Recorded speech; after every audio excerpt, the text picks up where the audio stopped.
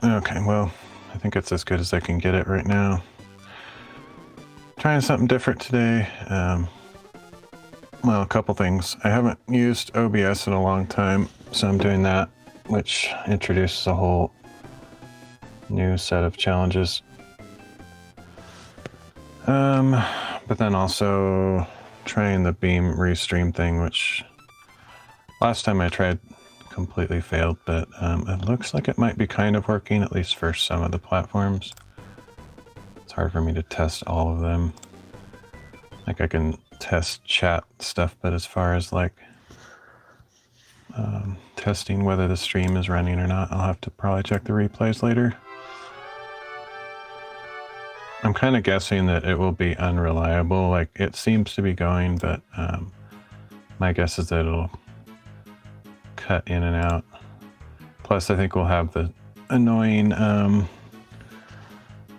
duplicate chat issue until I get that figured out. I have to figure out like which platforms duplicate basically, but we'll eventually figure that out. But it looks like more or less working, so I wasn't sure if I was just gonna, oh, I see my audio is kind of hot though. Wait, why would that be? It's weird. I guess I'll just move it a little bit away from my mouth. That's it. I mean, that's all I can do. So yeah, haven't streamed in a while. I don't know, 10 or 11 days, I don't know. Been doing random stuff lately outside of the streaming world and just didn't really feel like streaming for a while. And then I had a friend over for a few days. Okay, one thing I'm noticing is I should have, oh, there's like a bug on Mac, not Mac, Linux OBS, where if you make a custom dock, or you actually, if you move a dock, it just disappears, completely disappears, and there's no way to get it back. It's really weird. Anyway, so I'm gonna have to watch chat in a different method today. Not that I expect anybody to watch, but let's see. I think I'm ready.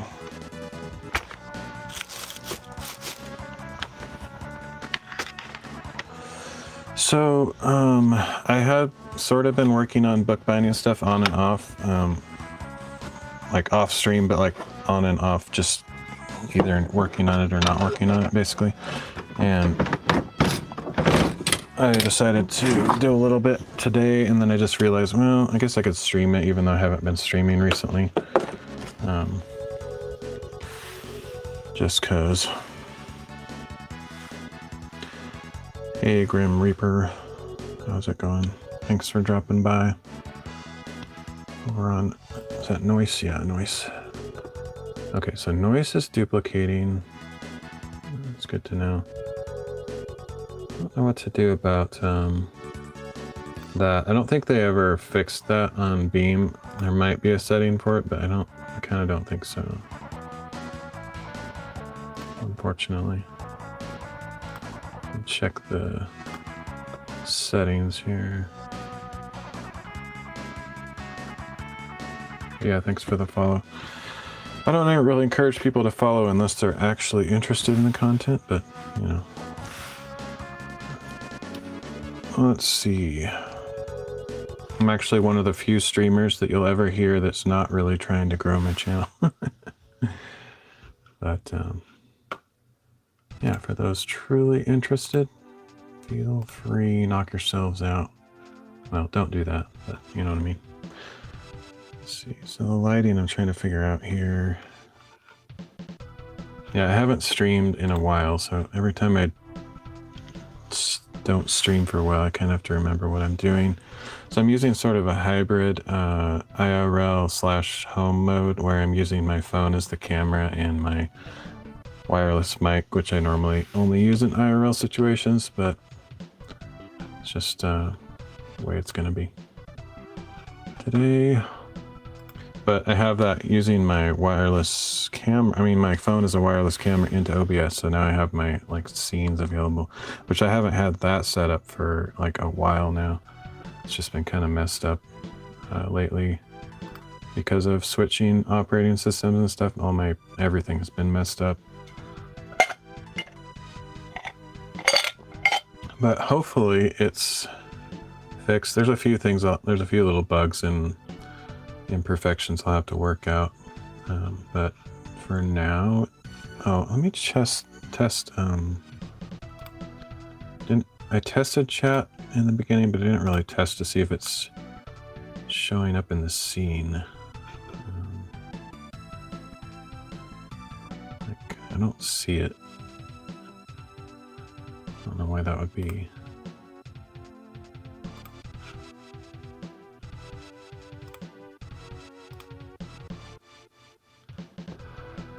Oh, technicalities. Okay, the screen's gonna go black for a second here. I need to check my chat scene because it's obviously not working. Okay, I'll be back in a minute.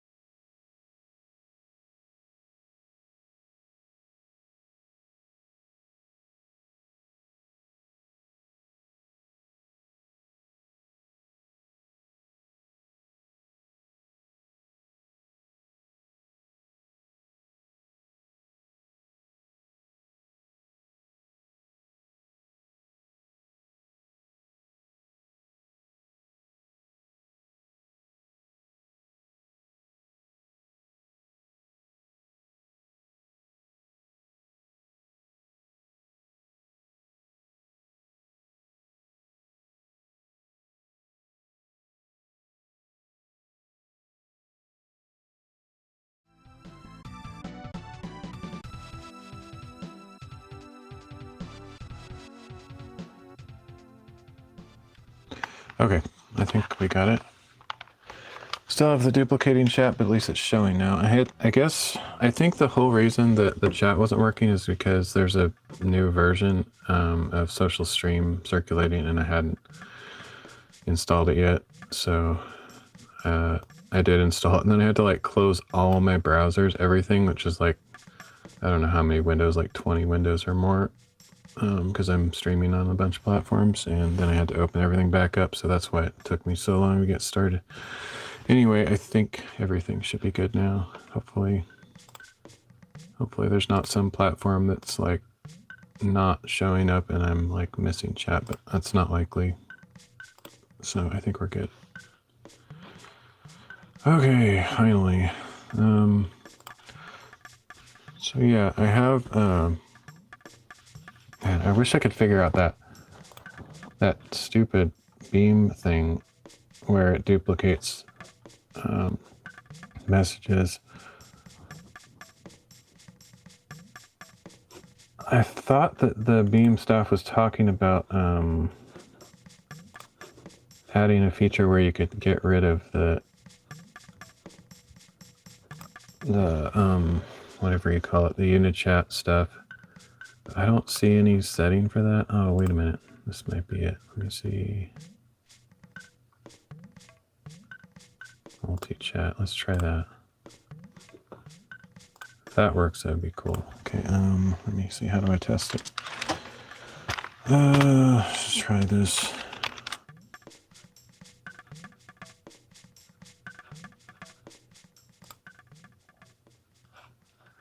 Actually, that's not a good test. I have to do something new.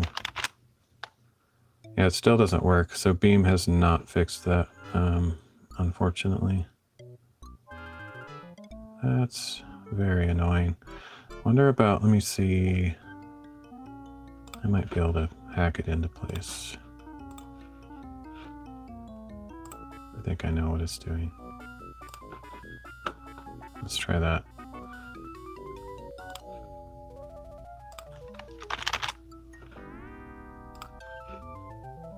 Okay, good. All right, so I'm gonna have to remember to change that setting every single time I stream, which is kind of annoying because I don't think it stays that way. But that fixes it. They added a filter on there, but it doesn't necessarily save that setting. It might, I don't know, I'll have to close all my browsers and come back and see if it like brings that up. But if it's not saving it on the server side and it's just in local storage or something, then you're gonna have to remember to change it every single time, which will be annoying. Anyway, we'll find out later. I'm not gonna deal with that right now.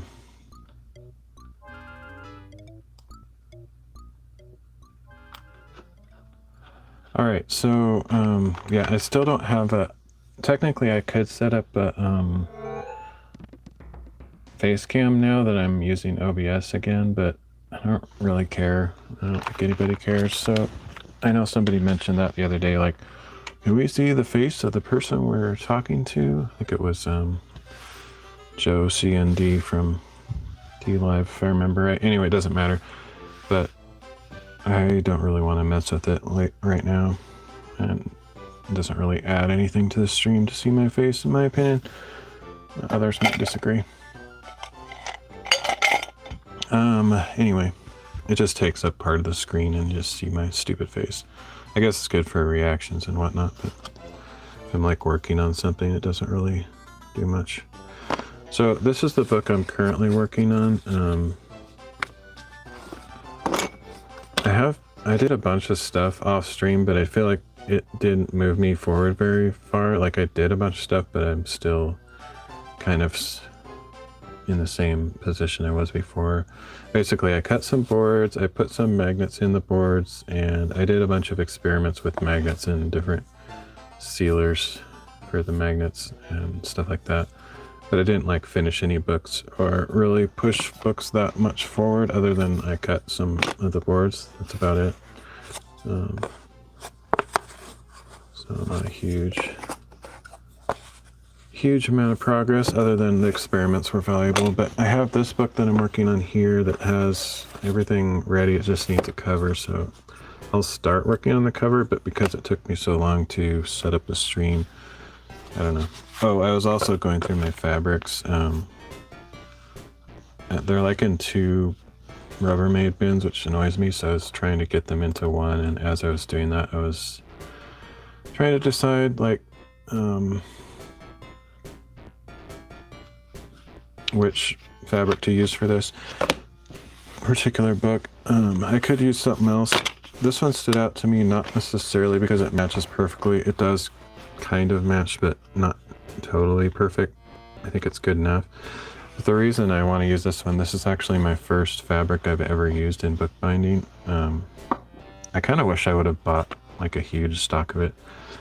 Just eventually they'll stop printing it and I won't be able to get it anymore.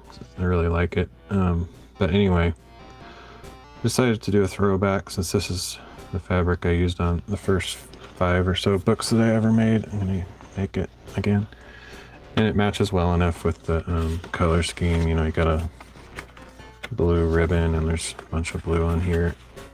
And some blue in the inside. So I think it'll look all right.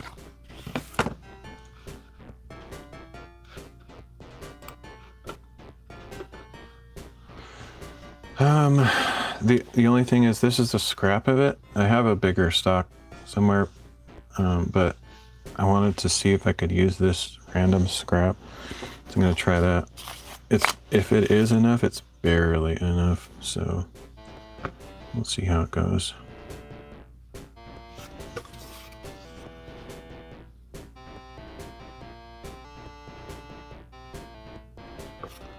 Okay, so this one goes here, this one goes there. Takes me a while to remember how this thing works. Let's see.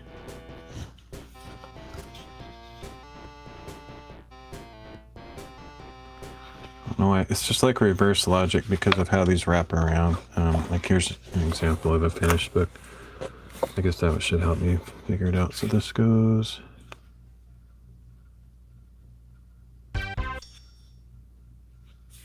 like that, I think.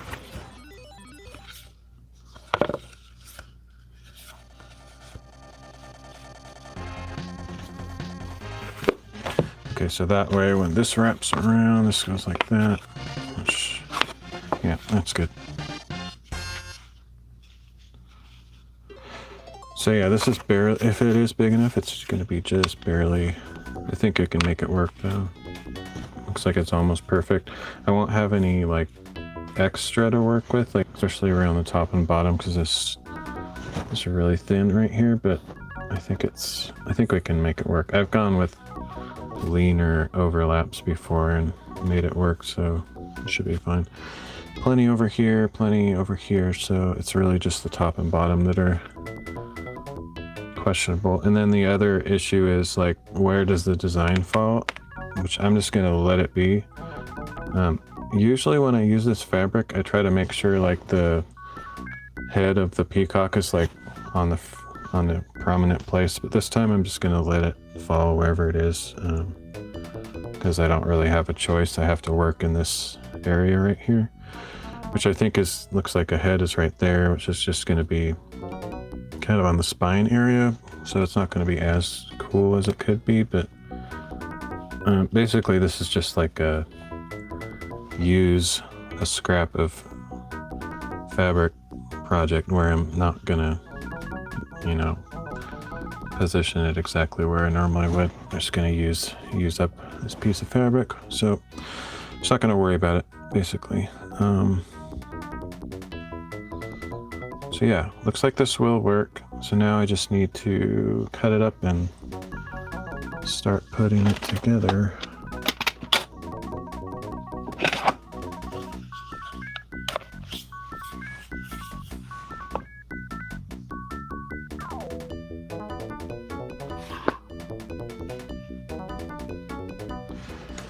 This takes me so long to get like reoriented to what I'm doing. If I'm not like doing bookbinding like all the time, I just sort of get disoriented, or I have to figure everything out all over again. Even though I was doing stuff not that long ago, just, I don't know, it's a pretty involved process, so I always kind of just slow down and think about it so I don't make some stupid mistake.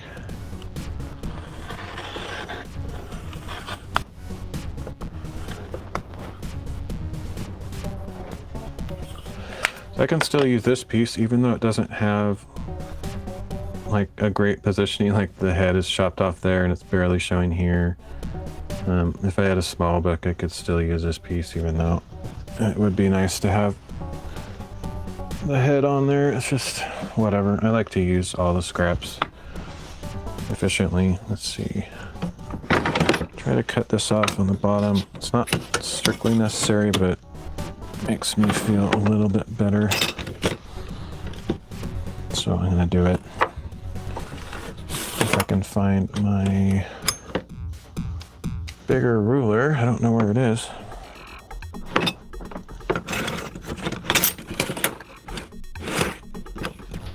I have this one, but this one's gigantic. Like it's almost too big to fit on my table. No idea where it is.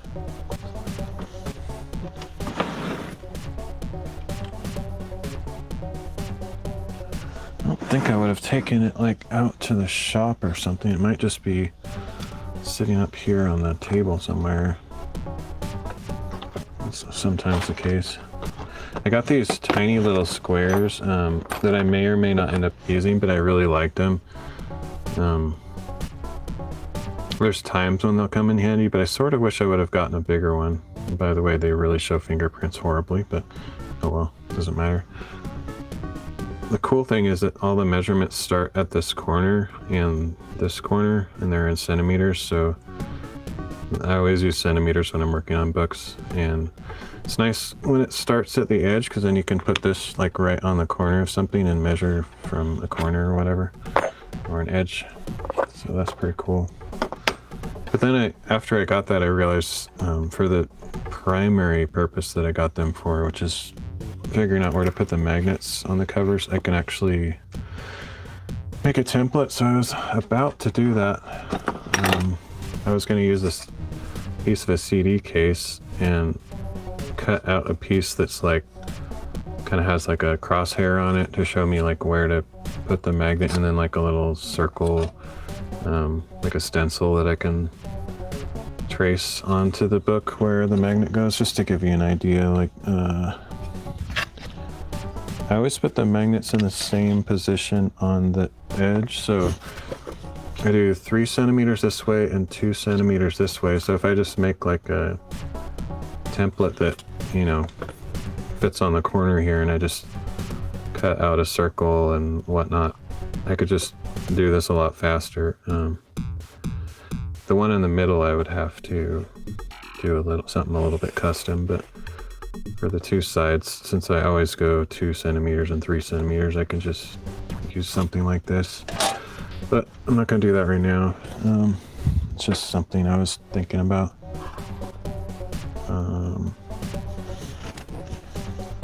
Let's see. Still looking for that ruler though. I don't remember. I mean, I have no idea where I would have put it. It's weird. So I'm going to do a little bit of wandering about the place looking for it. It could still be in this drawer. I don't know. This one's almost big enough for most things, but like I can't go all the way across here, so I'd have to like move it and do 2 separate cuts. So that's why I like the other one. I don't know why it's not in this drawer. Oh, well, I don't think this is the one I was looking. No, that'll work. That might be the one. I have like 2. Interestingly enough, I actually cut this ruler. It's kind of funny. Like, it's not something I'd normally do. I think this was a 48-inch ruler, or like a, you know, beyond a yardstick, like 4 foot long. And for what I use it on bookbinding, this size is about right. And so I just literally cut it with a hacksaw and kind of filed off the edges so it wasn't sharp.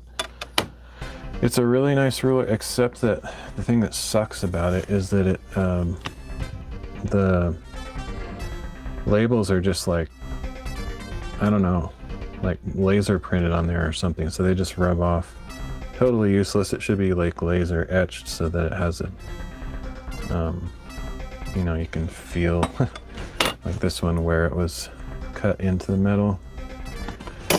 But I don't actually use it as a ruler anyway. It's kind of my straight edge. But yeah, that stuff is stuff to look out for. Like when you buy something online, it's hard to tell, but if you're in like a store, you can see if it's actually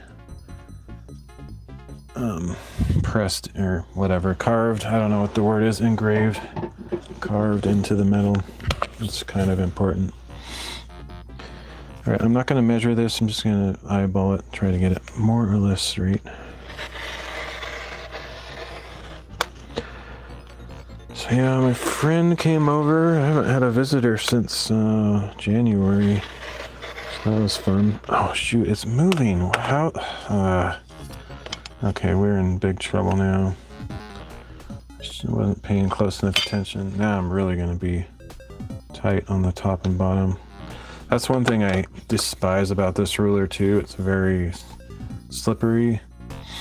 One of these days I need to come up with some solution for that. I don't really know what to do.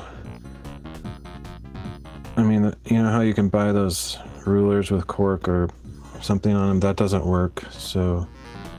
But I think what might work is like a rubber backing, and I have some rubber, but I would need like almost paper thin rubber because you don't want to lift your ruler up off the surface. So I don't know. I definitely need something. Have this like somewhere. I don't know where. Never mind. I can't find it right now. But yeah, the cork does not make it less slippery. Like, I would say it doesn't make it less slippery at all. But if it does, it's probably like 3%. I mean, it is very ineffective. I don't know why somebody thought cork was a good idea. It doesn't work. Need some kind of sticky rubber or something. Okay. Oh, but some of the stuff I was trying to do with the magnets was coat them with like a paint. Because I've been having an issue a little bit with something happens with some kind of reaction with the glue and the magnets, and I'm trying to avoid that. So I've been trying to coat these with like Rust-Oleum type paint, and it's been super cold, like below freezing lately, like a couple weeks ago, especially when I painted these. And so I think that might be part of the reason, but the paint didn't really stick very well. You can see it's coming off in places. But one thing I can do is, that I think is a little bit more effective, is to glue them in and then spray them after they've been put in. This one actually wasn't done that way. That's why you can still see some pieces missing there. But that's something I might try next. I've actually done that on a few, but anyway, it's just one of those stupid little details. I can maybe show you an example of why it matters, if I can find the example. I don't know if it's this book.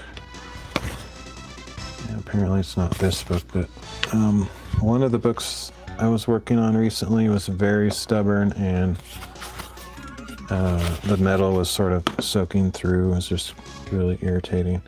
It's pretty minor, but if it went all the way through the cover material, then it would show this little dark spot there, and I find that unacceptable. So, but anyway, it's just one of those random details that I have to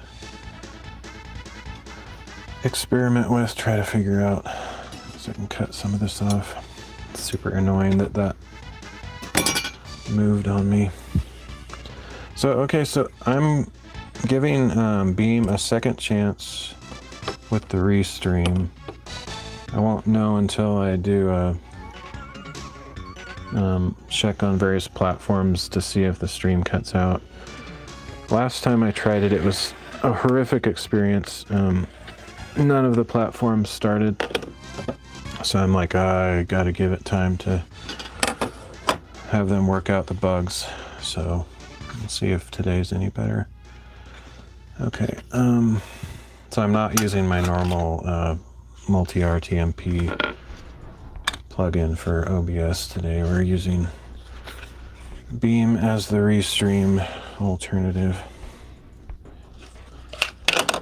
Okay, so next I need to get some rice paper.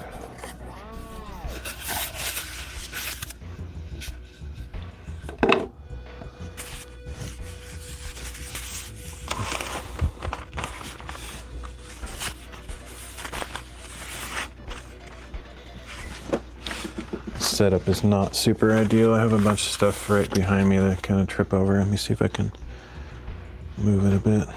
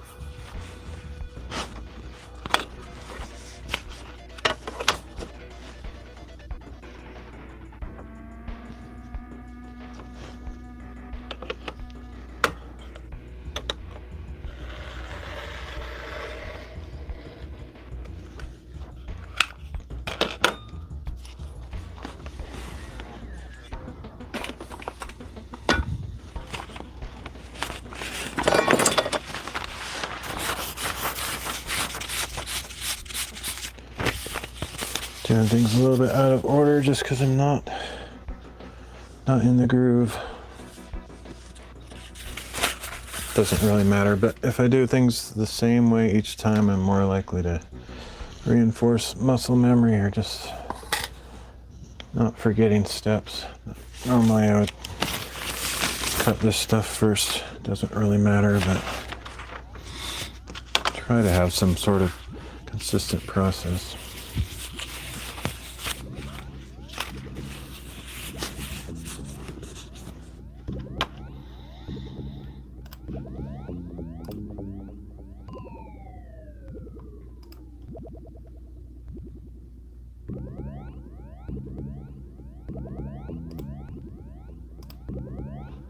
Just doing a quick chat check here, make sure everything looks like it's in order.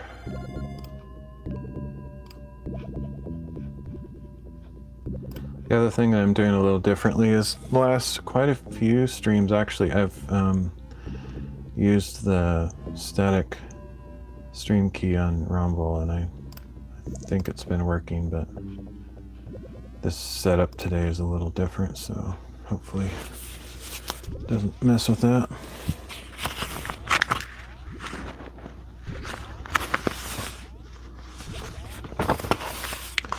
I really need more desk space. Like all that junk up there doesn't need to be there, but it tends to just kind of collect up, and I don't really feel like cleaning it most of the time. I've never really had a place for everything. Like I don't have a designated spot for every single tool, so it's kind of usually just easier to leave them out until next time I work on stuff, but it has drawbacks. The mess effect is the biggest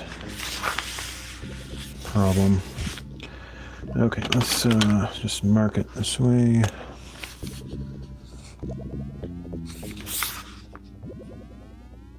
I actually wish this backing on this paper was even more translucent, because it would make this a little bit easier.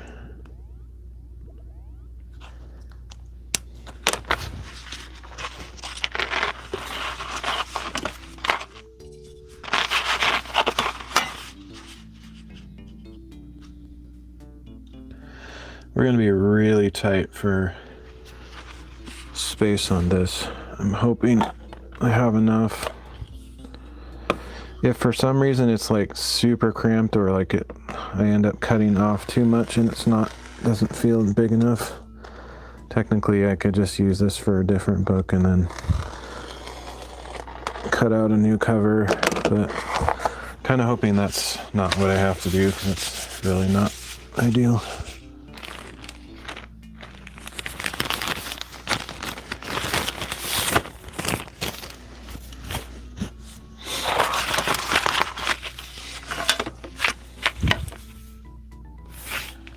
I think that corner is okay. I just need to cut these sides. Also, I'm not listening to my own music.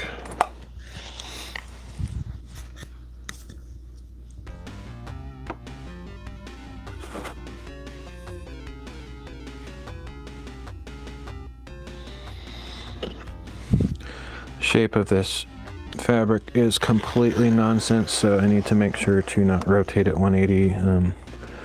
Kind of a trapezoid type scenario, so when I'm ironing this together, I need to Make sure to get the rotation the right way, otherwise it won't fit.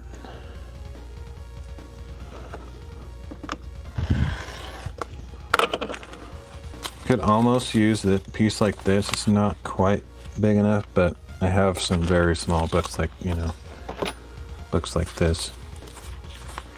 So I could technically keep this, but I probably won't. It's not quite big enough. I don't think I have any books that are that small. So, okay.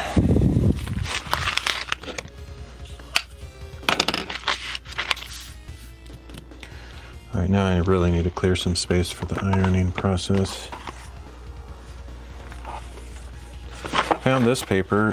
Forgot I had it. It's kind of in with my fabrics. It's like handmade paper that I could use for end sheets, I guess. I generally prefer using my marbled paper for end sheets, but I could even marble this stuff technically. But anyway, it's kind of cool paper.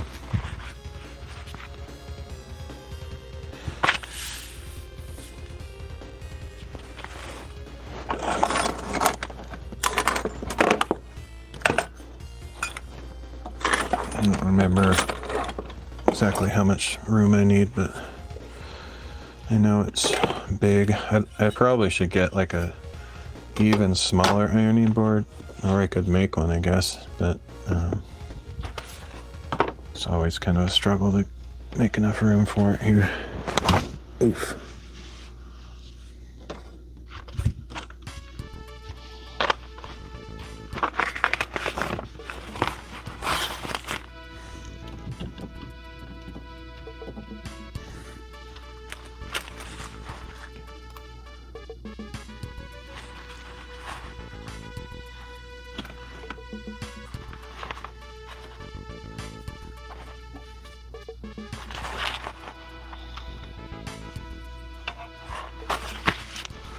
Okay, let's do a dry test run here and make sure it fits.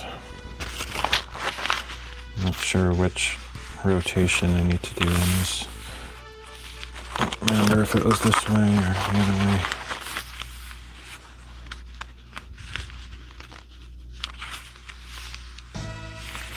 Kind of hard to tell. Might have to trim it a little bit more. But it'll be easier if I flatten this, because this is all wrinkly and not stretching out properly.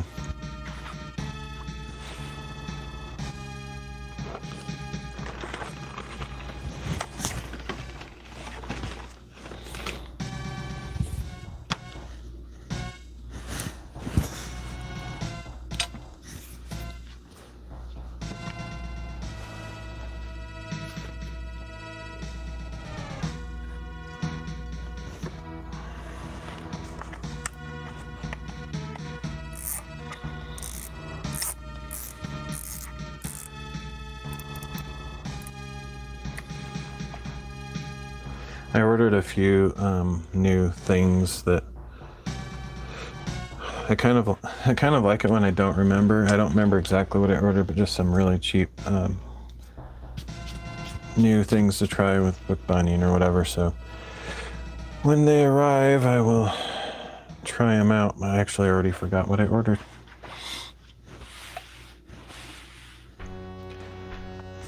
I think I ordered another square that's a little bigger, so that will come in handy. It's not that I don't have squares already, like this one obviously, but this one's just inches and I don't really use inches in my bookbinding, so I ordered one that's I think about this same size, maybe a little bit smaller. I don't remember exactly. I think it's like 6 inches by 12, so that should actually be a pretty nice size. But anyway, that's the only thing I can remember that I ordered. Make sure this has water. Yep. Seems like this iron takes forever to get hot.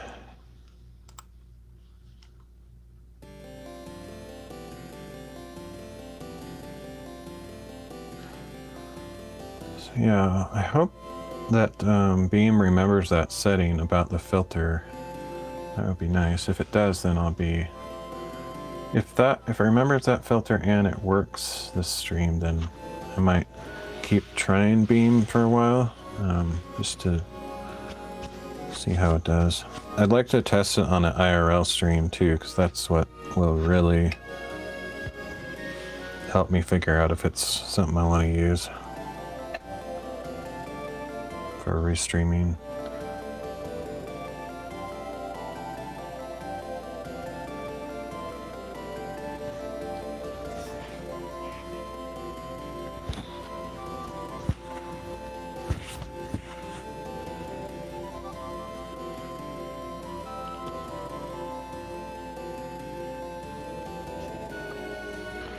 Not quite hot enough yet. I'm waiting for it to steam.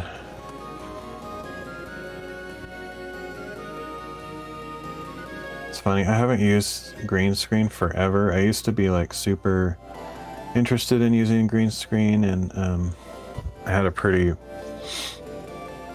elaborate setup with my lighting and the green screen and filters and stuff. Like, I know that sounds basic, but like most people just kind of use a single basic setup, but I had it tuned pretty well, but I haven't used it probably like, it's probably been over a year since I've used the green screen. This is one of the stations where I used to use it on my craft table. Maybe someday I'll set it up again. I don't know. These days I just don't even care. I don't even really care what my stream looks like that much.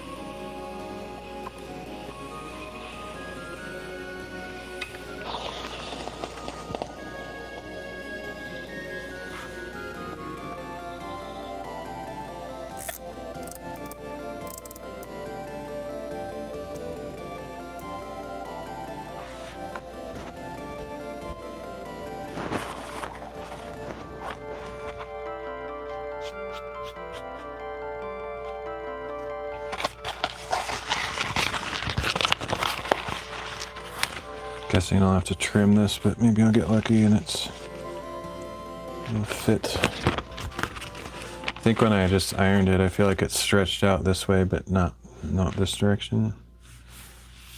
Yeah, definitely stretched that way. You can see how much extra there is now. But vertically, it looks like it stayed about the same. It might have even gotten a little bit thinner, I don't know. I'm gonna cut just a sliver off of this to make sure it doesn't stick to my ironing board.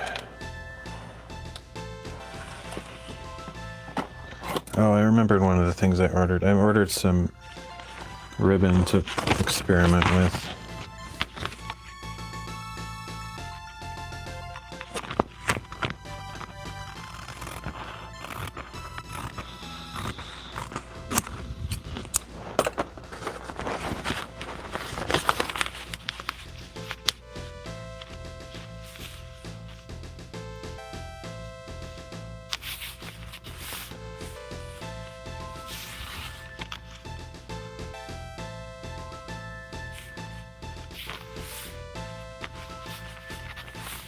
Okay, that should be good.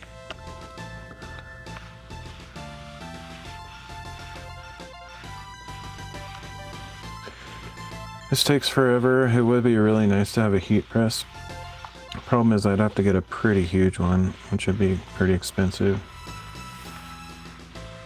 Because my books, like the books themselves aren't that big, but you're folding out the cover for, you know, the front, the spine, the flap, the back, you know, it just makes a fairly large thing to have to press. And the iron works fine, it just takes a really long time. Plus, it's kind of hard to apply the iron like consistently all the way across. What would be cool is if they made like a giant iron, like, I don't know if that'd be cool. For some reasons it might be annoying, but find myself having to go up and down. Like if it was at least like that much taller, I could just sweep across in one movement and feel I could probably like gauge the speed and just like slowly move it across. But with these standard irons, I feel like the top, the point, and maybe the bottom don't get as hot as the center does, so I feel like I need to kind of move it around. But a bigger one would be nice for that reason.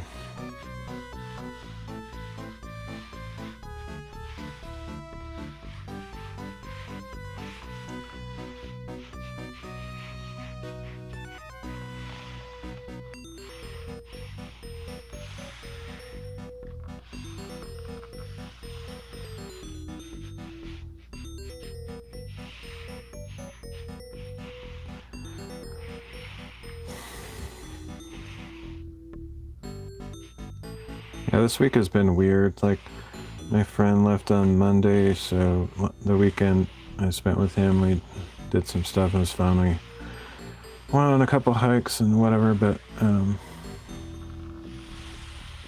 after people leave, I don't get very many visitors, so when they do come, I'm kind of disoriented and overstimulated because I get, you know, like maybe one visit every 2 or 3 months. And so I'm kind of still recovering mentally from socializing after so many months of not hanging out with anybody. I think I tend to be overly chatty with my friends and family right now because I see them so infrequently. So he had to deal with that probably. Hey Elsar, how you doing? Surprised you're up. It's early or late, depending on how you think of it. For me, it's late. I'm always up late like this. Still up from the previous night.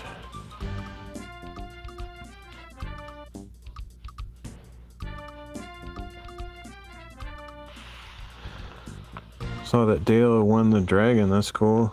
I wasn't there to see it happen, but he mentioned it on Gives a Minute's Discord. And that's cool. Been drawing a lot of dragons lately.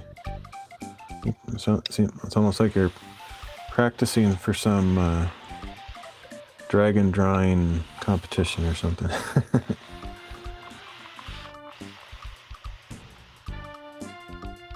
You don't sleep much? Yeah, same here. I guess, I don't know, I might sleep a normal amount, but I sleep at really weird times. Sometimes I don't sleep for like 2 days straight, 2 or 3 days even. Very minimal, and then all of a sudden it'll hit me like a wall and I'll just sleep for like almost 24 hours straight. My sleep is very messed up.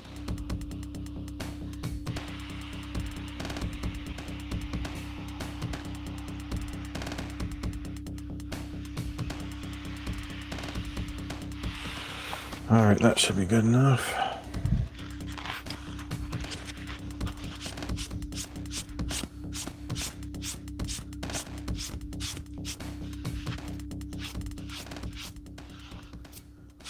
Need to build some kind of container because I want to do some.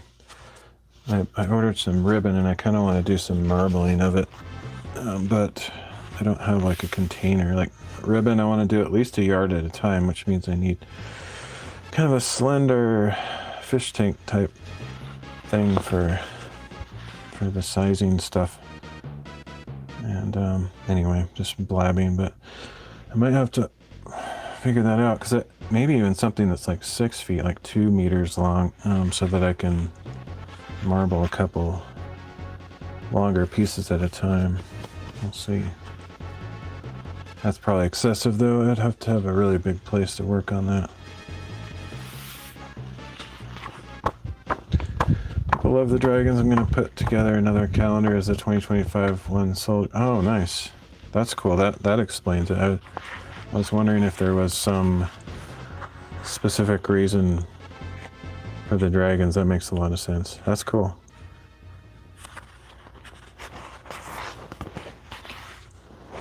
All right.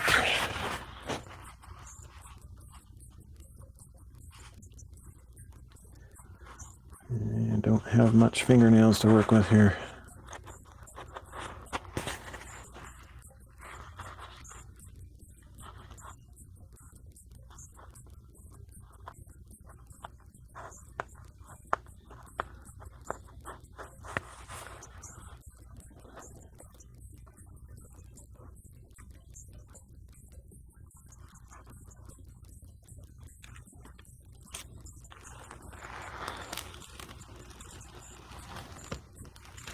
Yeah, it's weird. I haven't been working for a long time. Just haven't been able to find work, and I'm trying to start a small business, but I don't even know what I would do if I was working, because I've been in this mode of like weird life for so long. I don't even know what it would be like to work again. Oh man, that's really tight. I'm gonna make sure I don't fail to overlap this. Like, I don't know how I'd function with like a 8 to 5 type job again.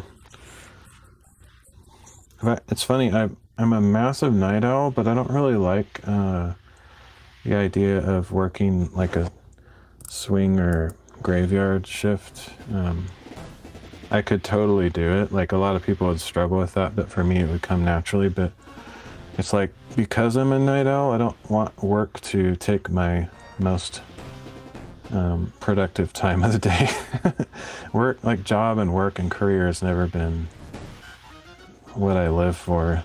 A lot of people, that's kind of what they're all about. Like, wherever they work is kind of their whole existence. But for me, it's sort of an afterthought.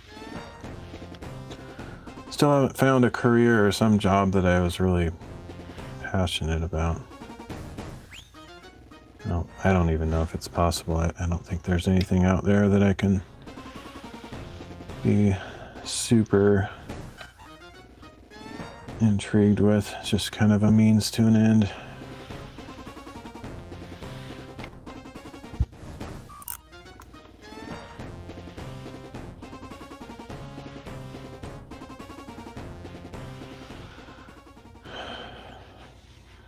Work is so weird.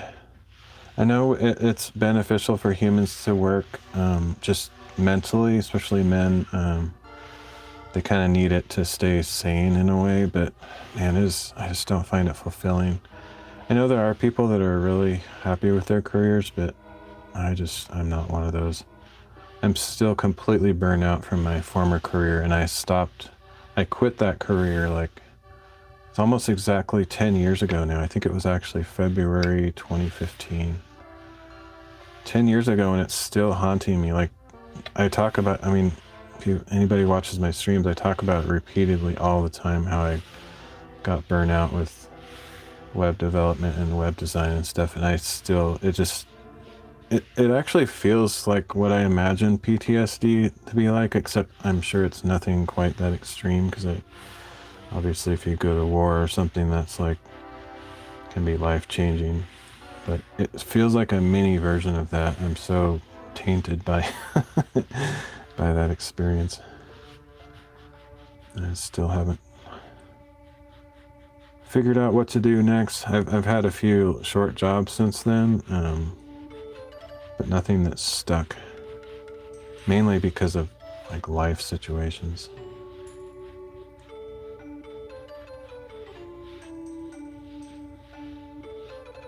Sad to see the list you have in your About section on DLive of art, craft, developer, streamers. I'm assuming you'll probably say there's like nobody left. Only 2 of 15 that still stream. Yeah, I actually purposely, kind of in protest or for nostalgia, froze that in time. Like, I don't really add or take away people. They're people that meant something to me in the past, like, you know, back when DLive was a family. and a cool place to be. Now it's just another random website, but I like looking at that because it reminds me of all the good times that we had together. So I haven't really changed it. And actually, I used to sort of update it, and then I decided, you know what? Because I used to like look through the list every 6 months or so and just kind of take people off that I knew had sort of moved on. But then I decided, you know what? I'm gonna be rebellious. I'm gonna put everybody back on there that used to be my friend. You know, that it obviously doesn't have all my friends on there, but just I basically restored my original list just for fun. And the people that know, like you, for example, you've been around long enough to know a lot of those people. Some of those people are so ancient that I think even some of the OGs wouldn't even know.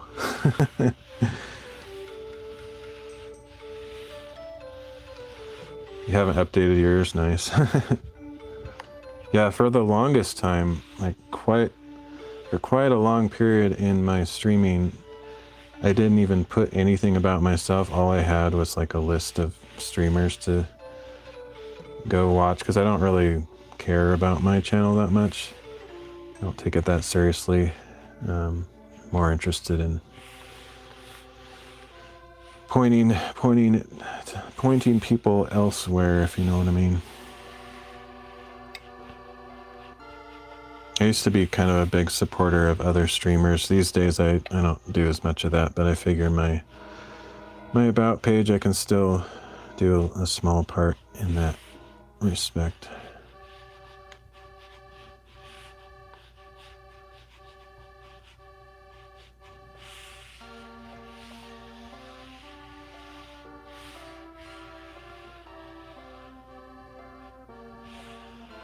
I wish more people would do the restreaming thing. Like some of the old timers, they still stream, but they're elsewhere, and they choose not to continue streaming to DLive and anywhere else that they used to be. They keep changing platforms, but they, instead of like adding to their list of platforms, they just like only stream to one place at a time. And I don't know, it'd be cool to see some of those old streamers still around, even if they're primarily focused on Twitch or YouTube or whatever, just to, you know, still restream. Would be nice, but I understand why they don't, though. There's not really much motive other than nostalgia. There's not really anything in it for them if they're trying to make a career out of it.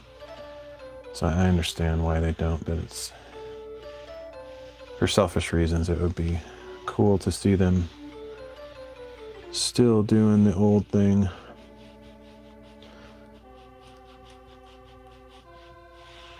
I don't really connect with any of the old people that much, but like a couple of them, I pop into their stream and lurk for like 3 seconds every once in a while. That's about it. I don't really have much connection. Hey Joe, join the people that are up crazy late, unless you're up early for the next day. But yeah, Elfstar and I are kind of pulling an all-nighter or something. At least I am. Thanks for the ice cream.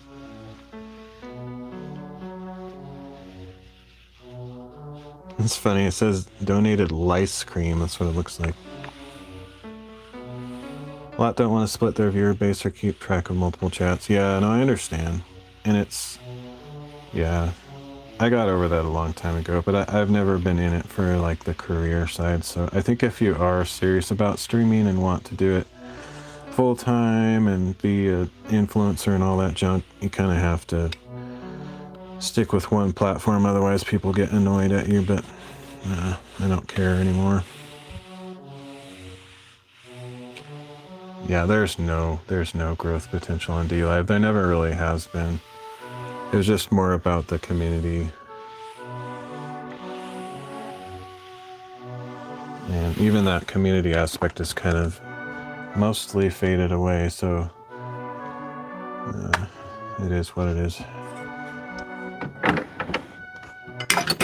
Like people that just join DLive now, I don't think they would really understand like what it used to be like because they weren't here, and I don't think that somebody that joins like right now would even have that same feeling about DLive.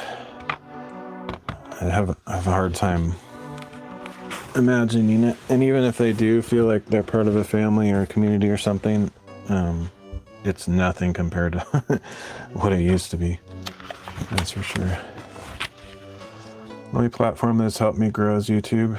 Nice. Yeah, YouTube is dead for me, completely dead. Like I would say for me, YouTube is probably the worst, except for actually Trovo is possibly the worst of all. Trovo, it's kind of a competition between Trovo and YouTube, but YouTube is never been good for me. After about 6 years, I have 30 followers on YouTube. Which, you know, it's better than nobody, but compared to other platforms, you know, you stream for a few months and get that many on most normal platforms. Okay, let's see. I need to figure out where these go. Thankfully, I've already sanded them. Oh, this is the one. I was going to mention this earlier.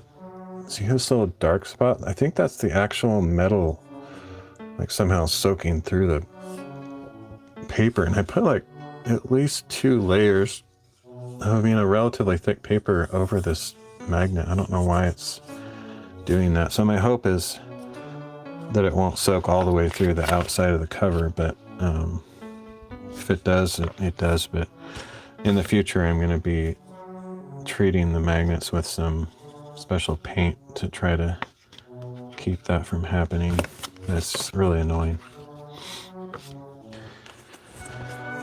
Okay, this one goes there, this one goes there. This is going to be really tight. I'll barely have enough to wrap around. This is going to be the tightest book I've ever done, I think. Guess we have no other choice but to go back to Daily Motion and MySpace. That's where the money is. Oh yeah. It's funny. I never actually did anything on Daily Motion. I think I'm aware of it, but that was before I got into posting videos. My first actual posting video experience was on Google Videos, which was before Google bought out YouTube. I can't pinpoint exactly what year it was, but I posted a few videos there a long time ago. But I didn't get into YouTube like early like a lot of people did. I kind of wish I did, just because I think anybody that got in it on the first few years, even if your content was kind of mediocre, people just appreciated that you'd been there so long, so you kind of gain a following.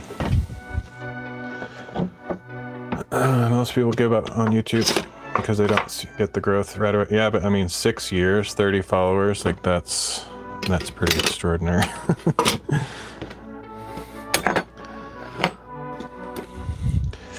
Let's see. I think I might sort of be on a somewhat blacklist on YouTube because of my religious and political beliefs. I'm not like super outspoken, but they're pretty famous for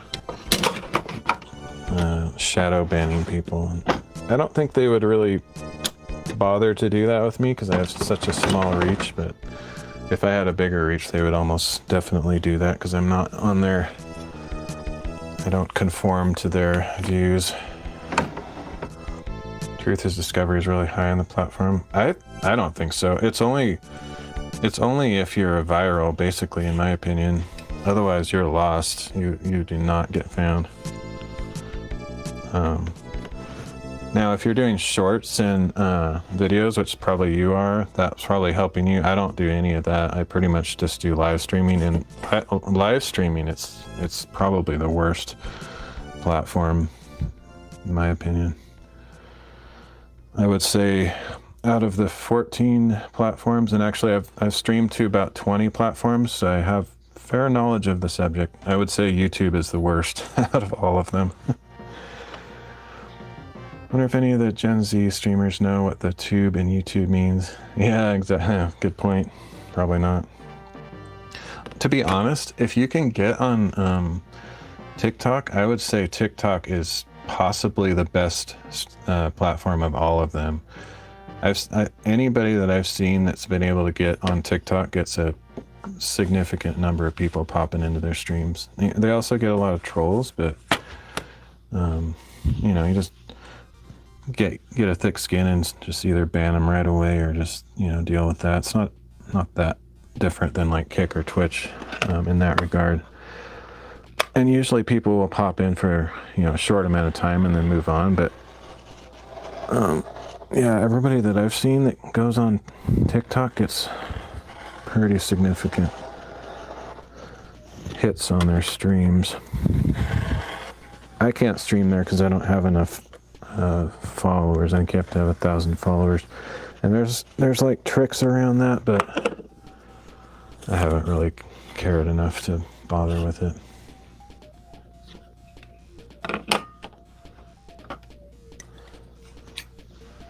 It's only live streams. YouTube is not the answer. Yeah, exactly. And I could probably do better if I spent a bunch of time like you do with the shorts and videos and whatever, but I don't really care. I've never really been in it to make money out of live streaming. I just kind of do it for fun. So I don't like TikTok either, but it is genuinely a good place to find viewers. But I don't know if I could stand it either, honestly. The thing is, though, like most of the platforms I don't really like, to be perfectly honest. So I just stream everywhere, even if I don't really like it per se. Aren't the powers that be in a race to delete TikTok? Not necessarily. That it seemed like it, but then surprisingly, Trump kind of went back on what he was talking about earlier, and that he kind of gave them a pass, at least for a while. He might, you know, change his mind again, but last I heard, he kind of did a flip-flop. I don't know the full story because I don't watch the news, but I saw some headline about you know, delaying or something, giving them a chance. I have no idea. Anyway.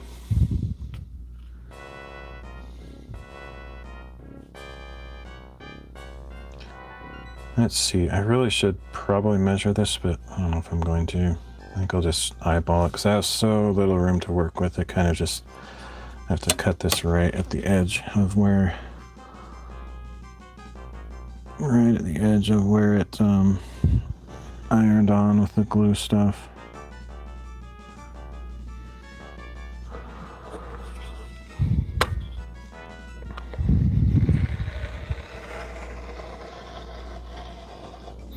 And that could have changed, you know, regarding TikTok, that could have changed just recently. I don't watch the news, and I just kind of get my news from other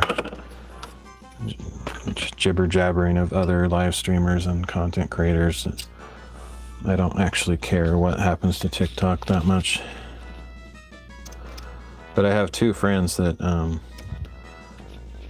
they get really good views there comparatively. And Gives a Minute's one of them. Like, I don't know if he's streaming there right now, but when he first started, he got quite a few viewers, and then there's this other streamer I know that does really well there.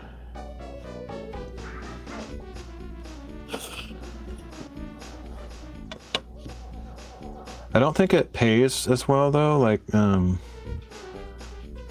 you can fairly easily get hundreds of thousands of views there.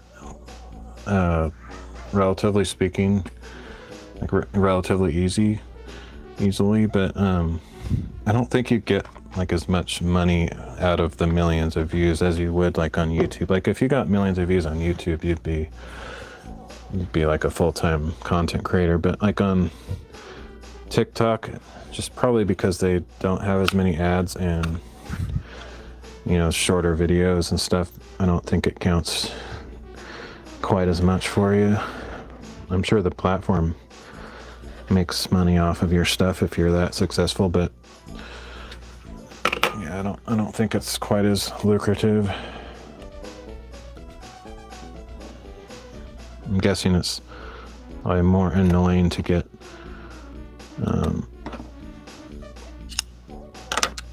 whatever monetized, I guess.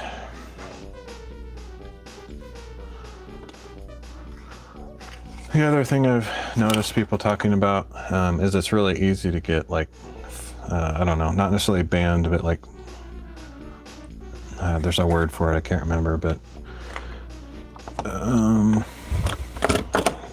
to have somebody flag your stream as inappropriate or whatever, that happens quite a bit on TikTok, which is annoying. And like, I'm talking like, not for doing actual stupid stuff, but just totally arbitrary, like nonsense reasons that you can't even figure out like why you got in trouble. It's just weird. They seem to be very strict.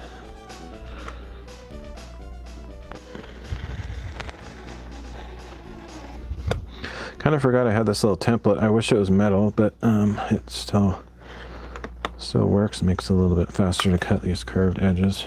It's not perfect, but it works. All right, so now I need to position everything exactly where it's going to be, and then I'll mark it in place.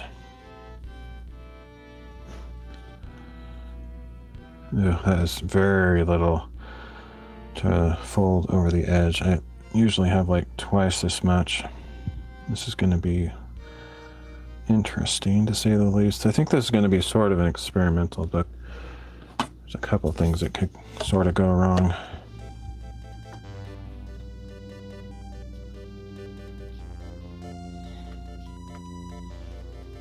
Should be fine, but cut and tolerance is really close here.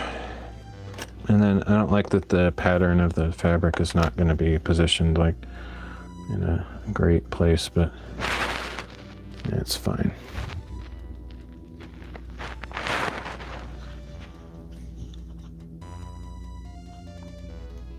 Actually skipped quite a few steps. Normally I really measure this out and just really eyeballing everything.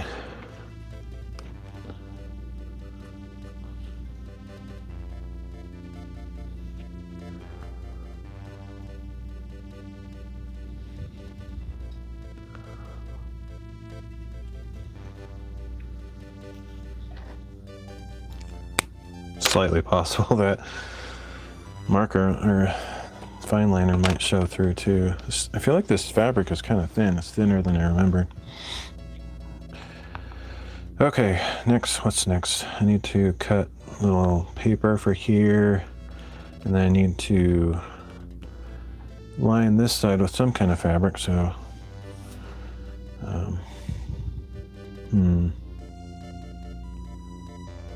I can't remember what I decided last time. I think last time I lined the fabric with the rice paper and stuff, which is kind of annoying. It's like a lot of extra work, but it turned out a lot nicer that way, so I probably will do that again, which means I need to go find a piece of fabric to use. It's nice to have all that stuff ready.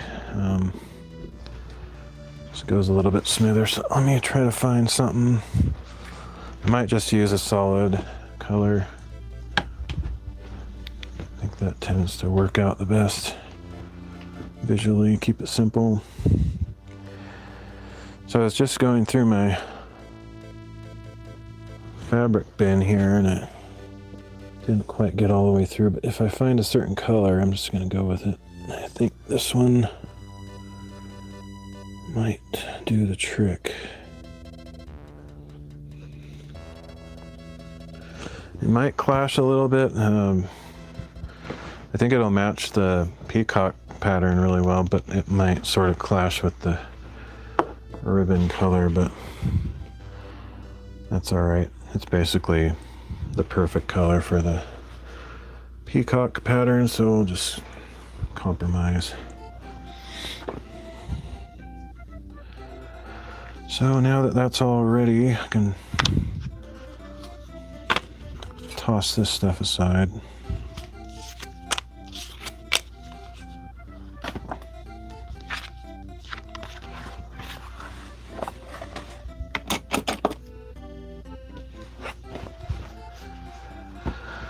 Okay.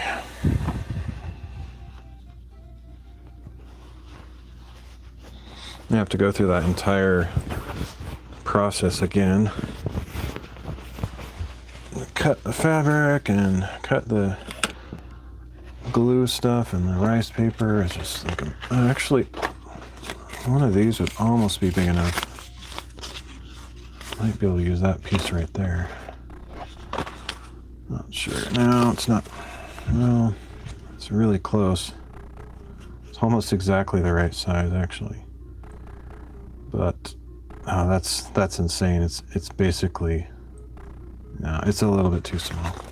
Super close. Need something that's big enough to go across this stuff here.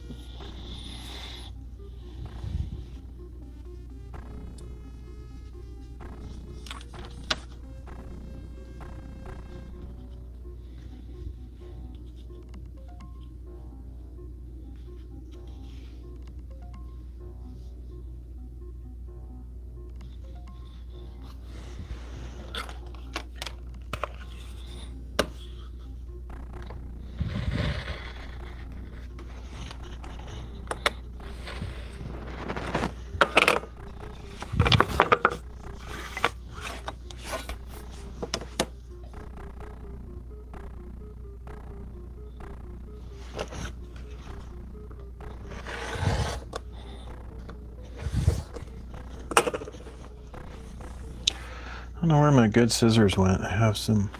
Oh, there they are. Answered that quick.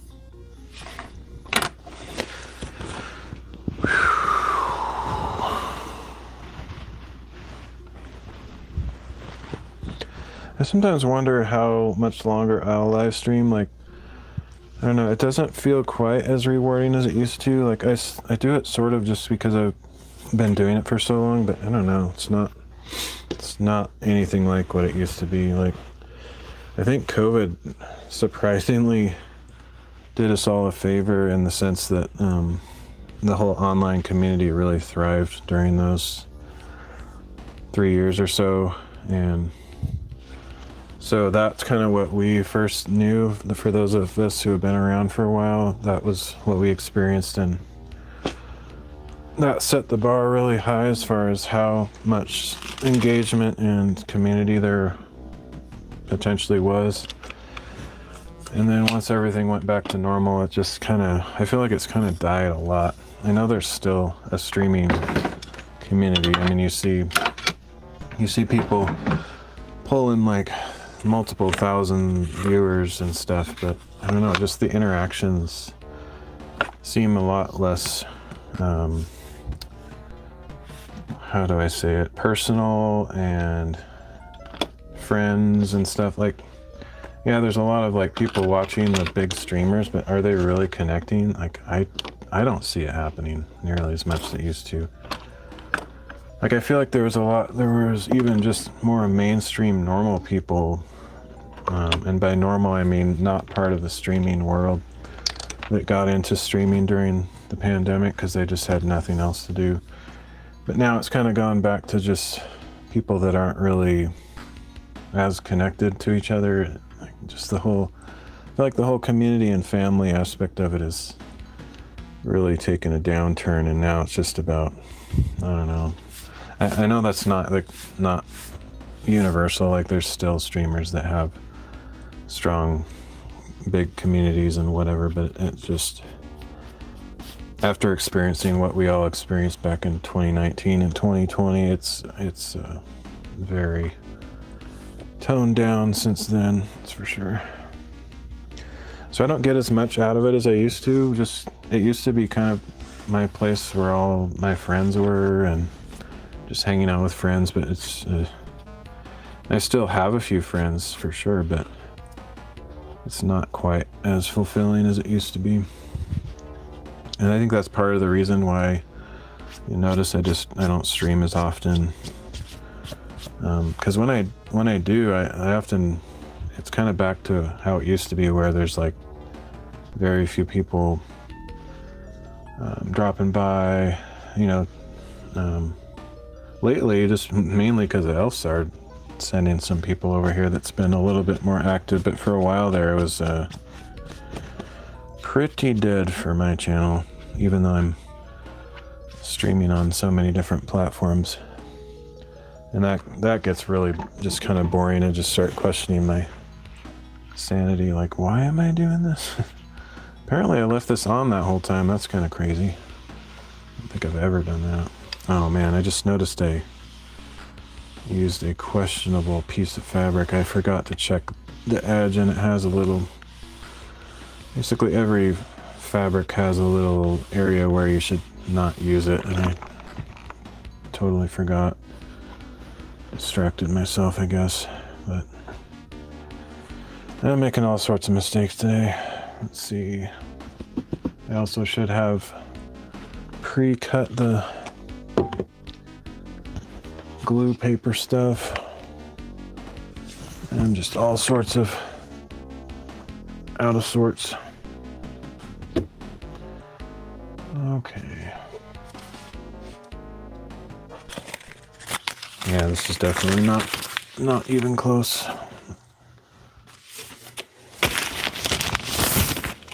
I'm almost sure I could use that for a small book though, probably.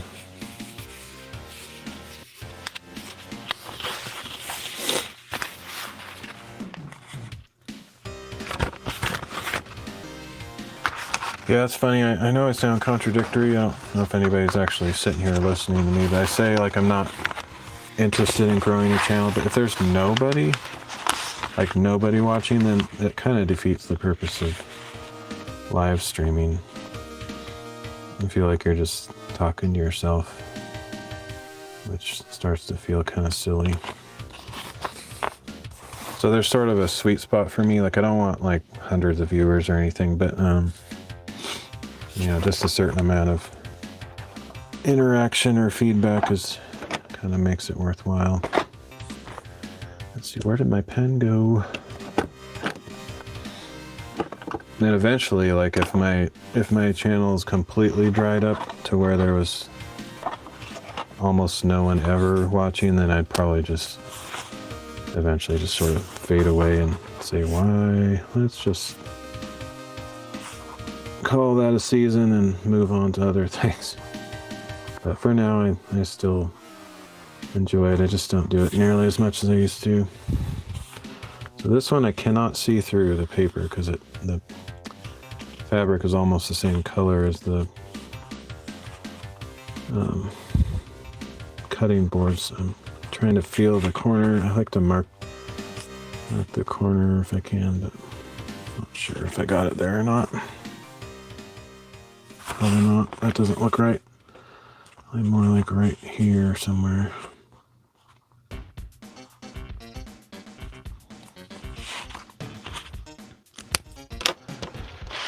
Hey Beth, how you doing?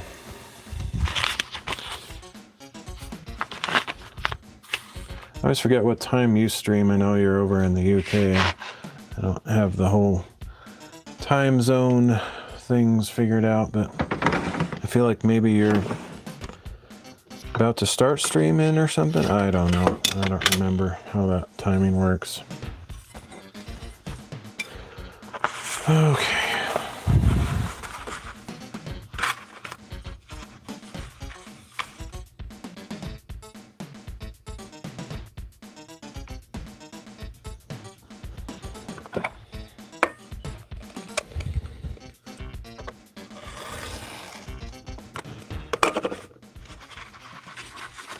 Doing great, noise.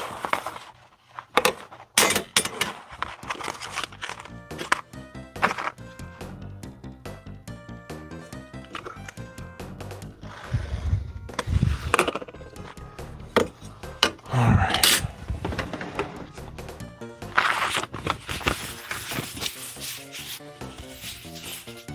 I am doing the worst bookbinding session ever. Just kind of making a million mistakes and going super slow.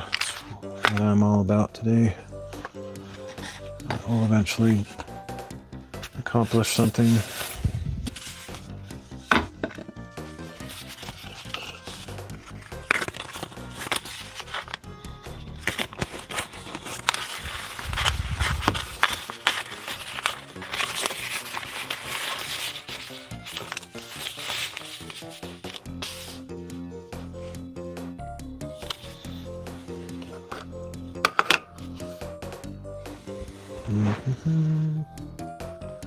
Keep putting stuff in weird spots. Like I just had that ruler and I don't know where I put it.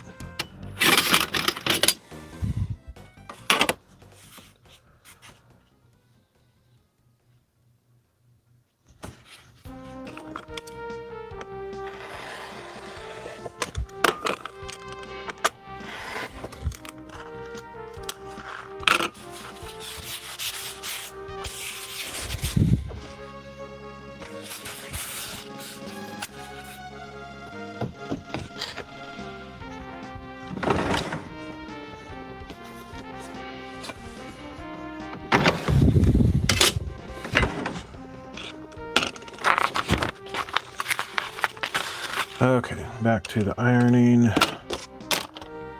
feel like I'm moving in slow motion today.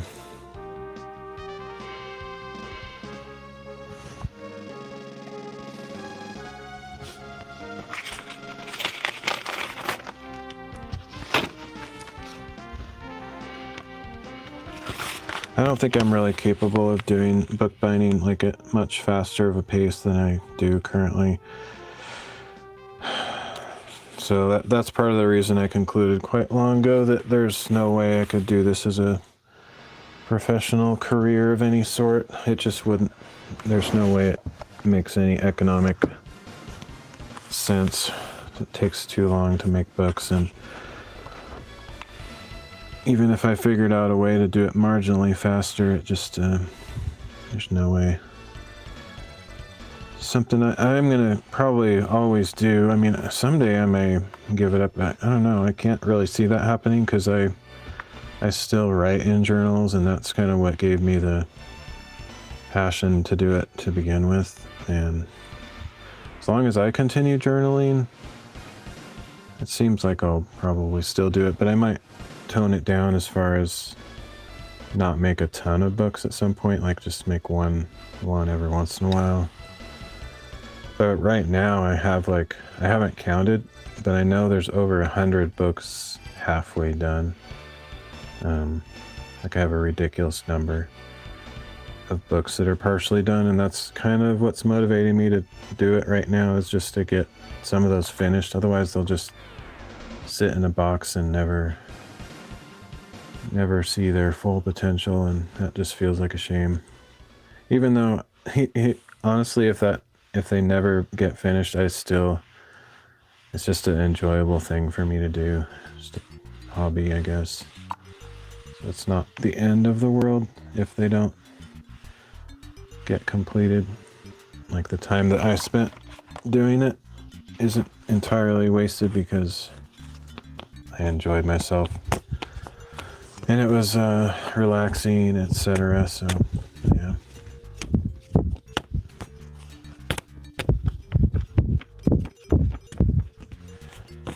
I would like to see them used, you know, by people. Like, if I were to finish all those 100 books, I certainly can't use all of them myself, so I'll try to sell some of them or something, even though it's not profitable to do so.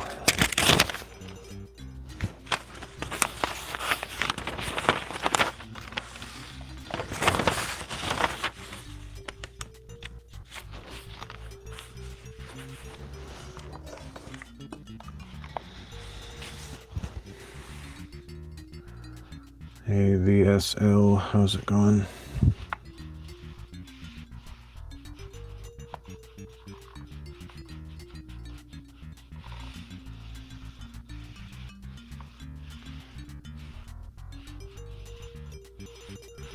Just thought of, randomly just thought of Super Skip for some reason. I wonder how he's doing.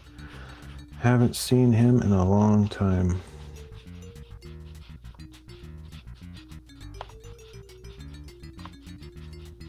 But I hope he's well.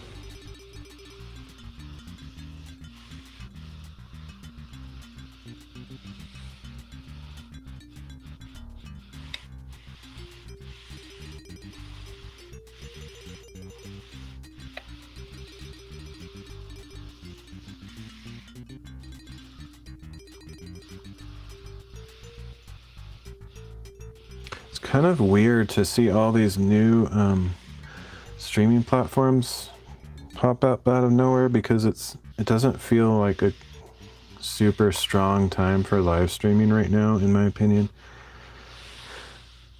But you know, you have like Beam and Party and Noise and several others that just kind of started all of a sudden, and I don't know.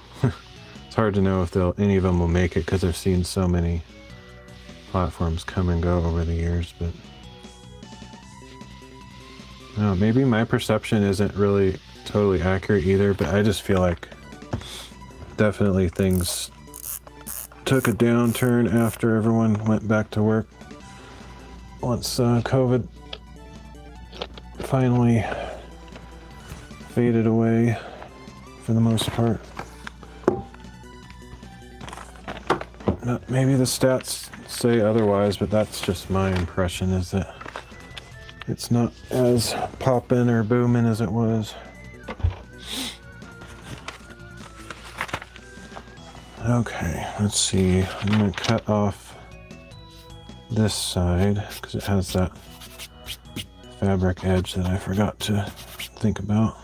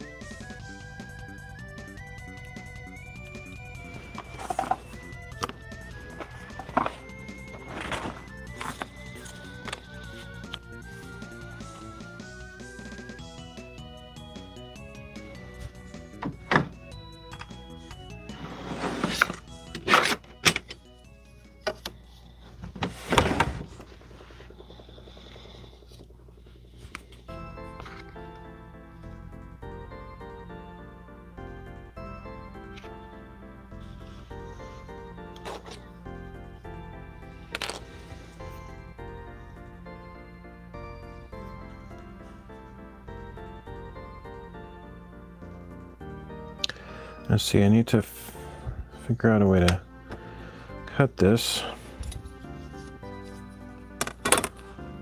This is kind of a weird situation. I don't know,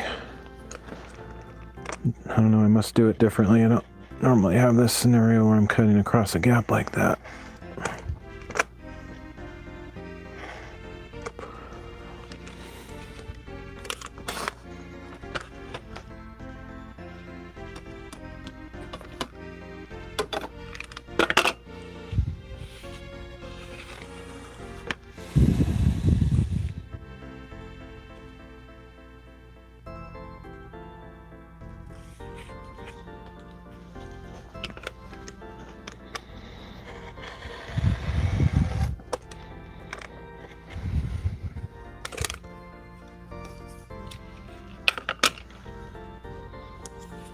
Okay, for this side, I'm going to cut it a little bit short, I think. Just a tiny bit. I don't want it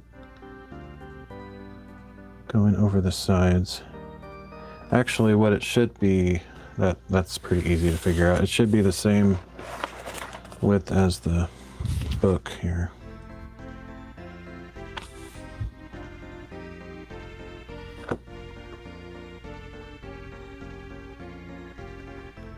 I wonder if I could cut it using the book. I don't know if that's a good idea because I might scratch the edge.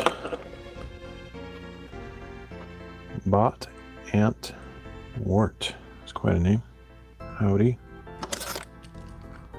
Alright, I'll just mark it and cut it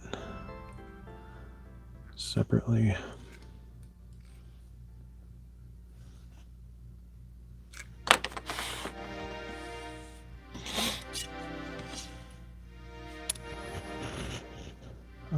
There we go.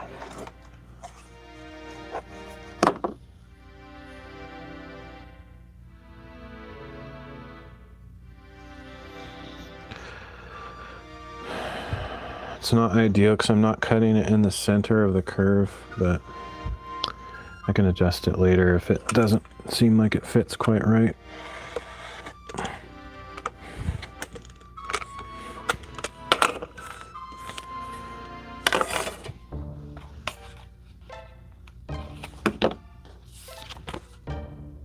Can't even really tell just by looking at it, but I think that would theoretically make it off-centered on the curve slightly, but possibly not enough to make a difference.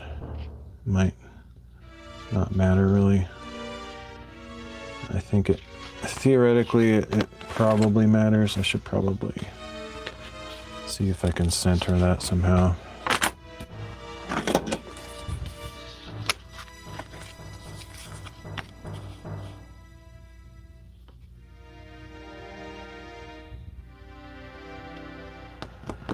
This is a situation where I could actually use the square. So if I put this on the edge down here, otherwise there's no point of reference.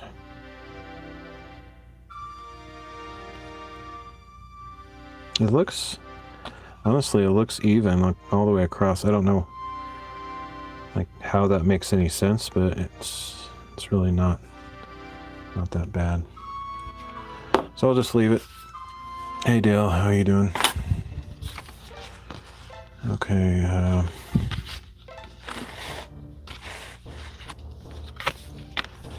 that goes here.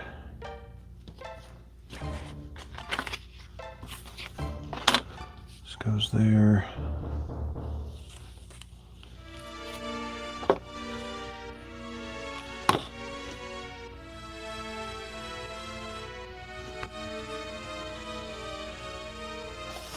And an arbitrary spacer, maybe actually a 3/4 would be nice.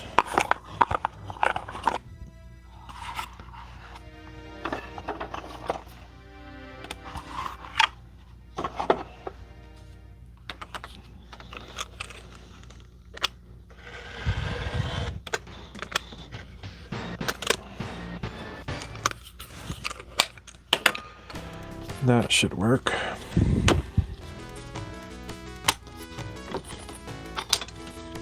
All right, so that piece is ready to go. That does not look straight. How is that? Why would that not be straight? That doesn't look even remotely straight. That looks stupid. That looks terrible. Let me check that here. Yeah, it's not straight at all. How did that happen? That's confusing. It's like skewed to one side. That's unacceptable. I don't know. Just not having a good day on this stuff here. I don't even know how I made that mistake, honestly. That just is weird. How on earth did that just happen? Doesn't make any sense. Doesn't make any sense at all. Very bizarre.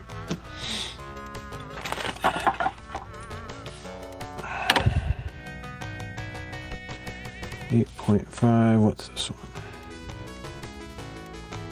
It's a little more than 8.5. Let's see. I wonder if these are the same distance. If these are the same, let's see, 14. They might be able to figure this out. So those are the same. So what I'm going to do, I'm going to re-true this up. I'm going to use that little square. That's so weird. I don't know what just happened, but something happened. Okay, we're gonna cut this side off.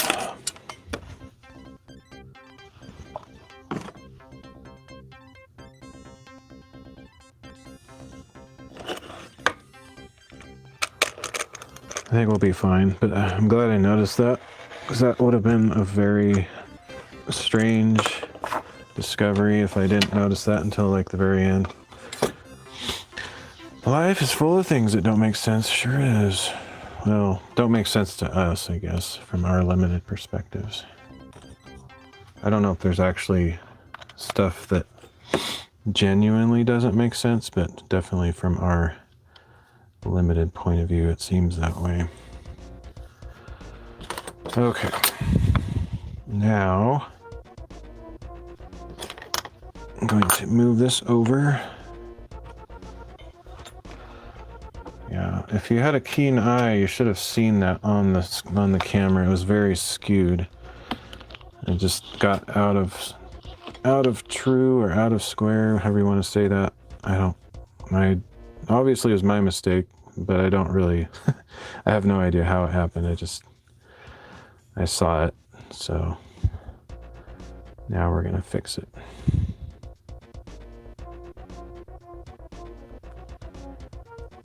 This should do it right here.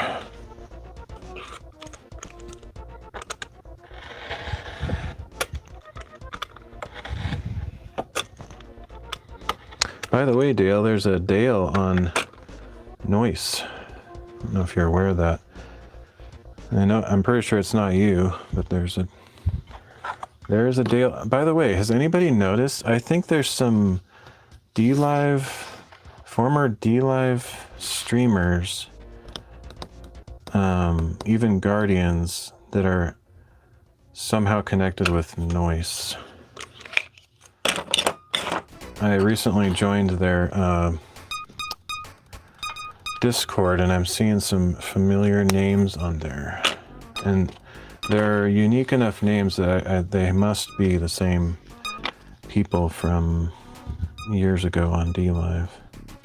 I don't know if that's just like why that is. Like, did a bunch of people from D-Live have something to do with the formulation of Noise, or they just happened to show up there? I don't know. It's interesting though.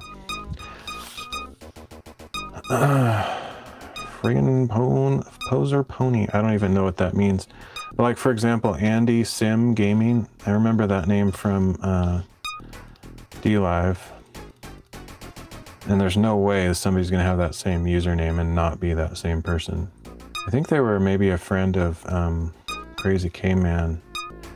That's kind of what my memory tells me. And then, who else did I see on there? Frozen. I can't remember his full name, but Frozen. He was like a D-Live Guardian, I think.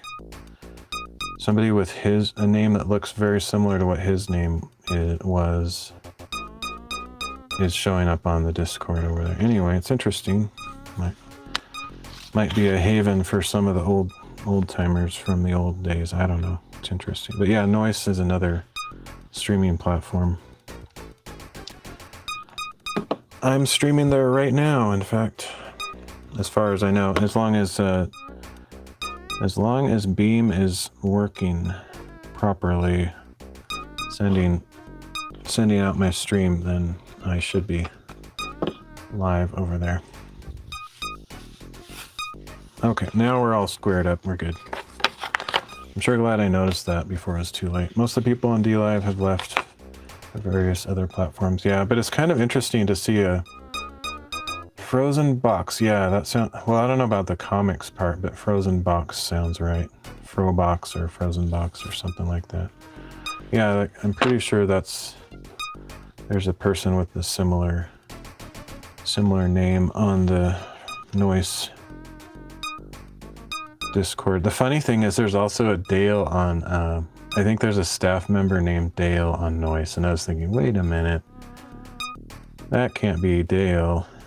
But the things he was writing in Discord, I'm like, no, that's definitely not Dale, because he was writing some technical stuff, and Dale is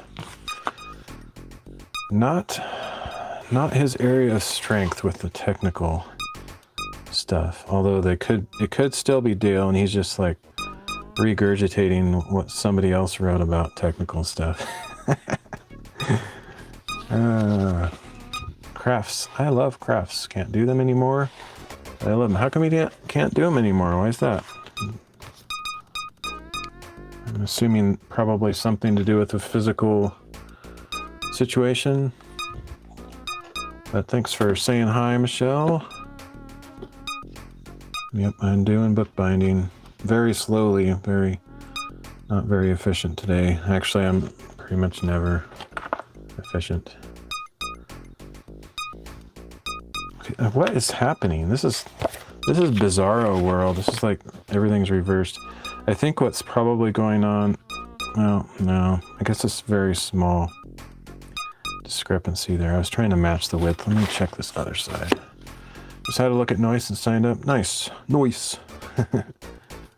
Okay, so I can cut off a tiny bit. For some reason, when I put this flat on this side, I don't really see that overlap. I was going to mark that overlap and cut it off, but I guess there it is. Maybe I'm tempted to just cut against the book, but I don't want to scratch it, so I might just eyeball that. Just instead of marking it, just cut a tiny sliver off. Yeah, Noise and Party seem to kind of appear on the scene like almost at the same time. I constantly get them mixed up because of that, because I signed up with both of them like right around the same time, and so I feel like they're almost like sister sites, even though I don't think, as far as I'm aware, there's no connection between the two, but it's just kind of weird that they both showed up right at the same time. Creative types have always been the streamers I'm drawn to. Yeah, generally the same too. To be honest, even though the streaming landscape is mostly dominated by gamers, I don't really... I know you're the same, Dale, and so is Gives a Minute, but I don't really watch gaming streamers hardly at all. There's like a few exceptions. But yeah, generally I've never really been into the gaming streamers, so pretty much for me it's anything else, except I don't really watch political stuff, or podcasts and, things like that. But generally, pretty much anything else I'm more likely to watch. But yeah, these days I just don't really watch streamers that much.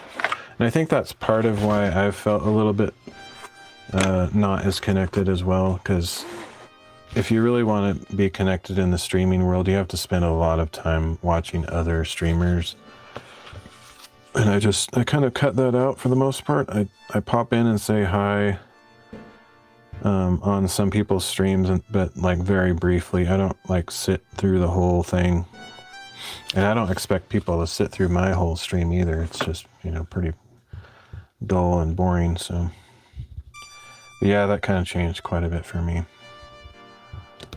Okay, so I need one more piece of paper, and then I'm ready to put this all together. Let me see if I can find a scrap. I like to use up the scraps if I can find any.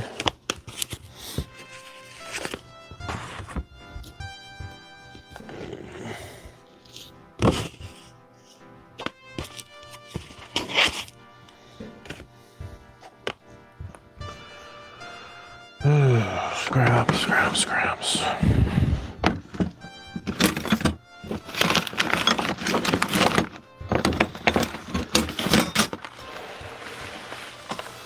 Dialing back the political comments has caused unintended animosity. Yeah, that would be a wise move, I must say. Unless you're in a community that's like primarily focused on that, it's kind of, most people aren't really interested. Just gotta read the room, you know. So I would second that decision. I would say that would be a wise choice. Unless you're in, you know, obviously if you're in a community or channel that talks about that stuff all the time, then that's kind of the place to do it. So comment occasionally, just left often, yeah. Yeah. Like for example, like on my stream, it's kind of highly discouraged. I don't do the political stuff, and I pretty much ignore it when somebody just randomly pops into chat, like on Rumble or Odyssey, and says something just completely inflammatory. I'm just like, yeah, this isn't the place for you. You can find somewhere else. It's just not my thing. Never has been my thing. But I have no problem with streamers that do that. It's just not my cup of tea. Mostly I am happy about the change was the reason. Yeah, I know. I know. I understand. I don't watch the news and I don't really like politics, so I'm not quite as excited or just whatever, but I understand where you're coming from. Okay, let's see. Now I need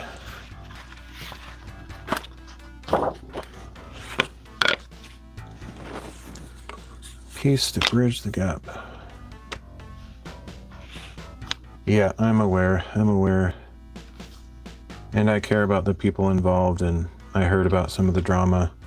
If it kept going, I might have come and talked to you, but it sounds like you're figuring it out on your own, know what I mean? Okay, no drama, but I think you know what I'm talking about. Let's see.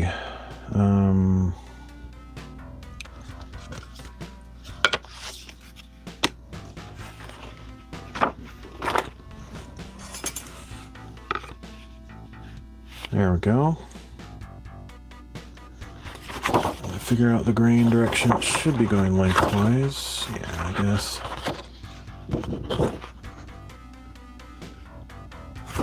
Okay, I always have to make sure that these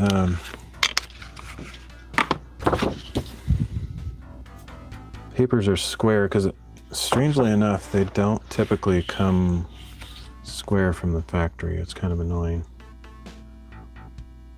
Stoked I won Elf's Dragon the other night. Yeah, I saw that. It's pretty cool. It was a nice drawing. He was here at my stream a little bit earlier. I'm kind of happy with my one. I'm sort of like a. It's not that I don't want his drawings or anything, but I'm kind of like, I'm stoked that I got that one Link Zelda drawing, whatever. And it's sort of like you gotta keep your winning record. So I don't want to enter the contest again because I'd probably lose. And it was so inspired that I won that particular time. So yeah, I'm gonna retire while have a perfect record, if you know what I mean, kind of like a boxer, you know. Perfect win record. The one time I entered the contest, I won. So don't want to spoil it. All right, having trouble just comprehending basic stuff at the moment. I don't know why I'm going so slow. Your link suits you, yeah. It's funny because it's not that I'm like a humongous Zelda fan. It's mainly I like retro video games, but it's not like I'm not like known for being like a Zelda fan in real life necessarily. But I do like the era that Zelda represents. Because for me, generally speaking, Zelda comes from you know, it has the origins in the 8 and 16-bit era. But it's funny because they're still making Zeldas, so, you know, it's sort of like Mario or Mega Man or Castlevania. It's just comes from the era that I actually cared about video games. But technically, I've barely played any of the Zelda games over the years. I've missed out on a lot of them. And someday I'd maybe like to go back and play some of the ones I missed, but my fave is an Invisible Man, perfect for you. Yeah, that is a good match. Okay, I'm just like Captain Inefficient today. Let's see, I can move this up to about there, approximately. That should work.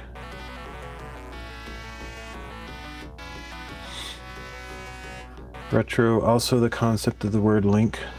Oh yeah, how would you connect that with me or whatever? Not catching the reference. Feel free to fill me in. Okay, so we'll mark it right here.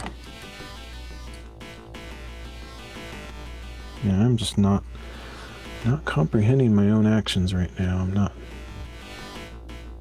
making efficient movements. Okay, so now I should be able to, let's mark that. Oh, wait a minute. Yeah, we're good. I think that gives me all the information I need to make this cut. I have to make sure this is aligned. And we're good.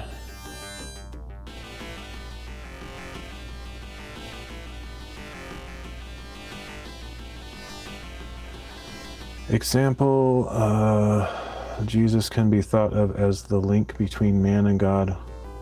Why I said that is very obscure. First of all, I'm very little like Jesus, although I would like to approach some sort of getting nearer to him and becoming like him, but I'm about as far as it gets from being like him. But each day, hopefully. Most of the time I feel like I'm regressing in that area, but, you know, someday his sanctification will do its, maybe kick in, make a difference. Okay, let's see.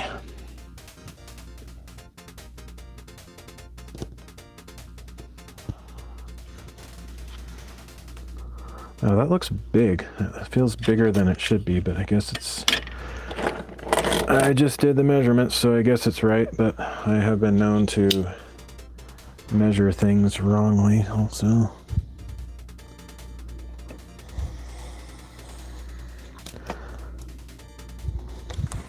There we go.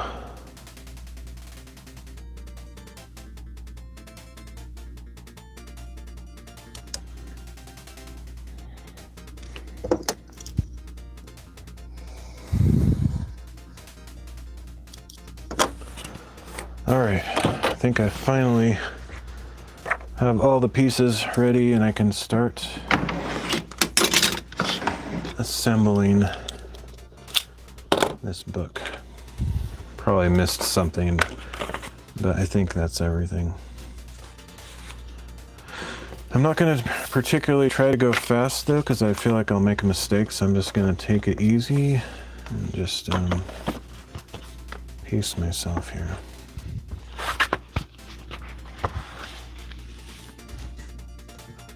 My perception on that is different than yours. I see you as trying more than most. Well, it's not really about trying though, it's about him. It's about his work.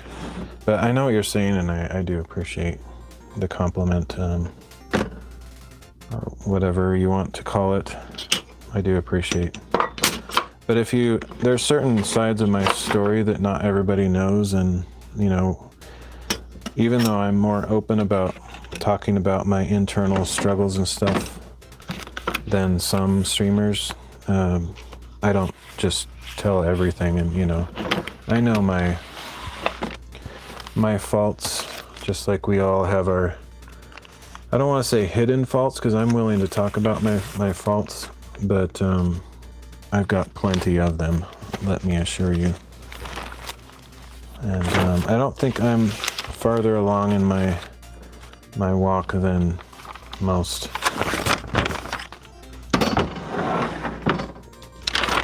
And I often feel distant from the Lord. Like when I seek Him, I often don't hear. So I struggle with probably the same stuff that just about everybody else struggles with. Very little difference in that regard. Okay, let's see. The back goes here, and it doesn't really matter which side is up, so we'll start there.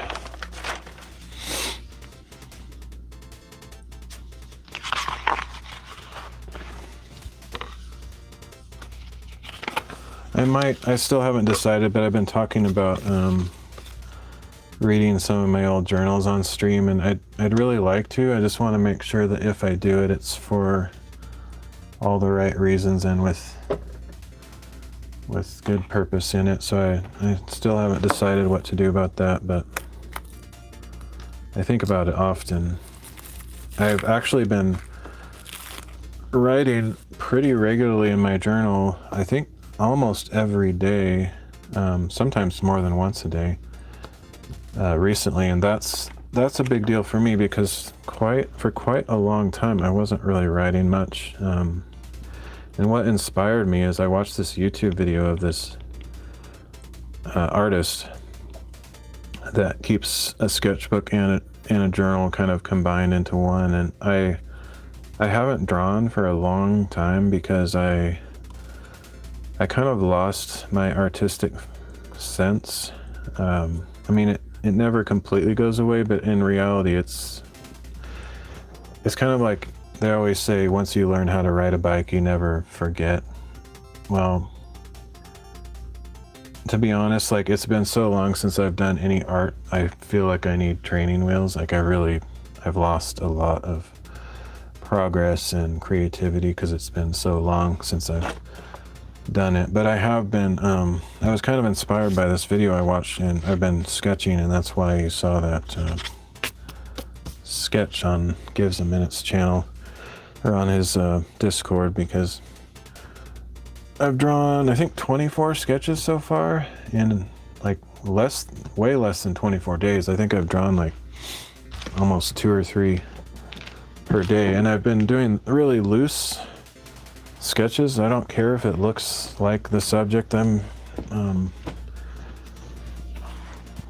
copying or drawing, whatever. I don't even care anymore. I'm just kind of liberated in a sense where I just don't even, it's been so long since I've drawn anything, I feel like I've lost all my natural abilities. I'm sort of starting from scratch, and there's something freeing about that, because when I was younger I used to be kind of a perfectionist, and I was always unhappy with my drawings. They just never lived up to what my expectations were. And I don't know, over the last it's actually been quite a few years, but I've sort of reverse engineered my perfectionism, and now I'm able to turn it on and off at will. So like when I want to do something really excellent or detailed, like the bookbinding, for example, I can sort of turn it back on, but if I want to, I can be very sloppy and quick and do the least minimal kind of a job, or not necessarily a job, but I can do like creative things but be less worried about the results, and it's kind of been more fun that way, I guess, to not worry about it so much. And so I'm just doing like really quick gesture drawings that take like 5 minutes or less, and I've been enjoying it so far. So as long as I keep enjoying it, I'll keep doing it. Sorry, I had to go get some stuff.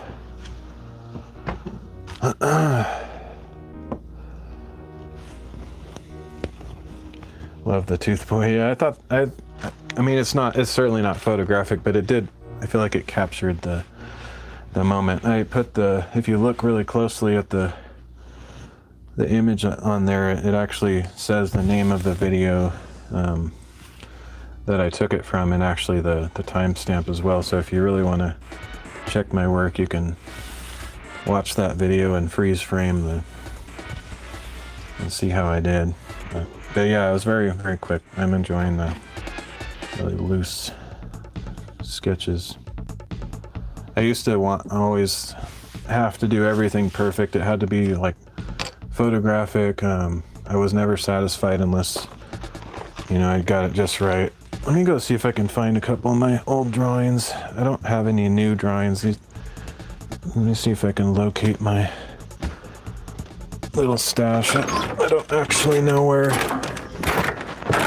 it is, but it'd be fun if I could find my stash of drawings from years ago. I'll look in one place if I find them, and I'll just show them real quick. But I don't draw anymore, except for this renewed interest. I haven't otherwise drawn in years. Yeah, I'm not sure where they ended up. I know they're around somewhere, but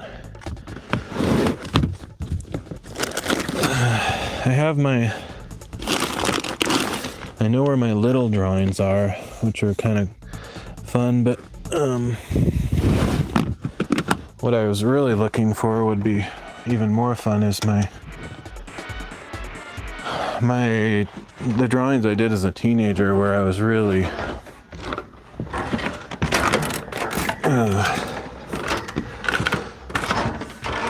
a perfectionist, because that's when I really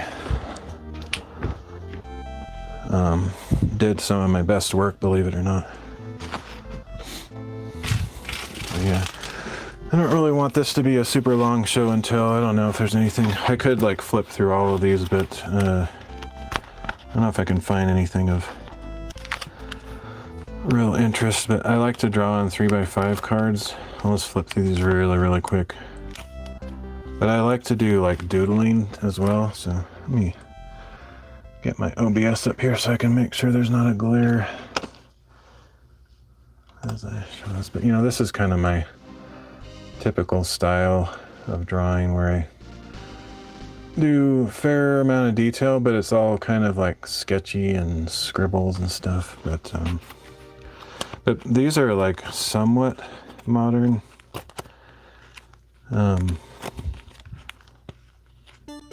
Like my old original drawings are actually all like in pencil and very highly detailed. But I don't think there's anything in here that really reflects that style, because I kind of gave up that style when I was a lot younger. But I guess a little bit more like this, where you have like, different gradations and stuff, but less cartoony. Like back when I was younger, I used to draw like real stuff rather than imaginary weird stuff like this. But anyway, I don't do it anymore, really.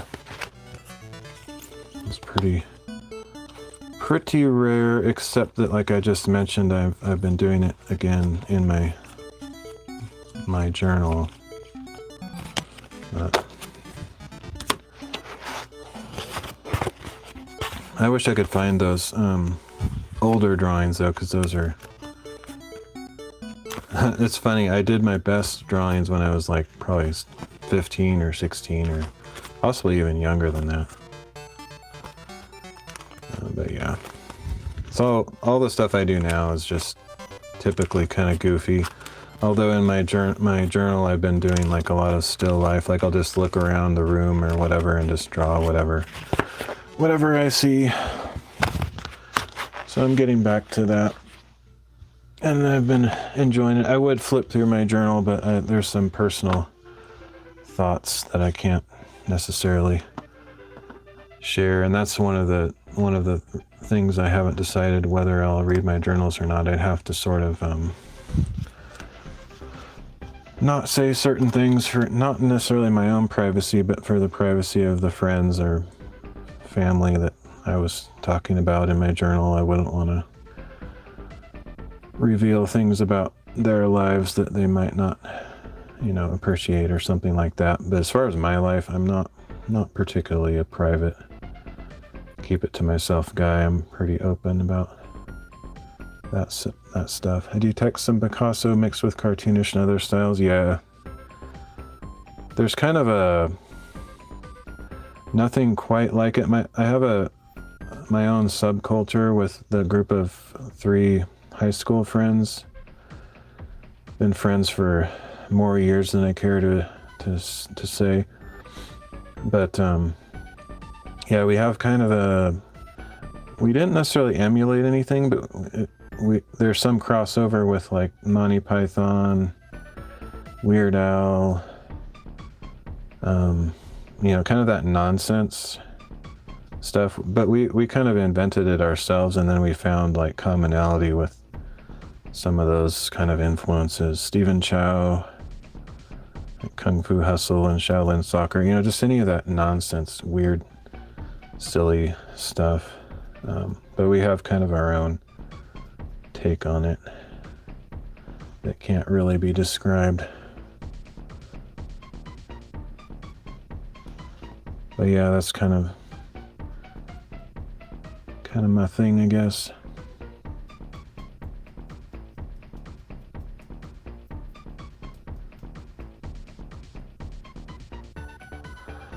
All right, there we go. And I'm definitely not as silly as I used to be, unless I'm hanging out with those friends, which, like, one of my best friends came over this last weekend and we hung out. So we always, you know, goof around that way. Even though we're supposedly full-grown men, we still act like goofballs whenever we get together. But it's kind of a weird mix, you know, silliness with just about as serious as you can get. We're very deep thinkers and whatnot, but we also have kind of a silly side.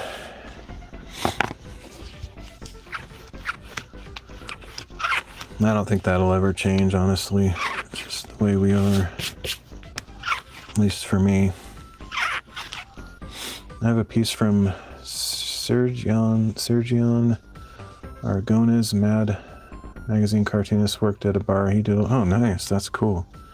I don't know the name because I'm not really familiar with most artists, but I obviously know of Mad Magazine, but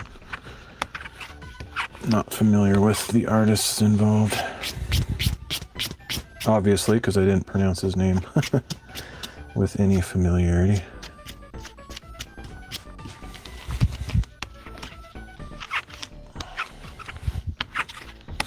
Okay, I just came across, dude, you should check this guy out. It blows my mind. Let me see if I can find his name. This Korean artist that passed away some years ago. Unbelievable. Let's see.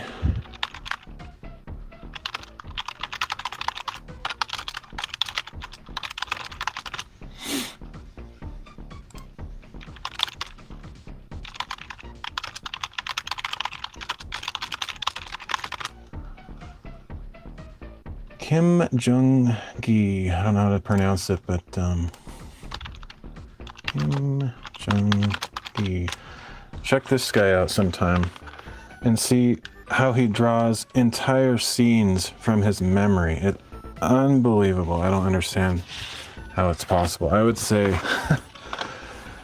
out of all the artists, including anybody from ancient times like Michelangelo or anybody who has a famous name, I would say he's a step above them all. I just can't believe I have never seen an artist with that level of skill. He must, like, I watched a video, sort of like a documentary, but just like a casual YouTube style. And apparently he claims not to have a photographic memory or to be a savant, but I've never seen a normal person do what he's able to do. So I'm guessing that but you gotta watch him actually make it though in a video, because it is unbelievable. He just pretty much all of those images that you see, he's just sitting there, not looking at any reference. He's just pulling that all that crazy material and perspective out of his head, and it's just like, what? What in the world is going on? I don't even. It doesn't even seem possible, to be honest. I don't understand it, but anyway, unfortunately, he passed away from a heart attack some years ago. But amazing. Okay. I just learned about him. I'm not like, he's not like an influence of mine or anything, because I literally just like a week ago heard about him. Just his name popped up on my suggested YouTube stuff, and I was just like, I don't normally watch that kind of stuff, but it just blew my mind. It's been kind of haunting my memory for the last week or so after seeing his skills.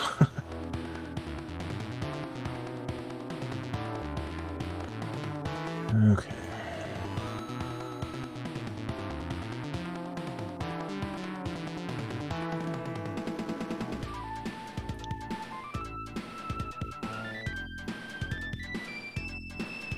That's definitely something I'm not. I've never been good at like pulling things out of my head. I have to. I mean, most of that cartoony stuff that I just showed is technically out of my head. I'm not like looking at something, but I feel like that's just a very. That's nothing compared to what that Korean dude can do. There's a certain amount that I can like create as on the fly, but usually it's not because it's in my head. I'm sort of just going, I'm just winging it. Like I just make some marks on the page, and then each mark inspires the next mark. Like I don't really have a grand picture in my head that I'm able to reproduce on paper. That's not a skill I've ever had. Okay.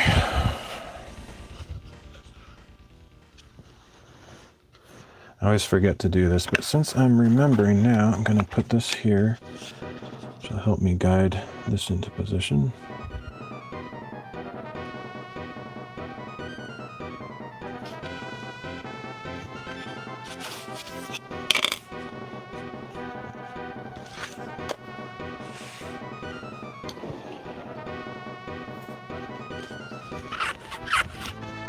I hope I put that the right orientation. I think so. But I feel like today is one of those days where I could easily get it wrong, because I'm just not really thinking very straight for some reason. I'm sort of doing this for lack of better anything else that I feel like I can do. It's not that I have nothing to do. I have stuff that I need to be working on, but I just, for the last 2 or 3 days, 3 days, no, even more than that, I haven't really accomplished much because my brain has just been kind of fried. And so I'm doing this out of just feeling like I can handle this, something I can do. So I'm doing it, but there's really other things I should do.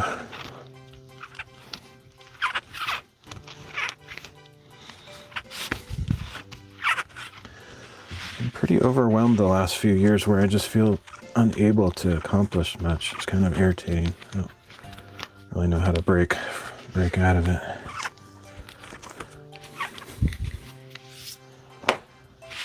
Okay.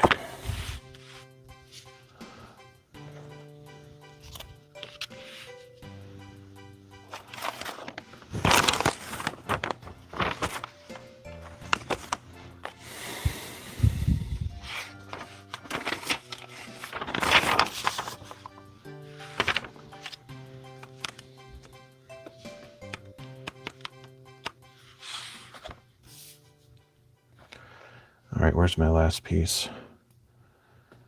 There it is. So I need to make sure to get these magnets the right way, otherwise they will repel instead of sticking. I think this is the right way, which means I need to glue this side. Oh man, I just made a mess with glue. I need to also clean this brush soon, otherwise it'll start drying up.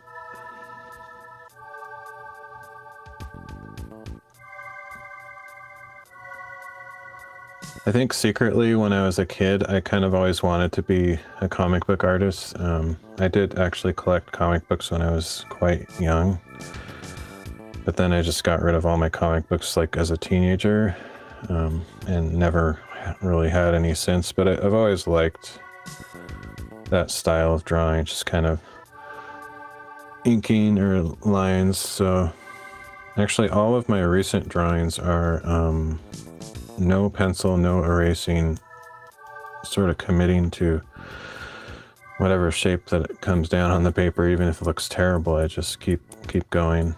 I don't throw it away because it's in my journal, so I don't have the opportunity to crumple up a piece of paper. So whatever's in there is what I have to accept. So I'm kind of the opposite of perfectionism, just like almost as sloppy as possible, but there's a little bit of form that I try to achieve. You know, I'm trying to improve with each little sketch that I do. Like, I feel like the more I do, the better I'll get, but it does kind of feel like a starting over, like, because it's been so many years since I drew regularly.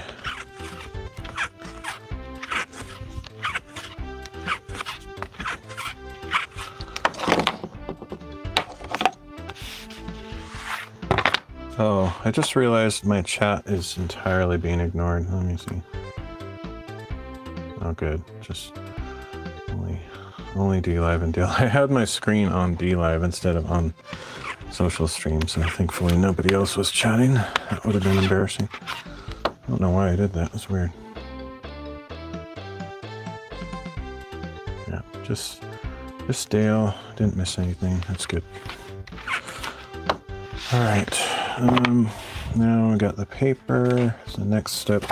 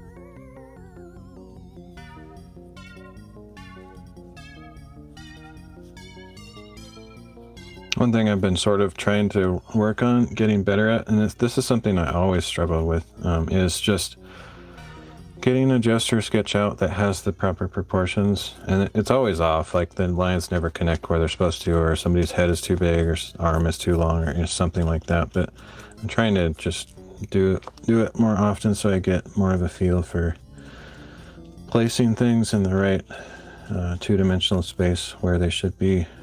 And not like squeezing or stretching things. So I'm hoping that the more I draw, the quicker I'll be able to place objects in the right proportions and stuff. Because that's something I always was terrible at. Basically, I used to always draw with a pencil because I knew I was going to make a million mistakes and I wanted the freedom to erase it and reposition things and change the shape and stuff. But lately I've kind of enjoyed giving up on that, just not worrying about if it is completely wrong. I don't care at all, and just enjoying sort of the process of showing all my work, all the lines that can't be erased because I'm using permanent pigment-based fine line marker type things. So it's just like the kind of pens that maybe a comic book artist might use. And so I can't erase them, and I don't sketch it out in pencil first and then trace over. I just go straight to the pens. And so I like that. Whatever mistakes I make are just there, just for everybody to see. There's no hiding them. Kind of like that. Sort of like live streaming, like with comparing that to like YouTube edited video production stuff. If you make a mistake, you can just reshoot it. But with live streams, whatever goofy thing you say or all the stupid pauses that you make or mistakes that you make, it's all just embedded straight in the video, and I kind of like that. Okay, so now I'm ready to fold this over and start finishing the cover. I have to do that before I put that last piece on.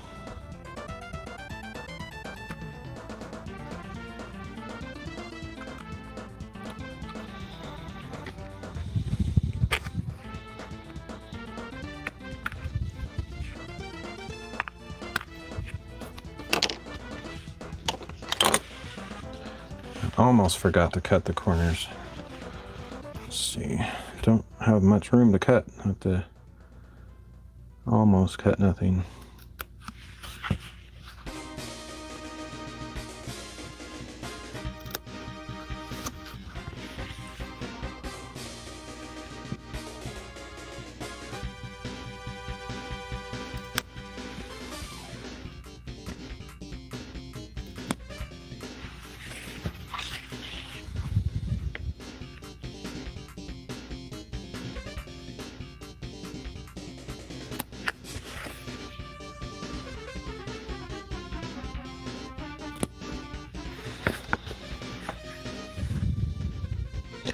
I think that Korean artist is probably just super humble. I bet he was a savant. I bet he did have a photographic memory, but he probably just didn't want to make a big deal out of it.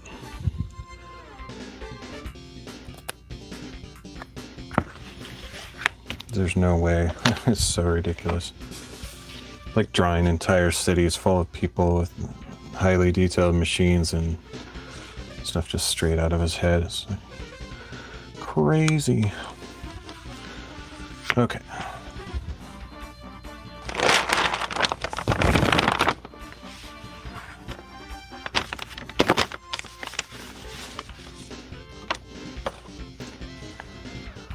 This is a place where I should use straight PVA, so I guess I'll do that. That would be wise. This is a mixture of PVA and methylcellulose, which makes it a little bit easier to apply, but for these foldovers, they really need to stick massively strongly, so that helps. It helps to just use straight PVA. If I can find my other shot glass.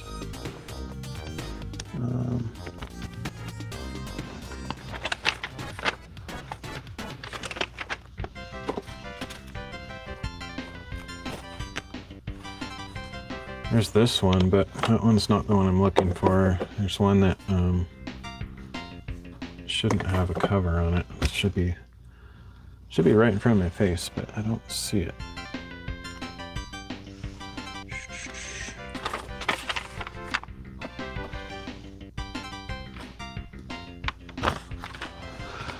Oh, I need to find it soon though. This brush is gonna dry out if I don't.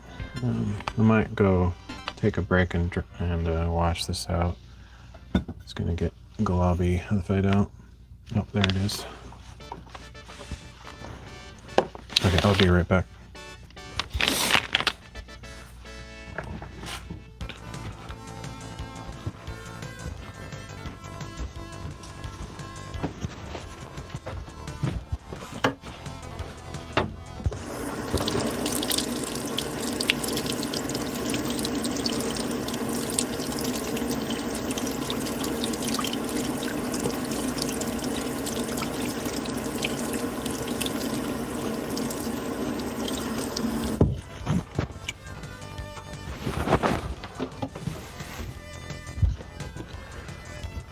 I forgot that I have my microphone on. Good thing I didn't say anything stupid or whatever while I was in the bathroom.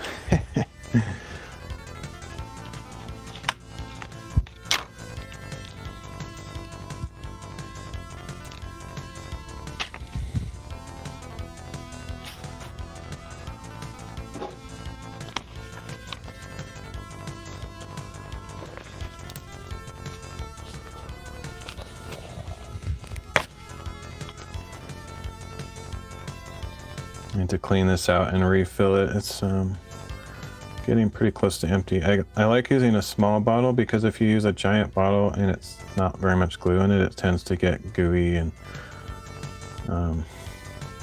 stick to the side of the bottle and stuff. But if you keep a smaller one like this, then it doesn't dry out as much because there's not as much air inside of it.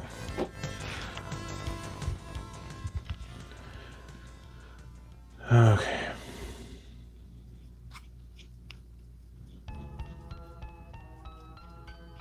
But I have some giant, absolutely huge glue bottles, but I like to sort of use them sort of as refills for this smaller one. And it's not even really a good idea to buy bulk on some on some supplies, because if you can't use it fast enough, it'll sort of spoil or go back, dry out, or some things actually spoil and don't have an infinite shelf life, so it's kind of better to get smaller containers unless you know you're going to use it really quickly. I mean, there is a shelf life for sure. Like PVA doesn't really go bad that too quickly, but it eventually will, especially if you have really unpredictable climate and stuff. But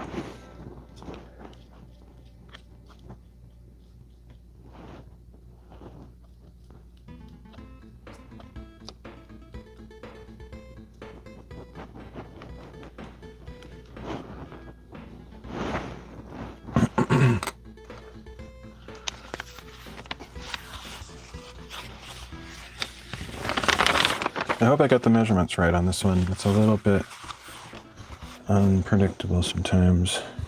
I think I have sort of a universal equation that works generally with any size of book, but I've only done about 3 or 4 books using that equation, and so I don't feel like it's fully tested to be 100% trustworthy.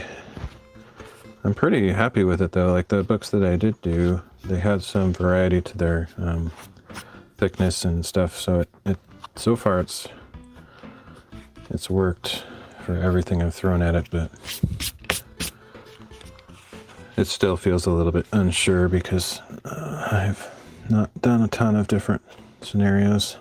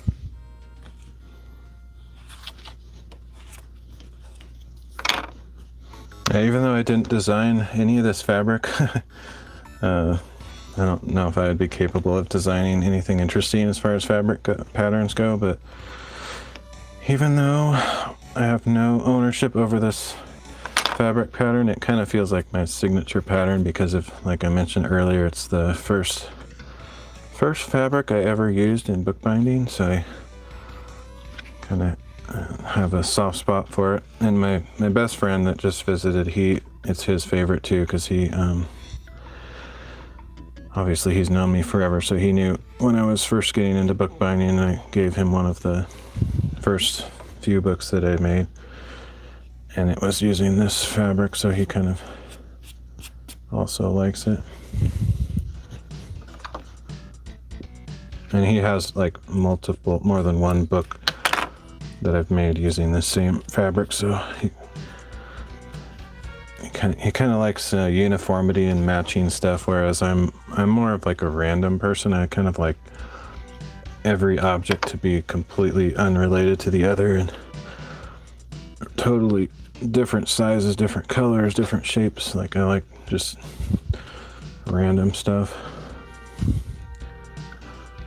But he's more of he likes things to match and have the same size and whatever. He likes books. He has like a bookshelf with a bunch of cool books on it.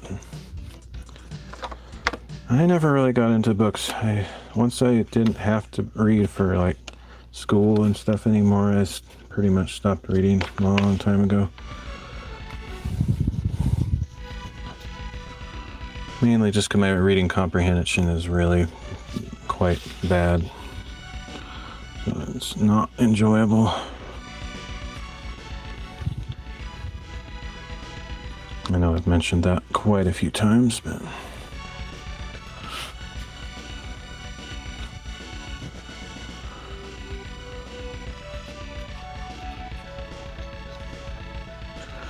okay, this fabric is particularly thin.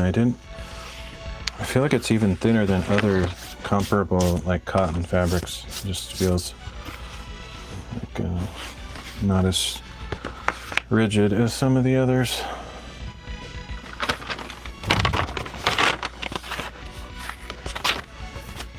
It's possible there's more than one version of this same fabric, like the print could have been applied to different grades or thicknesses of fabric, and maybe, I mean, I doubt it, but it's possible that the stuff I used before was thicker, or I might have, way back then, like we're talking like 10 years ago or something, I might have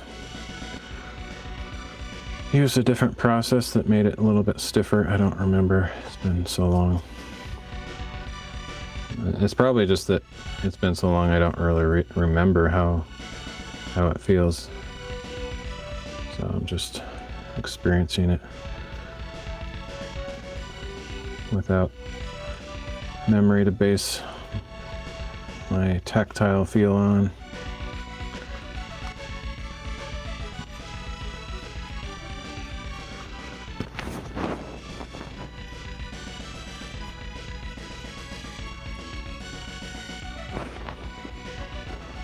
I actually generally like using thicker fabric, just because I feel like it will stand the test of time a little bit better if it's like kind of rugged fabric.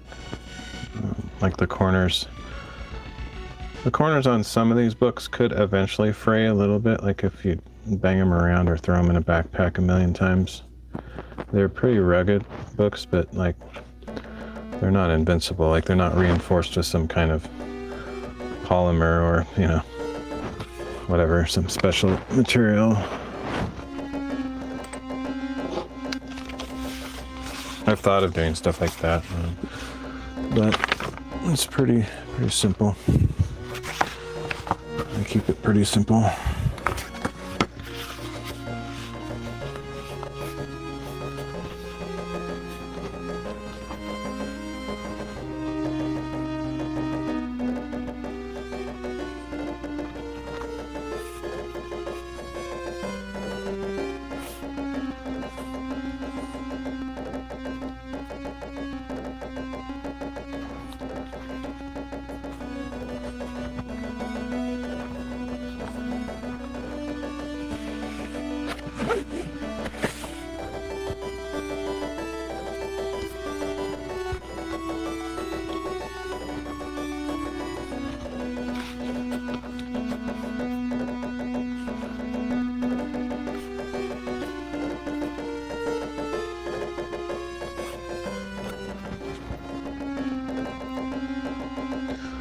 Melody of this song kind of reminds me of 1990s Batman but otherwise it doesn't really sound like that, but just the certain sections of it. I don't actually know what the song is. Universal Soldier, interestingly enough. I don't think I ever watched that movie.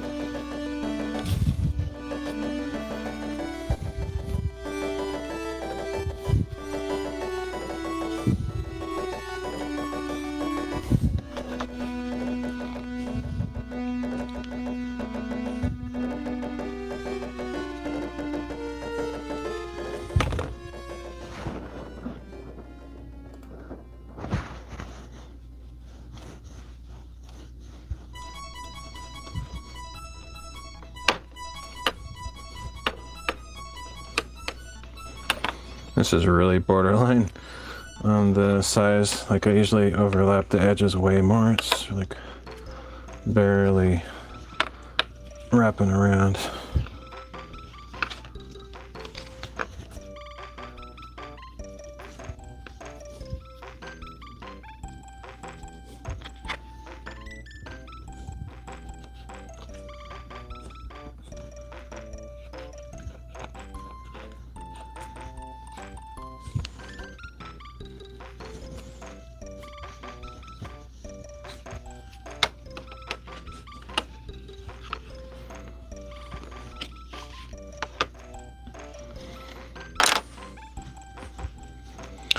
Okay, now the ends, and then final step is to put this right there.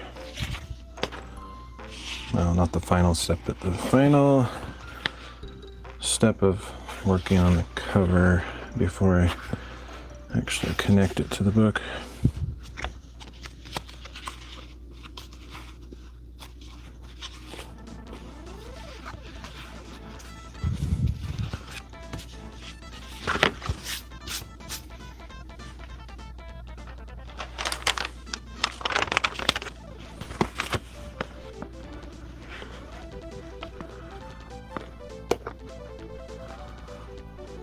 I always get this sinking feeling I'm forgetting some important step, but I don't think so. I think I'm okay.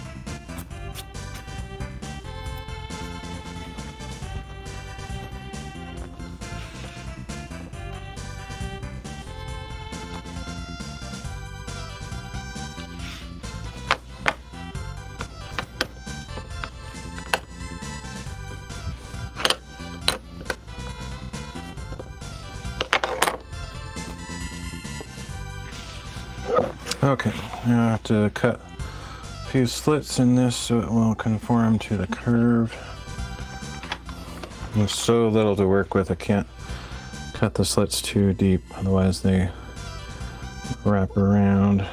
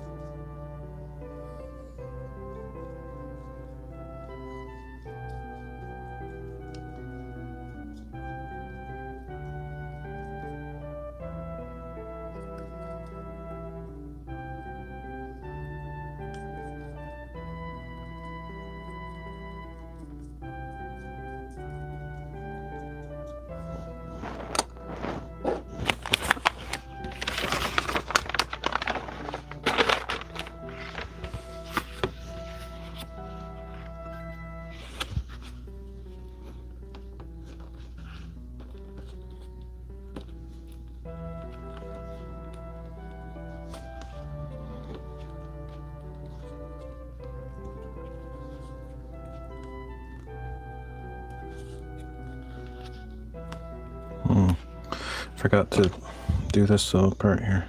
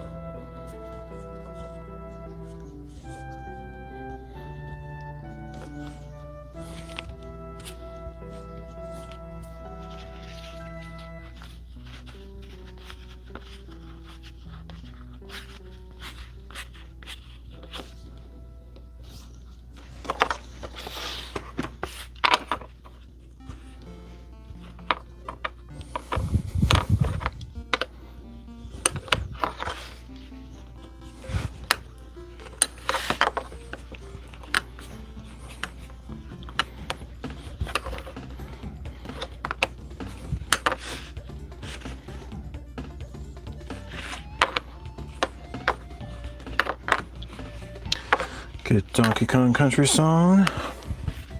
It's pretty rare that I actually remember what game a song comes from. I should, after listening to all this music, I should know it all, but I don't. I have the exact opposite of a photographic memory, I think. Okay, and then we put this here.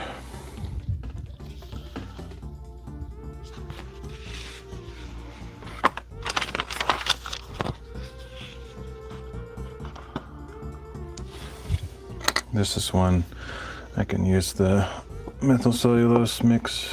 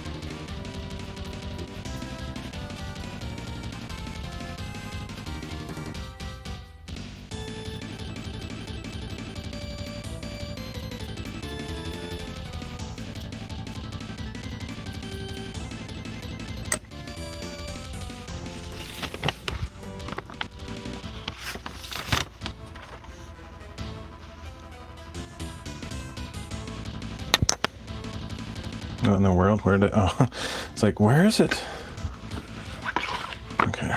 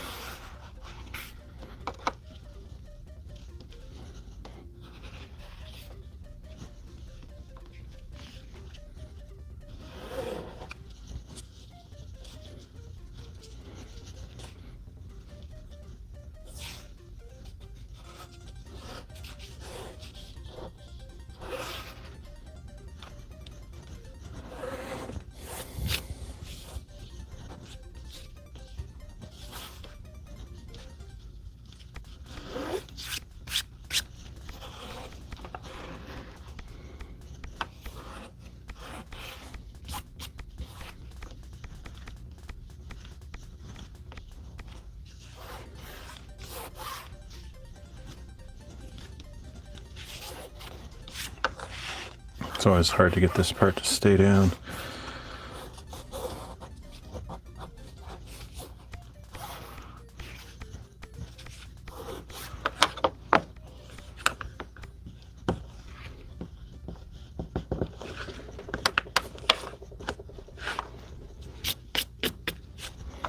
Okay, now I can put the book in there and hope that everything measures out properly.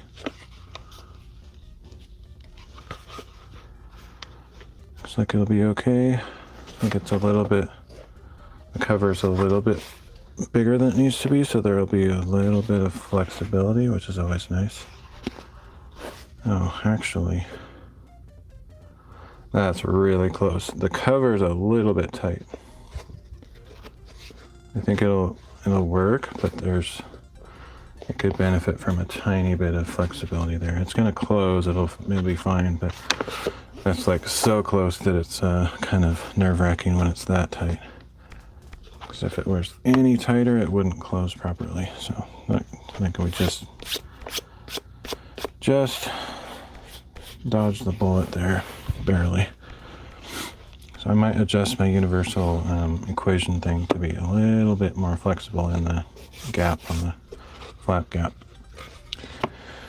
Just because I don't like it when it's that close to not fitting.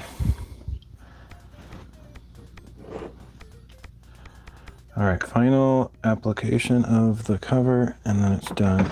Except you won't really see the final result till tomorrow because I have to let it dry overnight.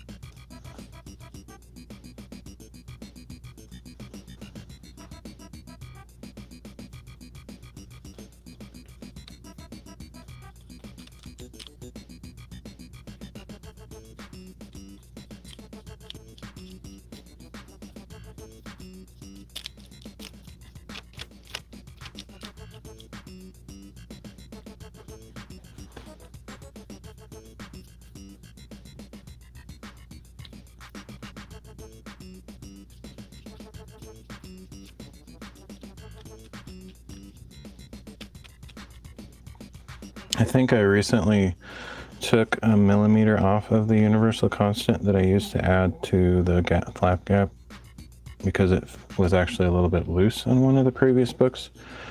I think it's better to be a little bit, have a little bit of extra than to have, I mean, if there's not enough, it's a disaster because then the book won't close and then it's all that time is kind of wasted. I have fixed books that have been in that scenario before, but it's kind of a pain. It's really difficult. I kind of have to destroy the book in order to fix it. So it's better to adjust my measurements a little bit and to have a little bit extra.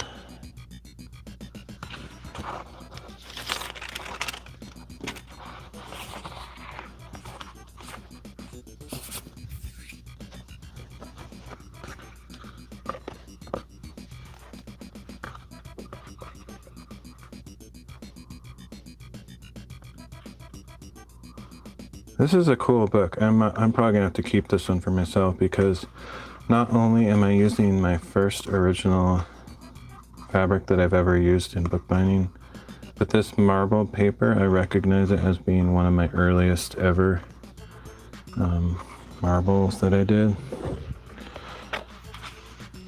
so I might have to keep this one for myself.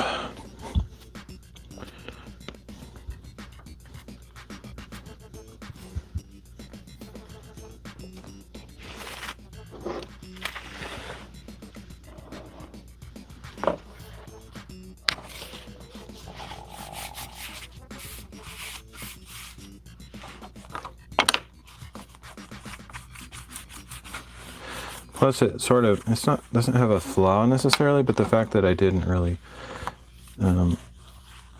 put the cover, like the peacock head, like on the front, it's not a defect or anything, but it's definitely not like aesthetically the best possible scenario. Sort of like it's like I used a scrap of fabric that just happened to be the right size, but it didn't really line up with the pattern in the most interesting way.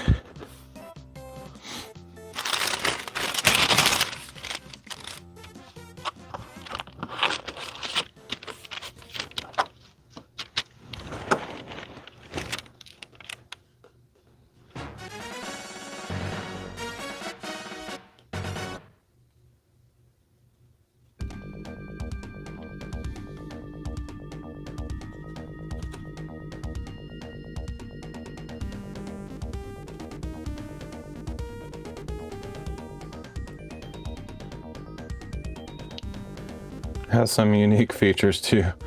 I didn't notice this. I mean, I don't know when I made this book. Some of these like book blocks that I've made and just not finished could be like over 5 years old. I don't really know because I didn't put dates on when I started them, but I know some of them are kind of old. This might have been an early experimental book block, or it could be a newer one that I was trying something experimental, because it has like a different kind of spine than I normally do these days. It's not better or worse, it's just different. Like I put a looping piece of paper on it, which is actually pretty common. You'll see a lot of bookbinders doing that, but I don't typically do that. And this one I did, and so it's pretty unique in that sense too.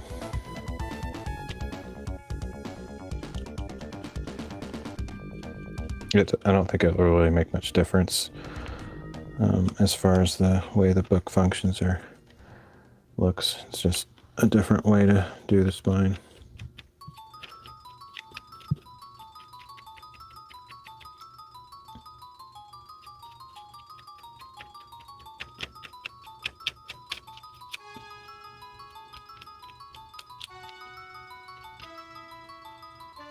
I sort of have my own way of doing the spines. I would probably guess that no one really, I mean, I don't know, maybe someone out there does it the same way, but I didn't copy anybody's method exactly. I kind of do it a little bit my own way. Yeah, it's most bookbinders use a lot of similar techniques. There's a lot of crossover, but I do it just a little bit different than most people.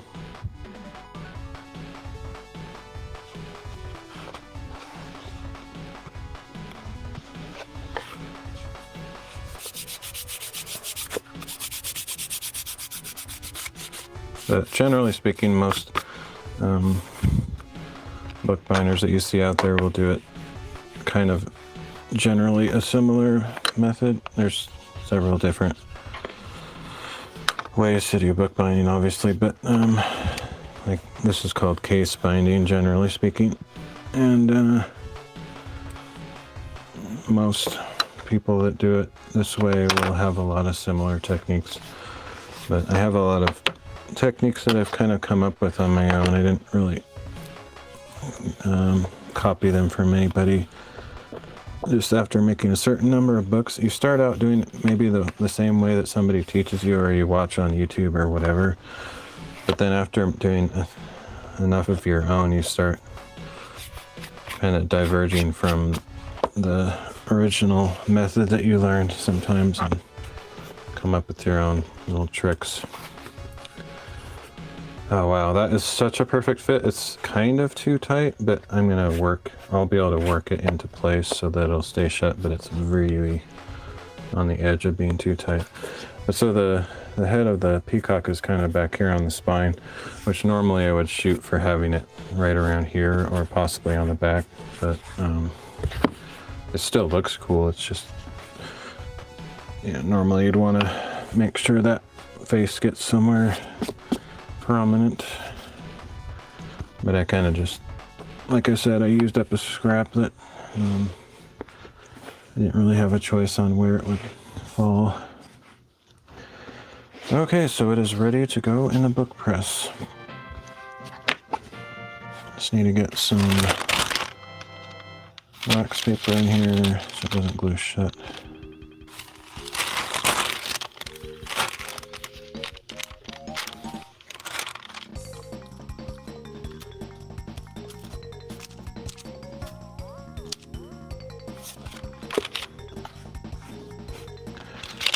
I'm going to try to glue it, press it with the cover closed so it sort of reinforces that curvature or folding on the edge here since it's so tight. I usually do that anyway, but this time I'm definitely going to make a point of doing that so that it kind of conforms to the shape a little bit better.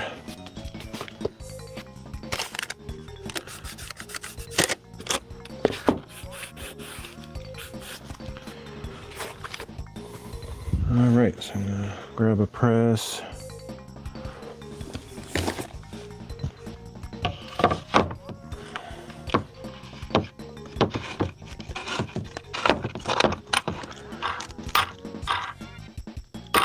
Not sure if I'll end the stream after this or not.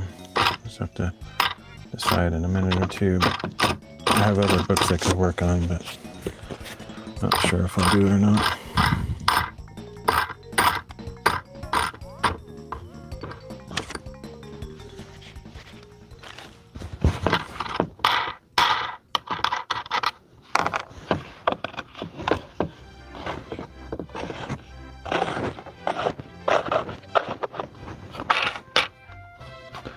Seems like pretty much all the books, and when I'm in this cover stage, I have to like do little bits at a time because there's like things I have to do that, and then I have to wait for the glue to dry, so I can't like always finish the cover in one sitting. Like I think I have some book boards that have magnets in them, but I didn't put the paper to kind of seal the magnets in yet, so probably need to cut some papers for those. And I did a lot of that sort of stuff with the magnets over the last 10 days or 2 weeks off stream. So the continuity isn't, I don't really have like a rule where I have to show everything that I do on stream, so I sometimes... Oh, interesting. I didn't know there was something in here. That's been in there for like 10 days. I was looking for some pieces.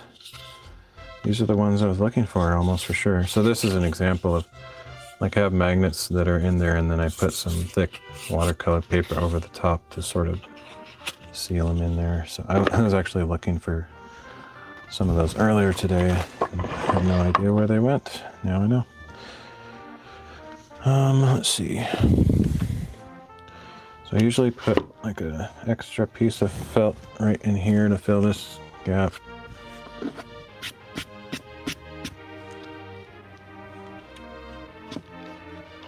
And then I wrap some longer ones around.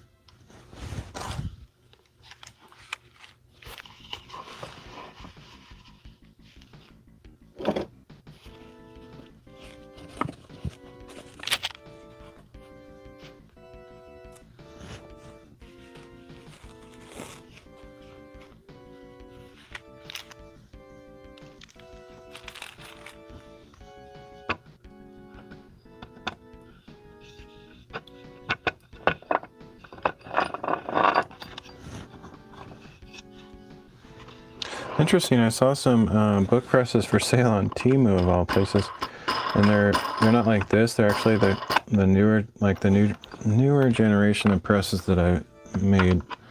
I don't know, 2 or 3 years ago. I started making smaller ones that I use for a certain step. I can't use them for this step, but I use them for when I'm gluing the spines. And they have some on Temu for pretty cheap. Kind of weird. Not something I would expect to find on there. I don't need to buy them because I made all these myself and I have a ton of them. But I was just kind of surprised to see that.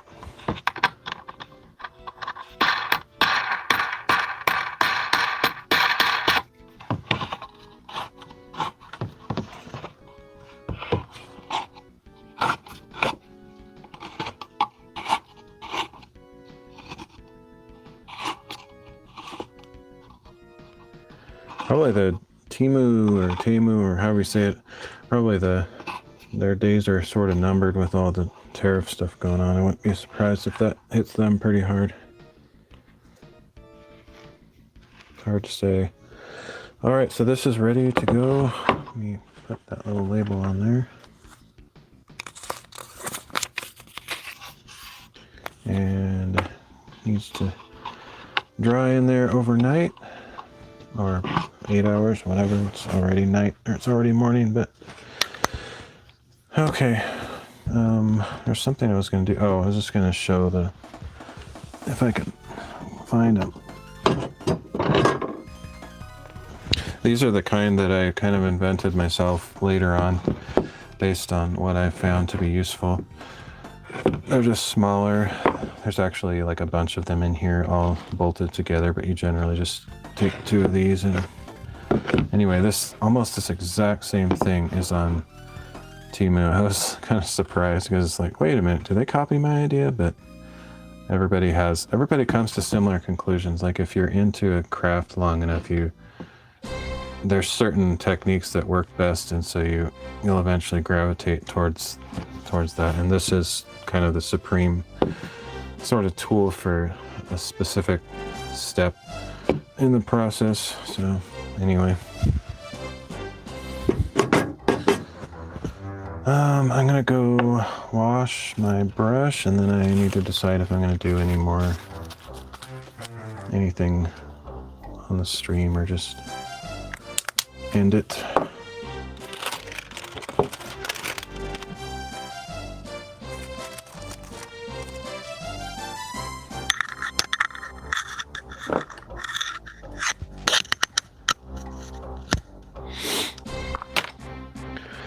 The microphone's still going. I don't know how long I've been streaming. I can't remember. I figured that last time where my microphone died. I don't remember if it was 3 hours or 4 hours. Whatever it was, I kind of came to the conclusion that was probably a good sign of how long these batteries last.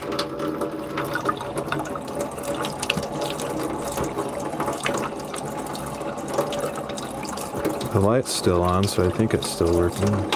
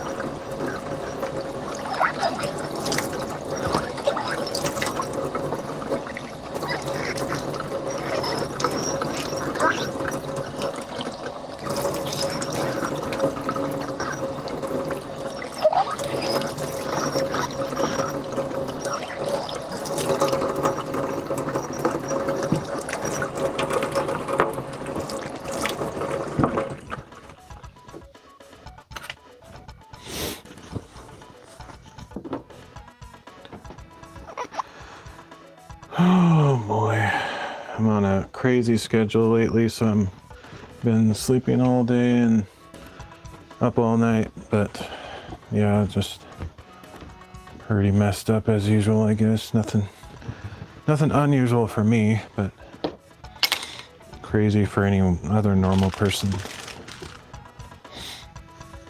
If I did anything else before ending the stream, it would probably be some of that preparatory work that I was just talking about. Like, these are more or less ready to go, I think. But like this one, for example, I could put a piece of paper over the top of this. I guess I'll pull out all the pieces that I have, and if I have a bunch of them to glue, maybe I'll consider doing that.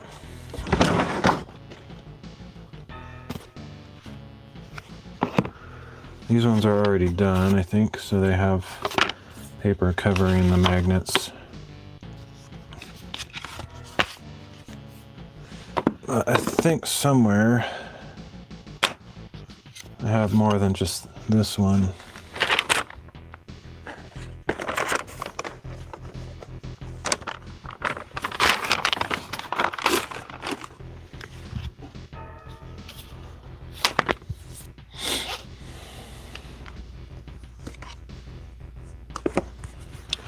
So yeah, here's one. Here's one.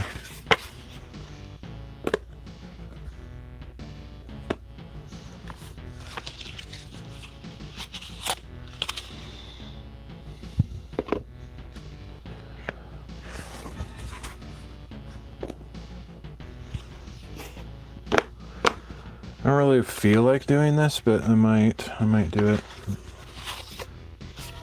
So it needs to be done. I have to wait for these to dry before I can actually use them. So it would kind of make sense to do that right now, so that next time I sit down to work on stuff, I can go to the next step. So all of these need to have paper glued on them. It's a lot. It's probably more than I'll want to do right now, but I could do some of them. That would take forever to do all of these. But I'll start. I'll do some of them, I guess. It's not very exciting. But like I said, it needs to be done. Otherwise, next time I stream, that's all I'll be able to do is like glue the magnet papers, and then I'll wish I had done it already.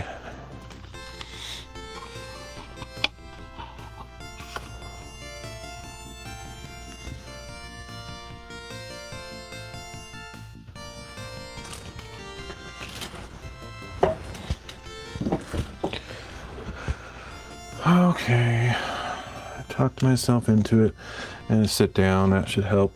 My feet were getting tired, but I was standing that pretty much that whole time.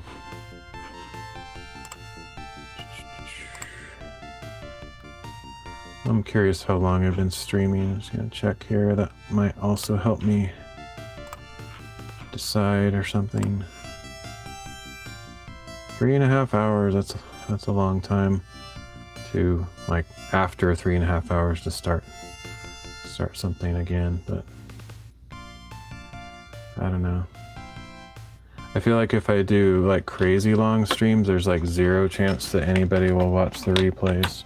Whereas if they're like broken into more manageable chunks, there's a slight chance somebody might watch them, but I don't care. I mean, I'm not really doing it for the views, so.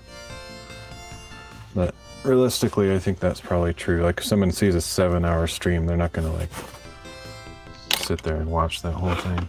0 chance. But that's alright, I don't really care. Okay, I need to get paper though. Oh, I think I was, what was I?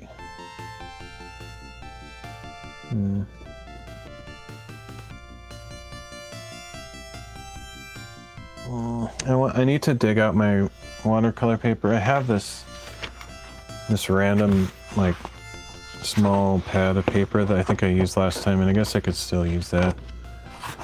But I have these giant sheets of paper I generally use for this kind of stuff, but it's sort of buried under, it's like almost on this pallet thing, like this rolling pallet thing that I made. Trying to dig that out is annoying because it's kind of in the corner underneath a bunch of stuff, so I guess I'll use up these sheets first. Just, I feel like this is more wasteful because the sheets are barely big enough to cut a couple pieces out of, as I can't really use the paper totally efficiently, but that's alright.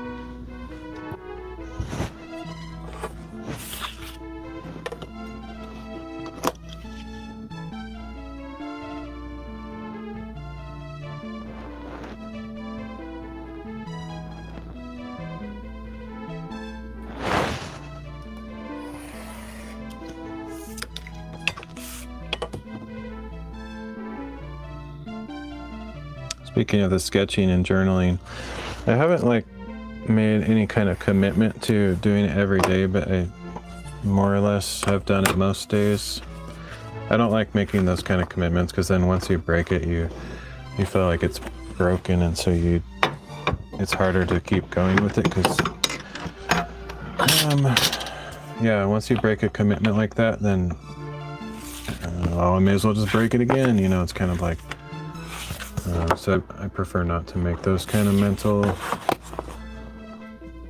commitments to myself, but I am generally trying to journal most days, but I don't always have something to write about, but I kind of like the idea of at least doing a quick sketch every time or every day, whatever.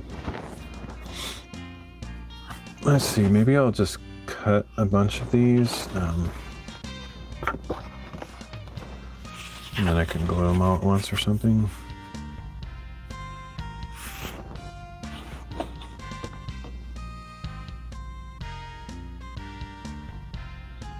This is one of those situations where the paper is probably not totally square. Kind of curious, actually, if that's the case, or if it's possible my book board wasn't cut perfectly, but I'm usually pretty careful about that, but I don't know. Looks like it could be off just a tiny bit, but I don't know, my book board is probably off a little bit too.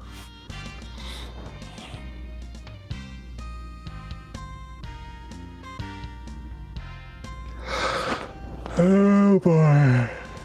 I'm getting to that point where I would normally maybe start trying to go to sleep, but I'd probably, if I tried to sleep now, I don't think I'd be able to. I don't know, I might just stay up all night. And I know from experience that I can never reset my sleep just by staying up all night. But I also know that if I want to go on any hikes during the day, that's pretty much the only way for me to do it, because I can't get up after, you know, no sleep. Once I go to sleep after staying up all night, then I'm toast. I can't force myself to stay up or like get back up in a couple hours or something.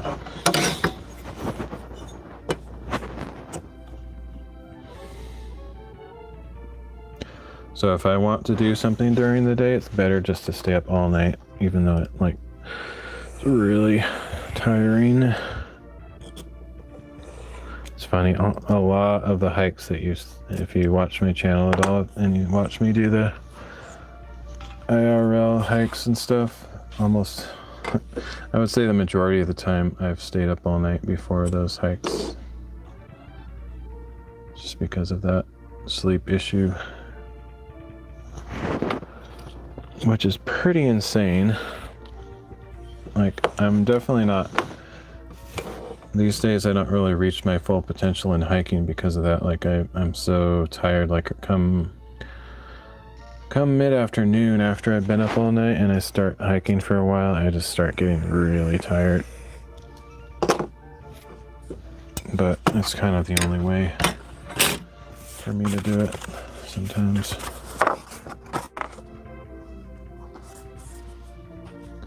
Yeah, look at all these. I need to cut a lot of paper for all this. I don't think I'm gonna do all these today, but I'll get a start on it anyway.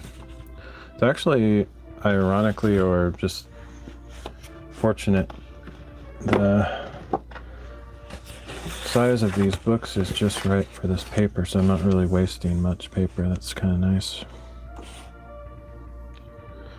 Normally, when I use smaller pieces, I can't optimize the paper cuts. But this is working out pretty nice.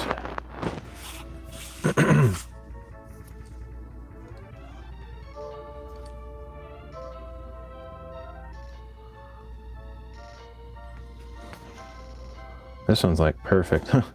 Just a tiny, like 1/16 of an inch of waste.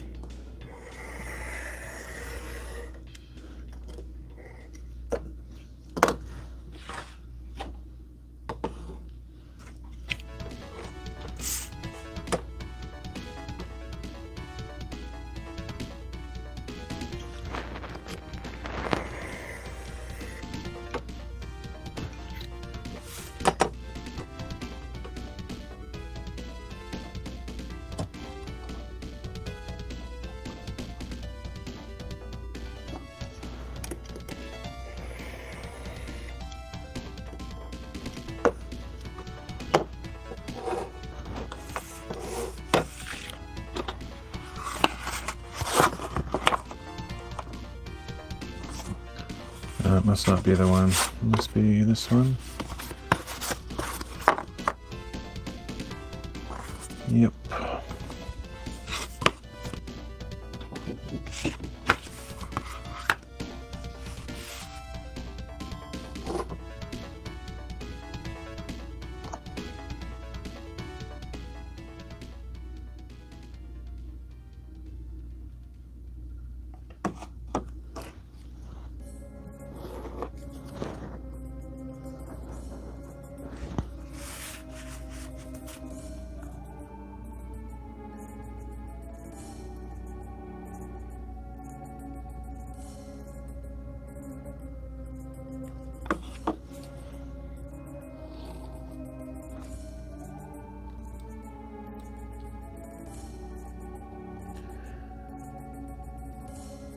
Marshy Chu. Hey there. Thanks. Yeah, part of it is I like colored lights just to make it more interesting, but this one is here so I can actually see where I'm marking the ruler. Yeah, I like the effect it gives also. But no special camera. I actually have a pretty nice camera, but this I'm not using it. I'm just using my phone today.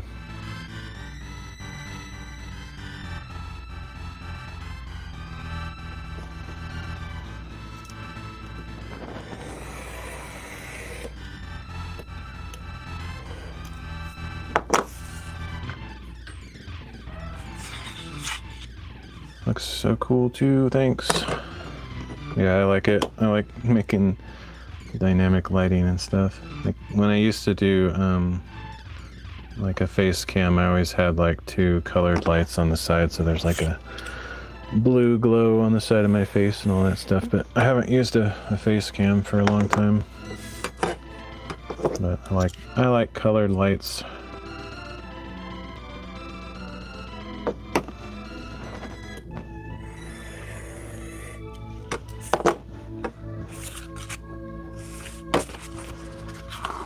Alright, yeah, I'm doing bookbinding. I'm just cutting some papers to cover these magnets on these boards here. I just finished a book a little bit earlier. These are some books that I've worked on recently. I didn't finish these today, but this is the kind of stuff that I make on stream, or at least recently. But I'm actually a variety streamer. I do a lot of different stuff.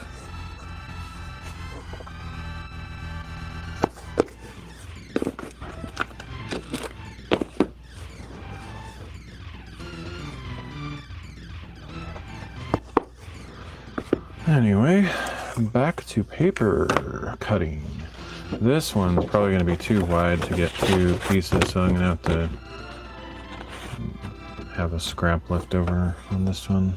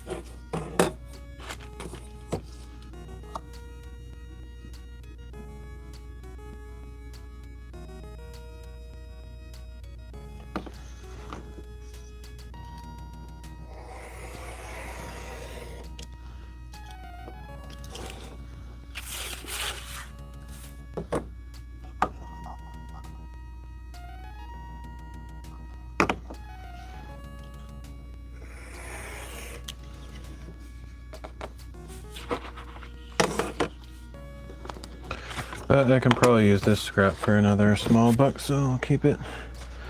Keep all my scraps, unless they're like ridiculously small.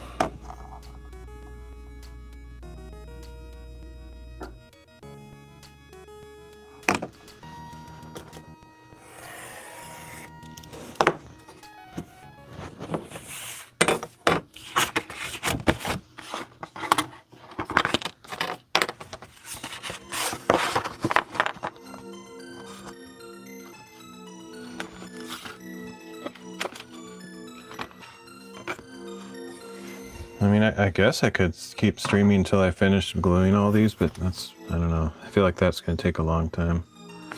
But I'll definitely cut them all, though. Oh, actually, I can definitely use that scrap for these, too. These don't take much.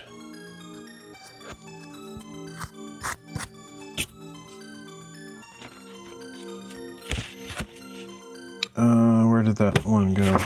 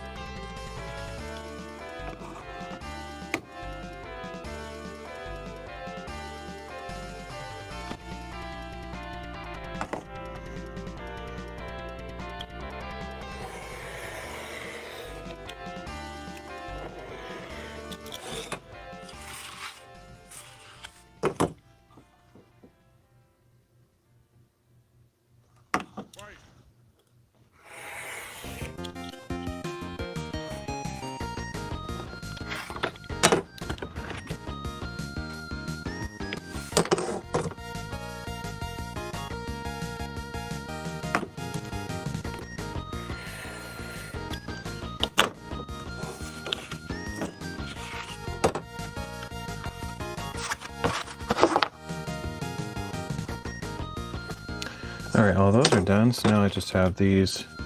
I think this is everything. I probably could find more to dig out and do, but these are the only ones that I know about right now.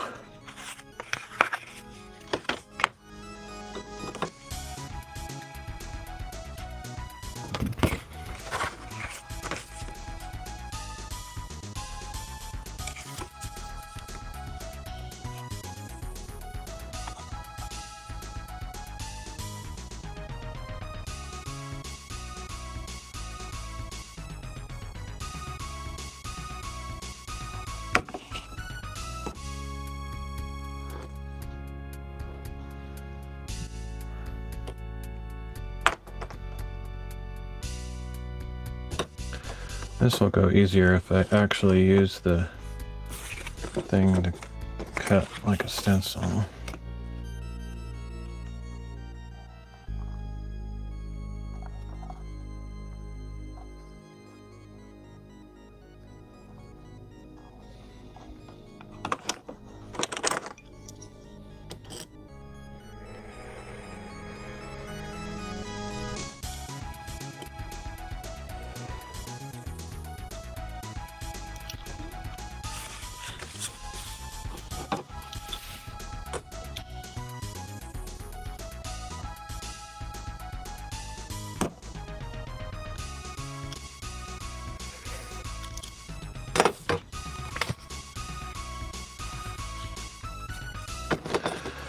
Be really cool if I could get both sides out of this one piece. I'm not sure if it's quite wide enough, but we'll see. Looks like it's not quite.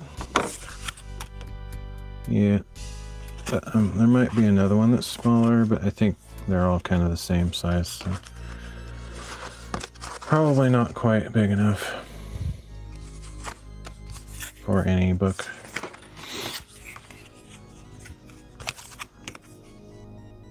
Super close, so it's too bad.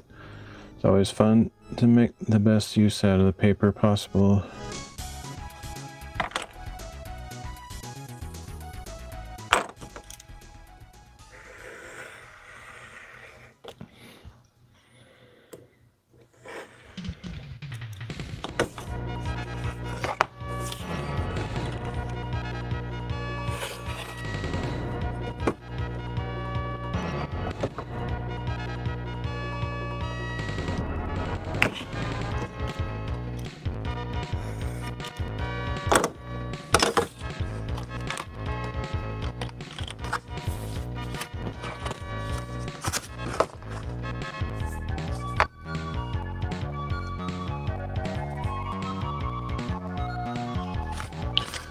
So I might be able to get one right there in the center, possibly. That'd be cool. I doubt it. No, not quite.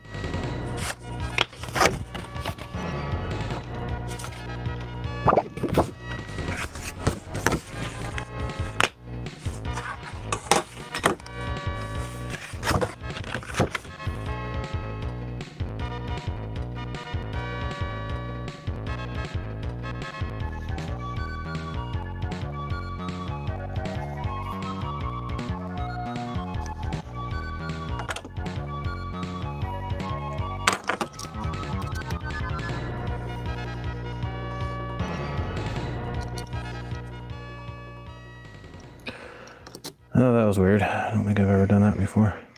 It's cutting on top of the board. Good thing I didn't push too hard. It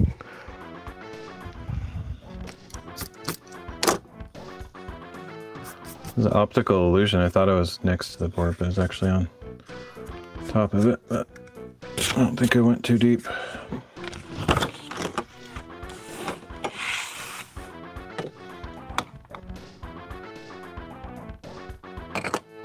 I actually have to round the corners on all these pieces anyway, so any of that will be sanded off.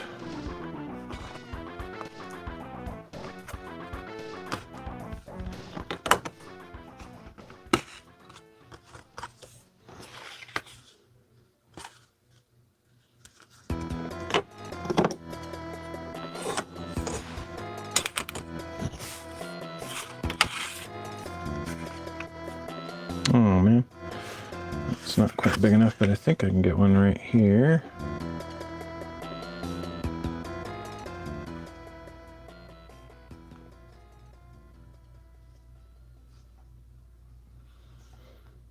Since I've already cut that a little bit accidentally, I'm probably gonna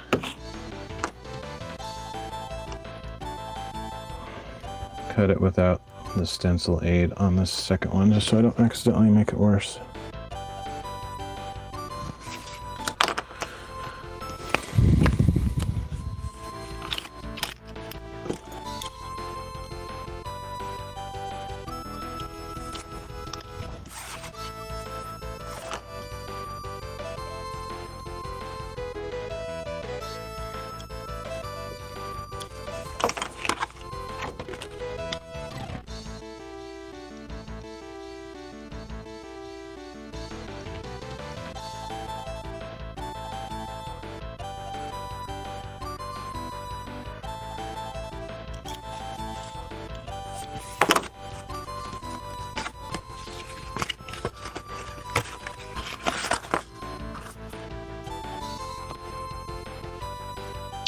Two more, well, four more things to cut, but two more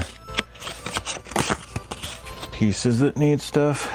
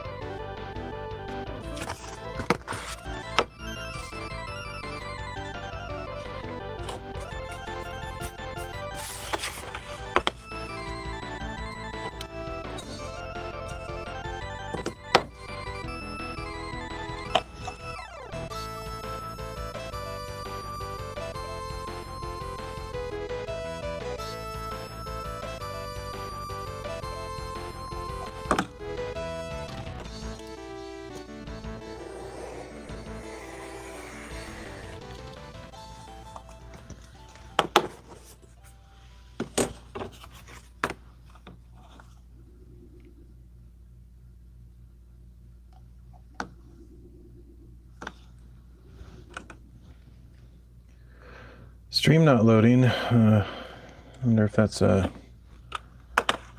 probably a beam thing. I don't know.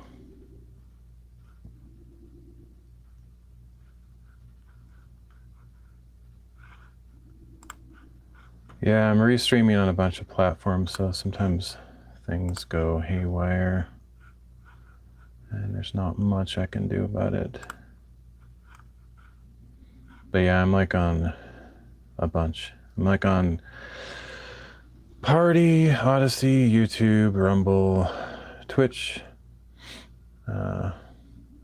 Beam, Kick, DLive, etc. But yeah, sometimes the stream cuts out. I don't know if that's a Beam issue or if it's seems like it would have to be, because I know it's not my internet. My internet's really good, but whatever. It happens.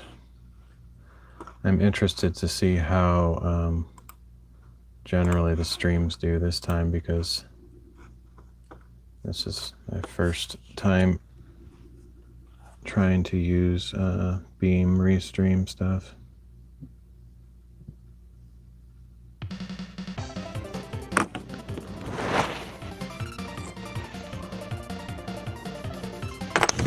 But since you probably can't see, you probably can't see or hear me, I may as well write something even. I don't know if you're still here, but.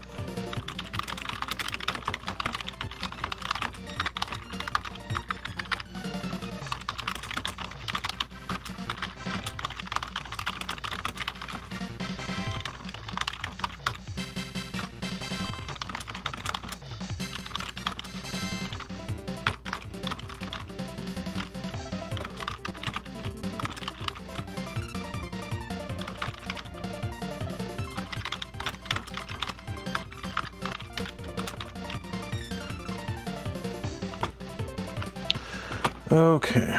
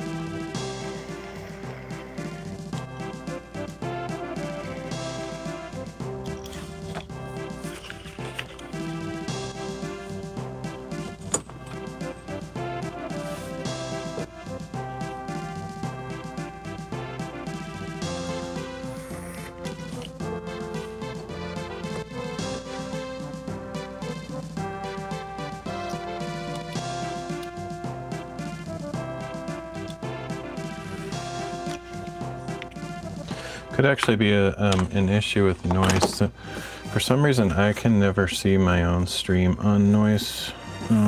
Seems like a weird bug, but I don't know.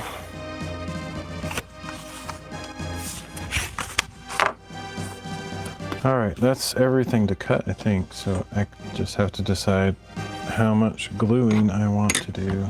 I guess I'll jump into it. I could probably glue all that. It doesn't really take that long to glue stuff, but the problem is I need at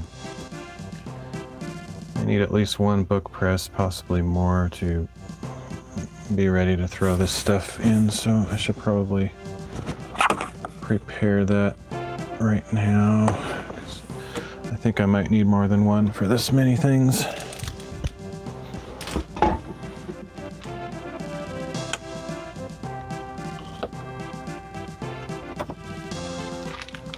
I have a ton of them, but they're not necessarily ready for use. Let's see what we can find though.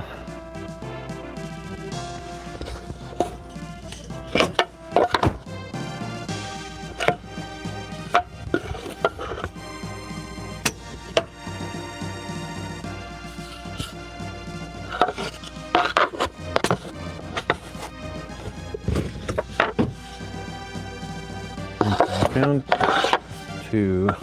Seems like 2 should be enough, but I don't know.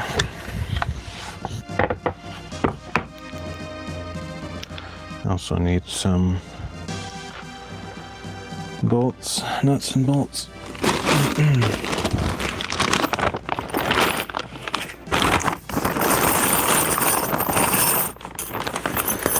I need to cut these nuts shorter. I have some stupid long ones that are really annoying. And I only have a few of the short ones.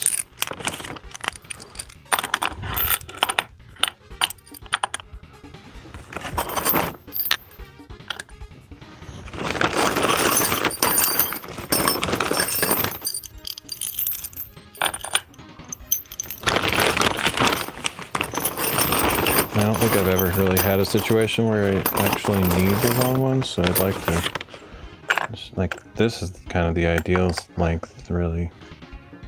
I don't know. There's, I guess if they're super long, you could not have to take the bolts all the way out at times, but I don't know. If I can find one more short one, I'll have a full set of those.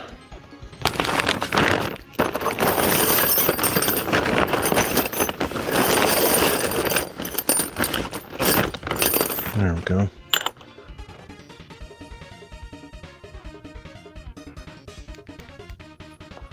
Hey, boomer tester. That's probably something you say to every streamer, right? That's like your flattery supreme comment. No one's ever said that about my boring streams. Oh, I can't count. Got 5, I only need 4.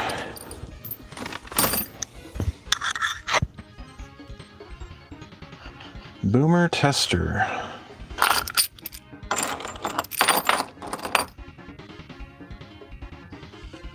Oh, okay. I was trying to figure that out. I should have known that, and I think I would have come to that conclusion. I have another friend that you could have been, and then I actually did think of you, and I thought, wait a minute. I knew that name sounded familiar, but anyway, cool. It's amazing to see you. I was just wearing your shirt the other day.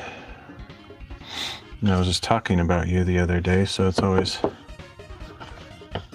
a thrill to see you. Too bad Dale didn't stick around. He would have been amazingly excited to see you.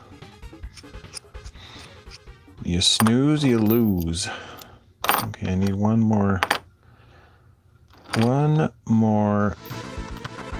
washer. How are you doing? How's life?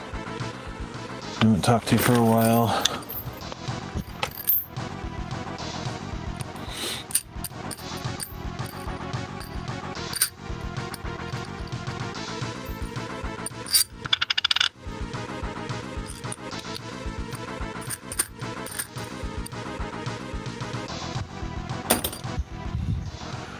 Let's see which one I had. This one has no washer. Doing well. We had a cold snap here, so our chickens were very cranky. Like just recently, like just now. I think our winter is finally over, but we also had some late winter. I think the latest I can remember it snowing here where I live is May something. Like, it's possible that we got snow in June once, but I know for sure May, but I don't remember about June. Past few days we went from 80 degrees to 40 in a day. Yep, I'm familiar with that kind of conditions as well. We get that same kind of stuff here. For some reason I didn't really picture it being cold where you guys are, but because I feel like you're a lot more southish, but I don't actually know exactly where you guys are, but that's crazy.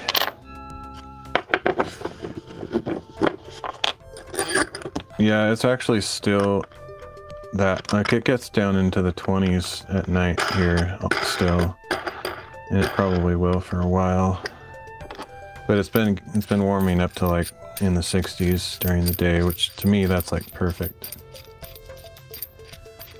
Snow, since we're up in what passes for mountains in East Tennessee, west are generally 10 degrees cooler than the valley. Gotcha. I should have remembered Tennessee. I knew it was one of those states. For some reason I was thinking Alabama, but Tennessee.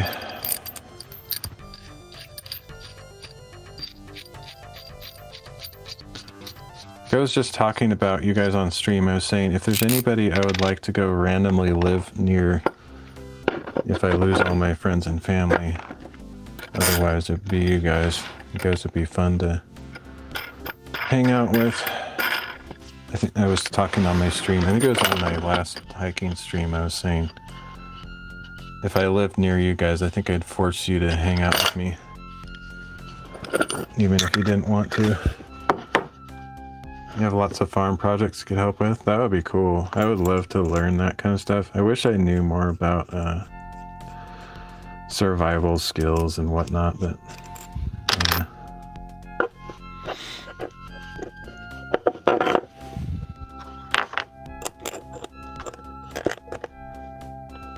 How come you guys stopped the... Actually, I don't need to put this on there. I'm kind of getting ahead of myself.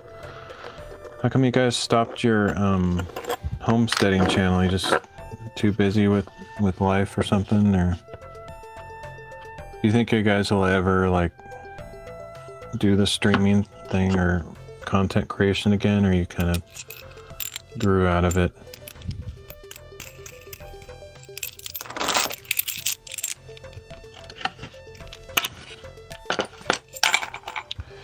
Okay, that's all ready, so now I just need to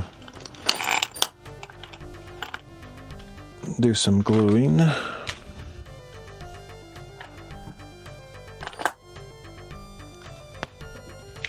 You're busy with kids. As they get older, it takes up more time. I'm the only one still trying to create content, but who knows? For some reason, are you creating content on that account? I think I followed you back when you told me about it, but I don't seem to get any notifications. Let me check here. Need to open a new window.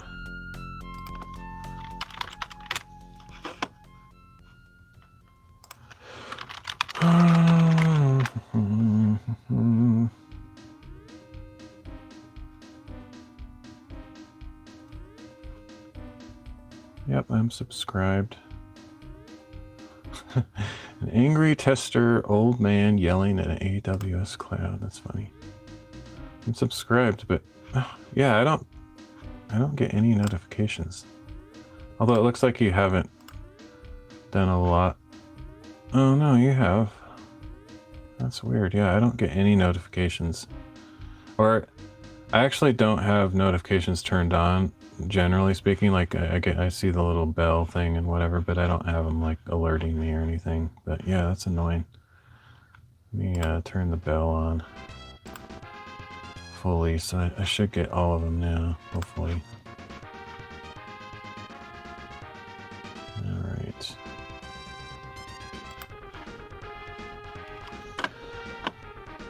I'm trying to create content adjacent with my day job, test automation, tech, AI. Nice.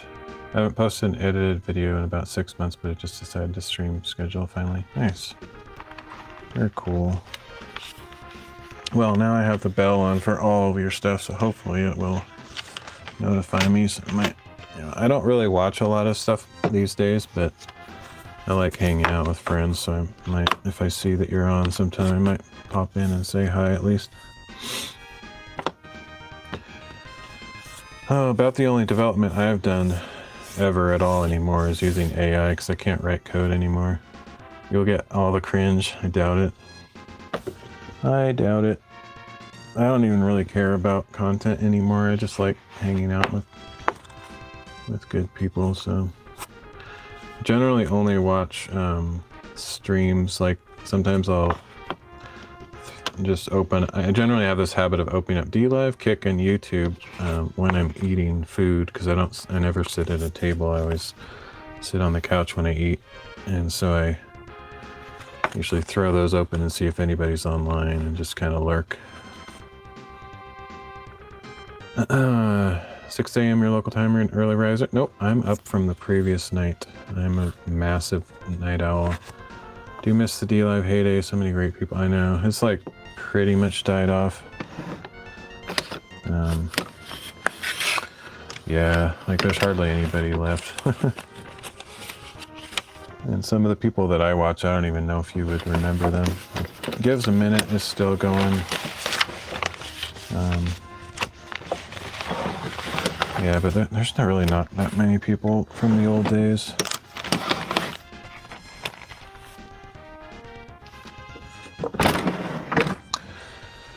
Okay. Yeah, I was just talking about that like at the beginning of my stream. That's just kind of, it's not the same. Like, I sometimes wonder why I still live stream, because for me it's mostly about the friends that I get to hang out with. And that's changed so much. Like there's, like lately, I don't know if you ever met Elfstar. He's an artist, very talented artist. But he kind of came later. It might have been after you stopped streaming, I don't remember. But anyway, he's really nice. And he's been dropping by my streams lately. And Dale sometimes drops by, but I don't get a lot going on my streams these days. So it sometimes gets kind of boring, but I've never really done it for big views or anything. I just kind of like hanging out. But if there's no one to hang out with, it sometimes gets kind of boring, I guess. But I still do it anyway. I just talk to myself. Let's see.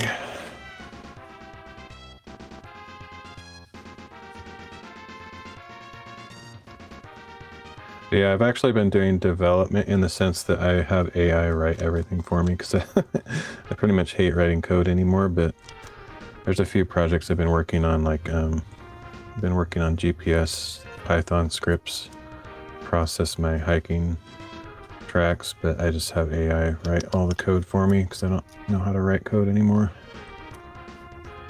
And some other similar projects like that.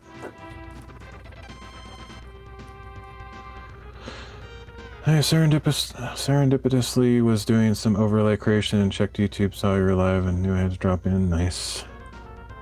Nice. Appreciate it. You're one of my favorite people from the contacts I've made over the years. I really wish there was some way I could just hang out with you guys, you know? You remind me like of the type of people that I used to hang out from various church groups that I've been part of, like in the past. Just, I don't know, good vibes all around.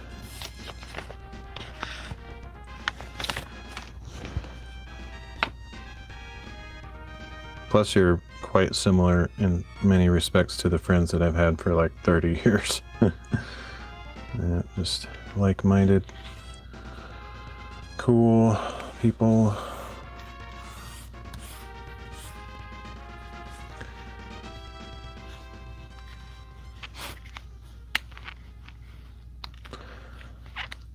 I have been generally going to church lately, but I don't feel super connected. I kind of forced myself upon all the leaders, so like all the pastors and deacons and stuff know me, but I haven't really made any friends yet, so I kind of feel I generally just kind of sit in the corner and don't really meet people very easily because I'm not very outgoing, but at least it's something.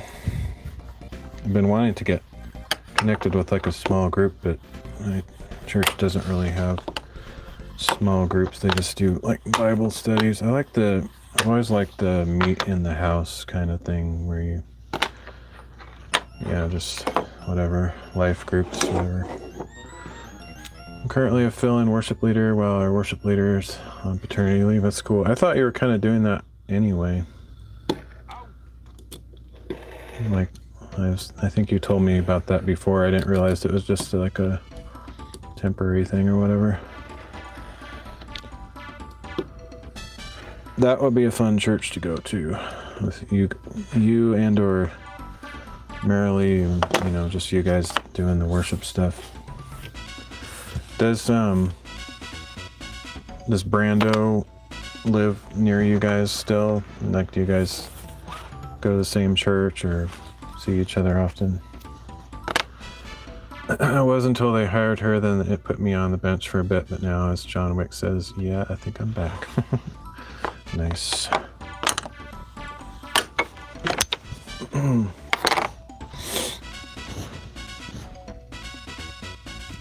That is a weird cut right there. It's like the worst cut I've ever seen, but whatever. Like a bunch of not straight stuff.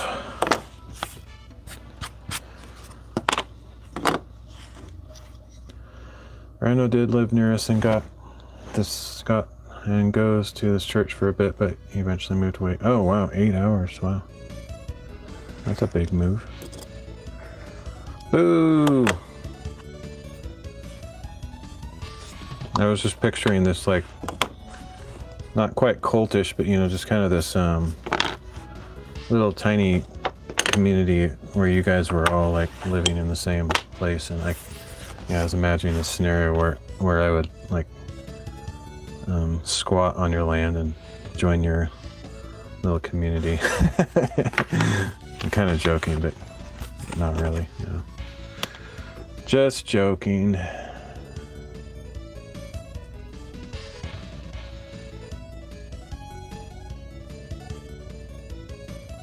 I think it would be cool though, like, not necessarily a streamer community, but just like a community of like-minded people, just to all live in the same close vicinity and just be part of a constantly connected community.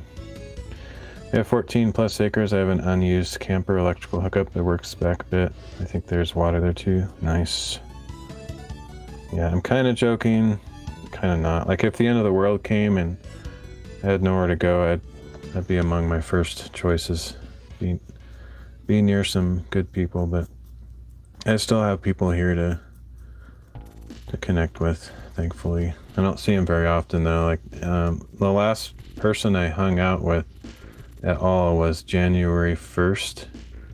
And then just this last weekend, I finally got to hang out with my best friend from Portland area. Otherwise, man, I've been like really isolated since January.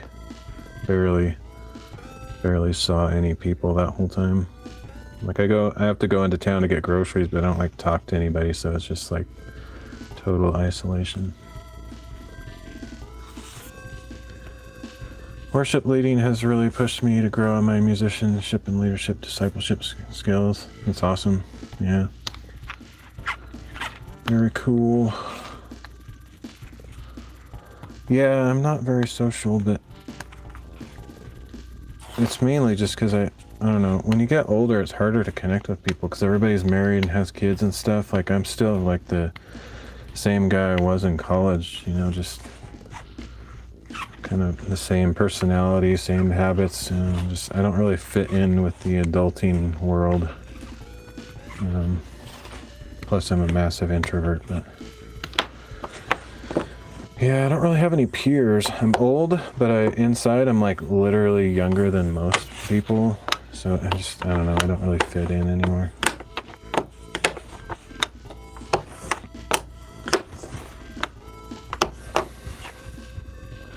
Okay, let's put this in a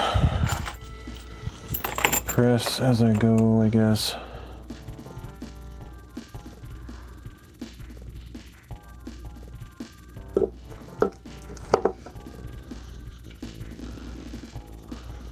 I feel that way due to being older parents. Most families with kids our age or younger couples, yeah. I mean, it's not that I can't cross, like, you know, barriers. Like, just as an example, some of my favorite people from the past are like 90-something years old. They're missionaries that I went to another country with.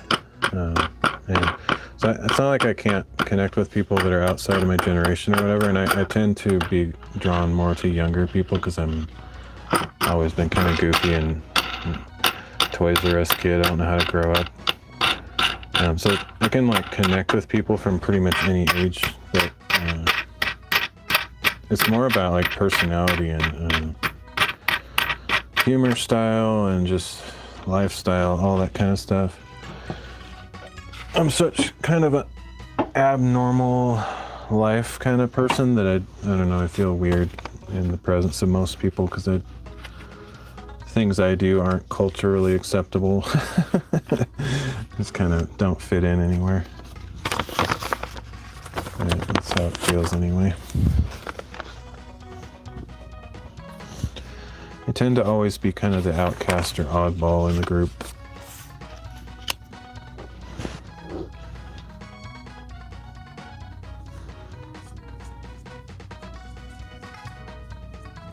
But yeah, sadly too, like a lot of churches, especially in smaller towns and communities, it's mostly older people who are just kind of either retired or all grown up, and their kids are all grown up. So it's just like a completely different life than I'm used to it's a lifestyle I like, but as far as the community goes, it's very different. Yeah, the selection pool of people is very much limited compared to like a bigger city or something.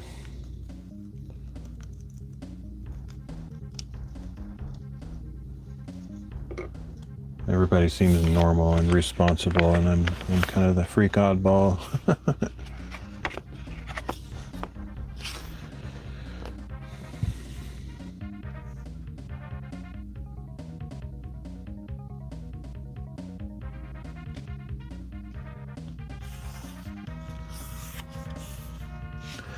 That's why, despite all the downsides to it, the internet's a great way to create a community. Yeah, and that's kind of one of the reasons I kept streaming, is I didn't really have any real life friends.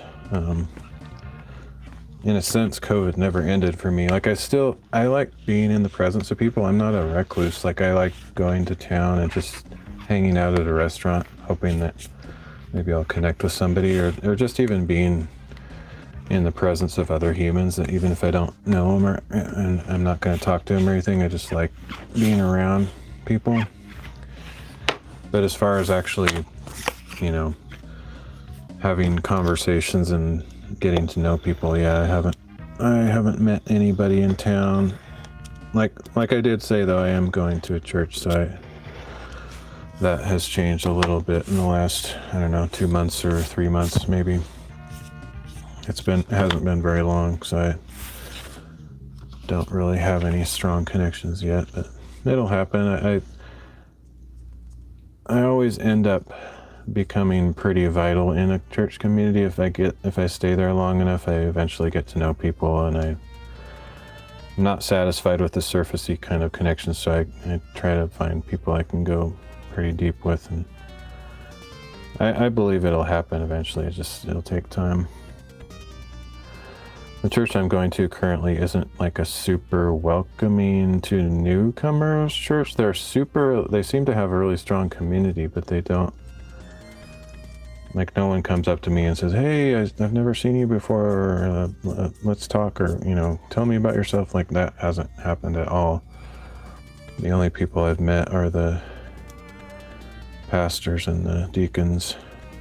And that was kind of my doing. I forced myself. I emailed the website and said, hey, let's get together. I think they would have probably eventually found me anyway. Yeah, I don't want internet stuff to replace real life. I'd rather have real life connections and friends, but I don't know. It's the older I get, the harder it is to find, that's for sure.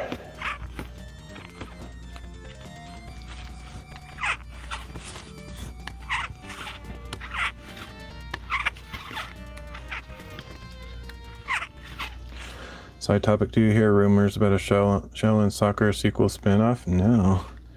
I feel like that sounds vaguely familiar, but I don't think I knew about it.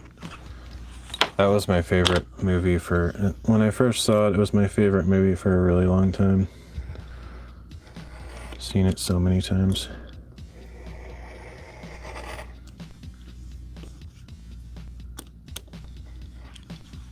I like it a lot better than Kung Fu Hustle. Kung Fu Hustle was hilarious, but it's kind of dark, like kind of violent and dark. Mainly just because of that axe game scene is just kind of over the top. The rest was pretty up my alley, I guess. There's also rumors about a Kung Fu Hustle sequel, but details are sparse. Yeah, I think maybe that's the one that I had heard rumors about, is the Kung Fu Hustle sequel. I'm not sure. Maybe that's probably what I was thinking of, and I don't think I had heard of the Shaolin Soccer one. Shaolin Soccer is far superior. I've watched countless times. Try to show it everyone I can. Nice. It's so crazy that we have that similar taste in movies. Like, most people have never even heard of it. And of course there's UHF. Oh, by the way, I found this awesome streamer. I don't know if she would really be like your guys' type. She's a very different streamer, and she's kind of bigger, so I can't really get to know her really well per se, because, you know, when you have hundreds of viewers, you don't connect with individuals as well. But anyway, she's pretty hilarious. She's really into Weird Al, and she does ventriloquism, and she's just genius. Amazing. I watched her, like, I got kind of addicted to her streaming, watching like every single stream for a while, and then I realized this is ridiculous. So I kind of backed away, but super cool, super funny. She sings Weird Al songs pretty frequently, though. It's pretty funny.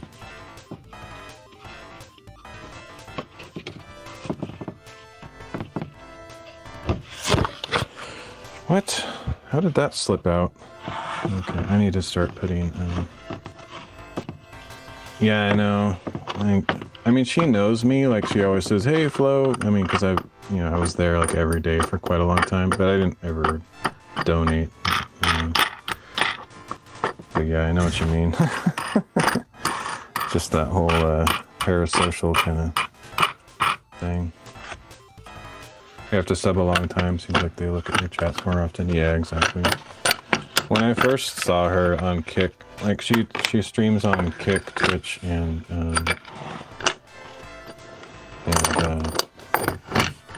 TikTok. When I first saw her on Kick, she didn't have very many viewers on Kick, so I kind of felt like I didn't necessarily have her to myself, but she definitely read my comments a lot, because there was almost nobody else watching on Kick. Or at least not very many people typing in chat, so that was a fun period of time, just to, you know, joke about things and have fun, whatever.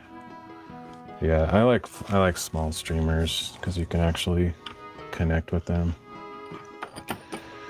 I've been subbed to the Prime again a long time. It seems like he'll pick out my chats here and there, even with 2,000k. That's cool. I don't know who that is, but. Yeah, it's always fun. I kind of, once people get past a certain threshold, like if they have over 10 people chatting at one time, even if it's not really about how many viewers they have, but if I see that there's like the chat is just scrolling by, whizzing by, I have no real interest in watching, because it's, for me, it's not about like following somebody or connecting with a celebrity. For me, it's about regular people. If somebody ceases to become, or they kind of outgrow just being a normal person, then I don't really enjoy connecting or watching.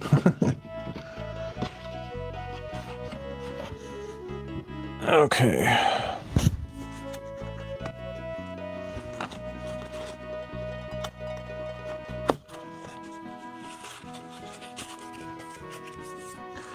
Here, 150 viewer mark seems to be the threshold where I usually lose interest, as much as most streamers can't keep up. Yeah. Yeah, to me it's boring to watch a streamer if they don't read every comment. Like, even if they like read most of the comments or like half of it, still I just feel like, they've reached that level. They've outgrown my interest. I don't know, something about it. I'm happy for them. You know, I'm always happy for them. You know, like Gen Z. Obviously, you remember Gen Z. No matter how big she got, she always read every comment and made you feel special. So it was always fun to watch her back in the day. But most streamers don't do that. Like, they kind of set reasonable limits to how much interaction they're going to have and skip a lot of messages and stuff. I stick with the Primegan as he uses some sort of AI filter to pick out chat he should pay attention to. Something he's built and pretty smart way to stay engaged with meaningful chats. That's cool. I'm assuming he's some sort of tech streamer then, maybe?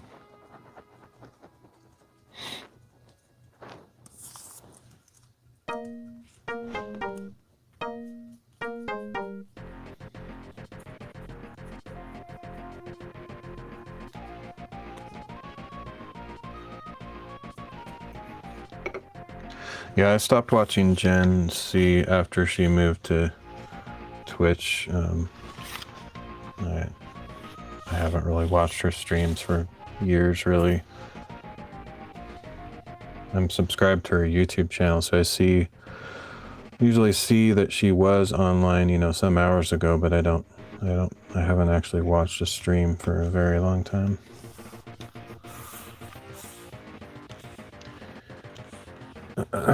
He's a dev streamer, probably one of the biggest next to Pirate Software, AK Thor. Cool, yeah, I'm not in that scene at all. So I wouldn't know, even if they were the biggest. Which platforms are they on, generally?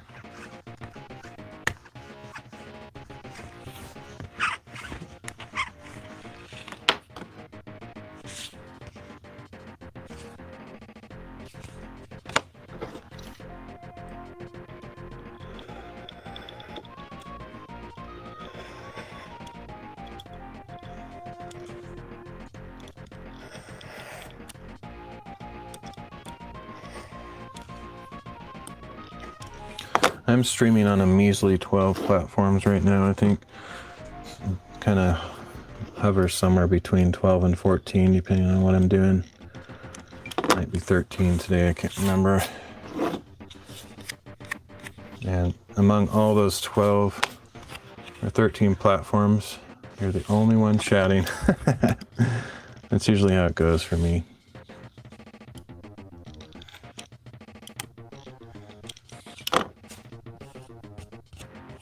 I don't think you'll ever outgrow my channel. Pretty much get exclusive attention here. It's neat that software engineering can pull 2,000 viewers now. He's joking about doing a hot tub stream and writing code the whole time. He wants to break the category. That's funny. Yeah, only 12. I think 14 is my record. A couple of the platforms have died. I would do more, actually, if I could find more. I think it's kind of funny. I find it kind of hilarious that I stream to so many platforms and have so few viewers. Actually would like to stream to like 100 platforms if there were that many to stream to. It'd be hilarious. Looking for platform advice. I currently do Twitch and YouTube. Any you'd suggest I add? Oh man. I don't know. It just depends on what kind of interactions you're looking for, I guess. Or if you're looking for growth, or if you're just looking for more potential community or people to connect with, or I mean, Kick is always a good suggestion just because it's the next biggest one. But most of the other platforms I'm on are pretty small and niche, so I don't know that any of them are super interesting for you. Hopefully more tech people to connect with. It's hard breaking through on YouTube and Twitch. Gotcha. Yeah. like, I don't know, the Kit community isn't very tech oriented. It's mostly gaming and IRL. So I don't know that you would likely break through on there. I mean, you could definitely, the thing about having a niche like that is if there's not that many people doing it, you could certainly carve out a spot for yourself on the smaller platforms. But I just feel like there's not enough audience, generally speaking, on anything except for Kick, Twitch, and YouTube. I think at most I've had 10 viewers at peak on Twitch. That was when I was consistent. Yeah, I never get that many. I mean, I don't watch my viewer count, so it's possible that I could get peak out at that or something, but as far as chatters go, if I have 2, that's kind of my record.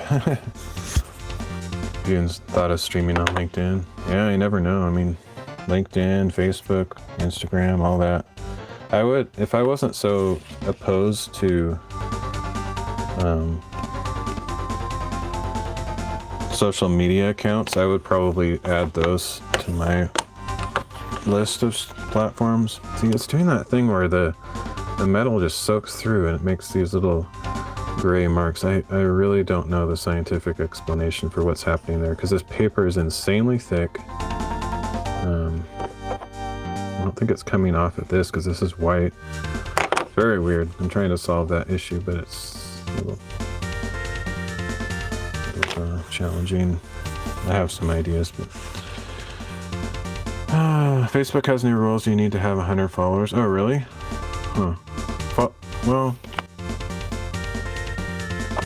is that if you want to stream like not tied to your personal account, like a page or something? Because it seems like having 100 followers on a personal account isn't very many. Let's see. Yeah, it's a bummer. Yeah, I don't even have a Facebook account anymore or any of the social media. I just kind of lost my taste for any of that stuff. Otherwise, I'd at least give you 1 follow, but I don't even have an account.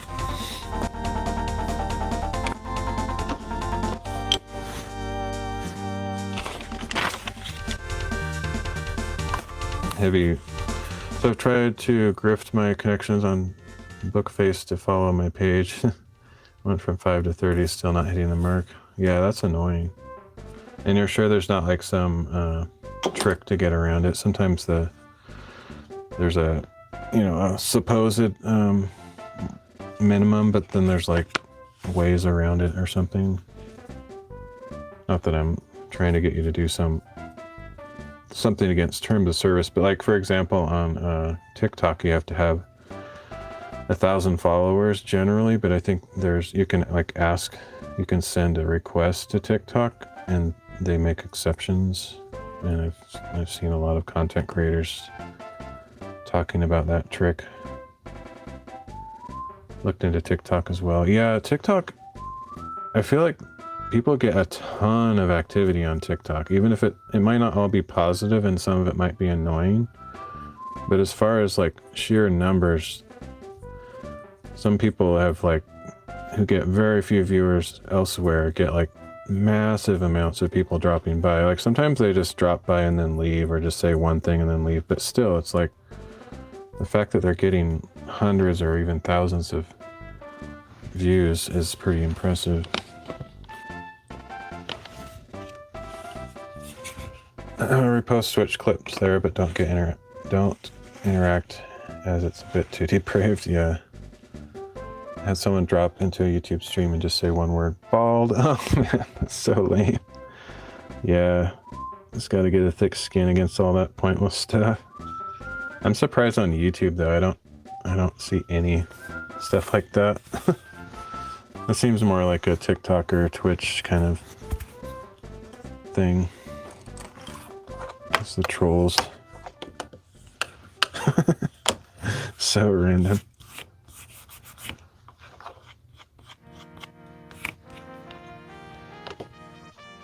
Both veterans of trolling. I know how to turn it into a bit. Yeah, I don't even care anymore. It's just like a waste of time. Sometimes I just ban, because I used to like try to turn... I used to enjoy trying to make nice people out of trolls, but I don't know, I just got tired. Or not tired of it, I was never frustrated. To me, it just gets boring. I'm just like, eh. Boring.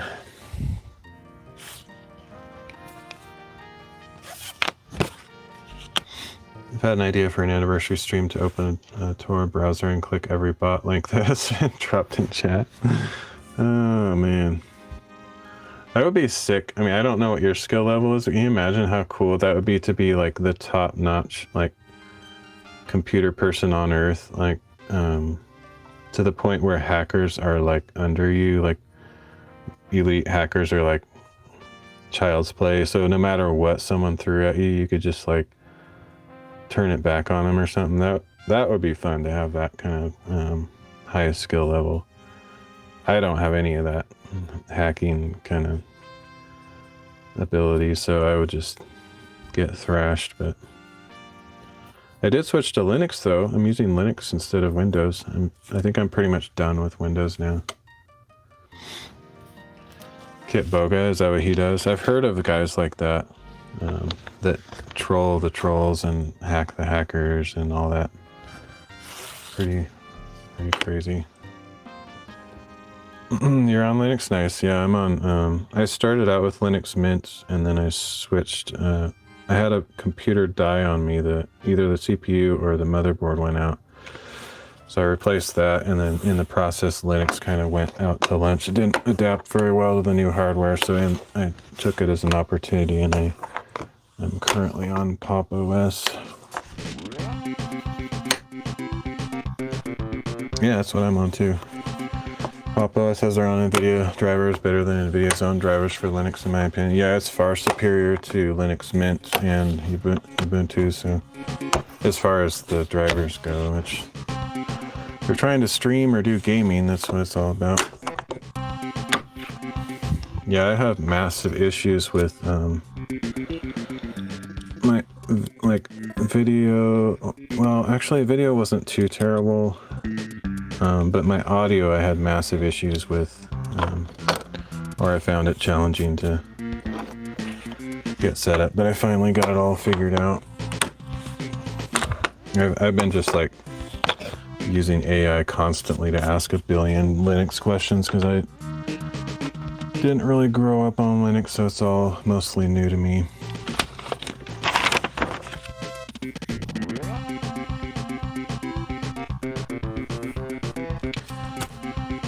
I still have this annoying delay between video and audio in OBS, trying to figure out how to compensate for the timing issue. Oh really? That's weird.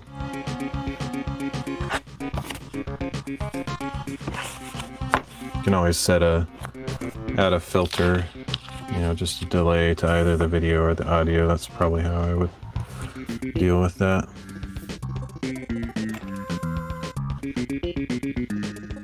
But yeah, it's annoying if it doesn't just work out of the box. I think it has to do with my webcam being too slow. Oh, yeah. It's not consistent. Oh, okay, yeah. If it's like coming in and out, that would be kind of hard to deal with.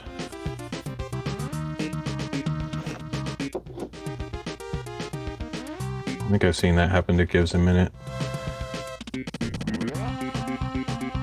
Seems to be, I don't know if it's a Mac thing or what, but it seems like he always has those kind of weird random issues that nobody else has. He's always pushing the envelope though. He always uses crazy devices that nobody else is using.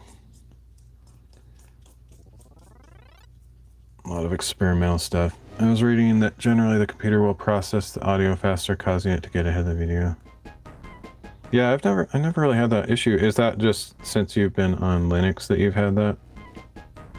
So far I haven't done any normal streams. Like currently, for example, I'm using my phone as a wireless camera, so I'm not actually wired into my computer. So that's not like normal setup. But I haven't actually tested my camera, so I mean, for all I know, I might have a similar problem once I get like a regular camera setup. But I don't think I've ever had desyncing issues. Just on Linux, I love OS distro, but this has been my battle. Yeah, that sounds super annoying. Might be something in the bitrate settings too, like the, you know, just the stream settings in OBS, just the way it handles, like, you know, there's AAC and whichever encoder you're using, maybe they're not matching up or something weird like that. I just go with pretty much standard stuff, like, you know, constant bitrate. If you're doing variable bitrate, that could have some issues probably, but yeah, I'm sure you know all that stuff. You've been doing this as long as I have. Thinking of dropping some money on a new webcam, hoping it just fixes it. Yeah, that'd be nice. Yeah, luckily I've had my, I have a decent phone for when I'm doing IRL stuff, but like, I've always had a decent camera, because before I started live streaming, I had a Sony a6000 mirrorless, and thankfully it has clean HDMI out. And so when if I ever use a webcam, which I don't really do much these days, but if I do, I generally use that, so it looks really nice and stuff. I have a couple of webcams from when I first started streaming, but I don't really use them much. Lately I've been kind of enjoying like keeping it simple. Like I might eventually get back to all my green screen setup and fancy lighting and whatnot, but I've just been relaxing and enjoying not worrying about the tech part of it too much. I used to try to like push the limits of what was possible and do kind of crazy experiments and stuff, but I don't know, I'm just not motivated that way anymore, at least not right now.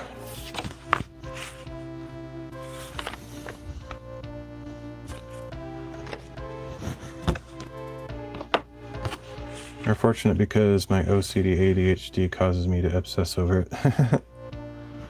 Yeah. I used to be super perfectionist, but I was mentioning earlier in the stream, I kind of gained the ability to flip the switch on and off at will. So if I decide something is not important to me, or I realize that it's not worth worrying about, then I can like toggle that switch off and just be completely lazy and haphazard about something. But if I want to, I can flip it on when it's to my benefit. Like the bookbinding, for example, I turn it on to produce really fine results and not accept, you know, crappy work. But but yeah, I've learned the ability to turn it on and off, thankfully. I used to not be able to do that, and I would obsess over everything I worked on had to be perfect, or I was frustrated with myself. Watching a stream afterwards and being ticked at the audio, oh yeah, that would drive me nuts. The stuff that, if there's something that's like super noticeable like that, or like my chat cuts out or whatever, or the stream drops, that drives me insane. Like I'm the same way. I can't stand it when there's some glaring tech issue. I have to fix it. But as far as like adding millions of effects like I used to, I don't really care as much.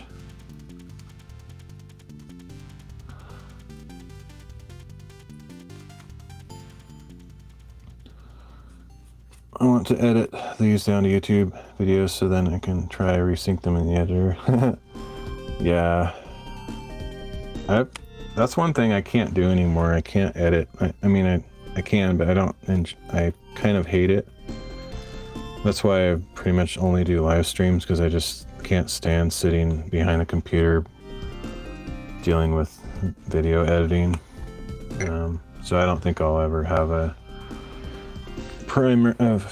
channel that's primarily focused on uploaded content, because I don't enjoy the process of editing anymore.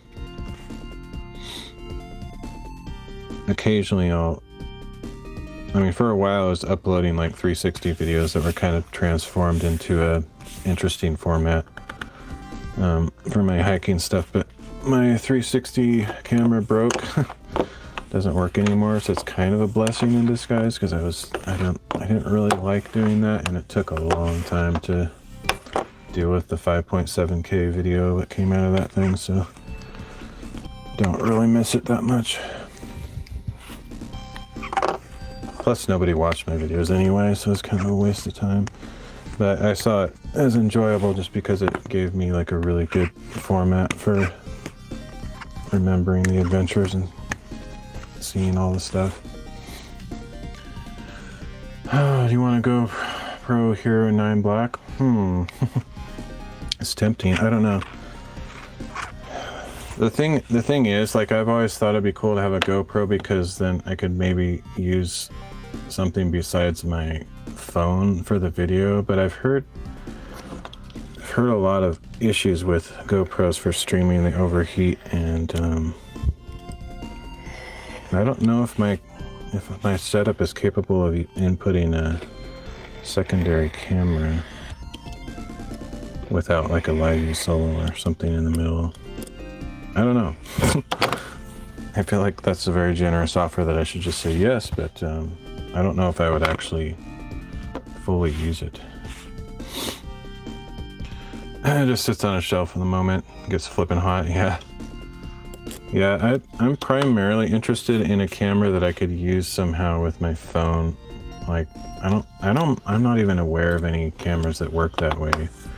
But like some video input that wouldn't overheat my phone, and because my phone like gets hot and battery runs out, but unfortunately the way that most generally speaking, I think the only way to overcome what I experience is to get like a Live Solo or a like a Raspberry Pi and spin up a server on it where it's kind of doing some of the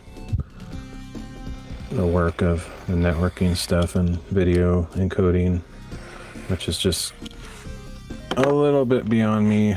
I mean, I could learn that stuff, but as far as like trying to make my stream all fancy, I think that's beyond what I should be worrying about with my level of 0 viewers. Yeah. I would like to have some device that allowed me to do video encoding and some of the networking stuff outside of my phone, though. That would be cool, but something that I'll probably never do. I've thought about getting like Starlink or something, but my budget is 0 right now, so. Hey, Tugboat, I need more quality. Sorry, no quality here. I avoid quality at all costs.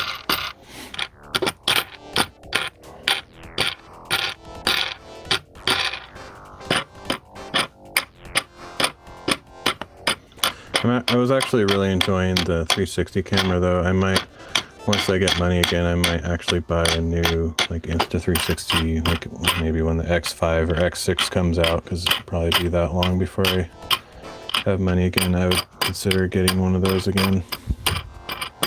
That was pretty fun.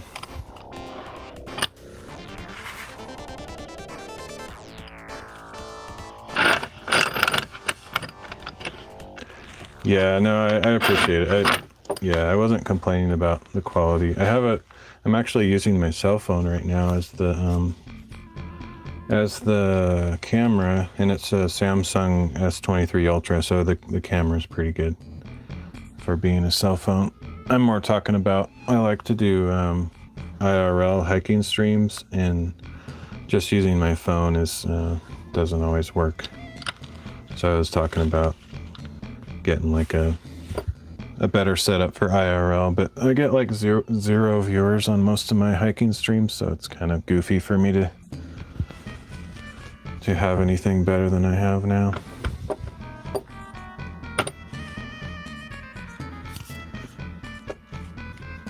Yeah, I think this camera is like better than any pretty much any webcam would be. The newer Samsungs, the sensors are really pretty good. I don't like the color science on the Samsungs, but as far as overall video quality, they're pretty awesome.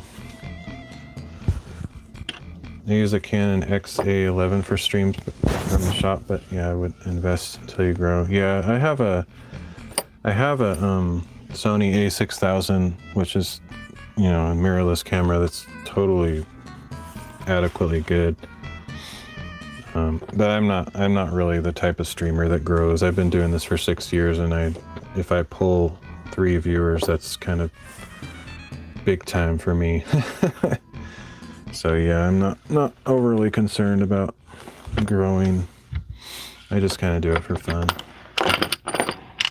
And just to have like people to talk to while I'm working on projects is kind of my primary motivation. When do I normally stream? I am a night owl, so I'm actually up from the previous night, so anywhere from like 10 p.m. to like 6 a.m. is kind of my prime time, typically. But it varies randomly. Sometimes I do IRL streams in the middle of the day if I happen to be awake and it's a nice day for a hike. But I'm a variety streamer. I do a bunch of random stuff all the time. I must have missed you last night. I would have rated you. Oh, yeah, don't worry about it. I'm not really looking to grow a channel. I mean, I appreciate the sentiment, but I'm more just like interested in meeting people and hanging out. I've been doing this so long, I already know I'm not the successful streamer type material. I'm a small streamer forever. I have to run, friend. I hope I can catch you again. Yeah, I really appreciate you hanging out for so long. I always enjoy catching up with you. So, highlight of my week so far. Thanks for hanging out. Hope you have a good rest of your week. I probably won't go too much longer. I was considering gluing all of these boards, but I don't know if I'm going to do all of them anyway. But yeah, oh, and actually I don't think I didn't stream last night. I'm the most sporadic streamer on earth. I don't have a schedule, and I'm night owl, and I stream like randomly for like hours and hours and many days in a row, and then all of a sudden I don't stream for like 20 days straight. It's totally random. I don't. The least reliable person online, pretty much. I guess I'll do a few more. Maybe I might even finish all these. I don't know. I was just getting kind of annoyed at that, how that was stacking in the book press. I don't have a schedule yet either. I'll keep you in mind if I see you and read you out to you. Okay, well, I appreciate it. That's kind. What kind of I can't remember if we've talked before. What kind of streaming content do you do? We had 37 last night. I could have sent your way. Nice.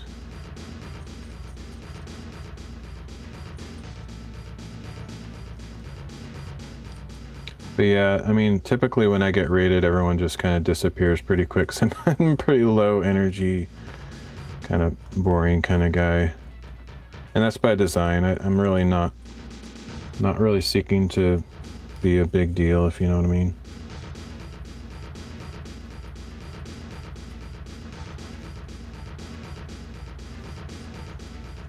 Just kind of a real life dude that streams whatever kind of hobbies I'm interested in. I don't really have like a super, don't have like a particular tone or like, I can't even talk, but yeah, I don't really have like a theme to my channel or strategy. I just kind of do it for fun. I don't force myself to be entertaining either. If people like it, great. But if not, I don't care. Yeah, that's exactly how I'm at, or how I am. Like I said, I've been doing this for 6 years, but yeah, I gave up on growing a channel like about a year into it. I realized, nah, I see what it takes to do it, and I don't even want it. I don't want that kind of success, and I know I don't have what it takes. So I just built some community, made some good friends along the way, like Boomer Tester there I've known since the beginning 6 years ago. We became good friends, and that's the kind of kind of stuff I look for is just making friends and stuff. Am I on YouTube? I'm basically everywhere. I'm streaming on 12 platforms right now, and then sometimes on 14. So yes, I'm on YouTube, I'm on Kick, I'm on DLive, I'm on pretty much you name it. I'm on Rumble, I'm on Odyssey, I'm on Noise Party,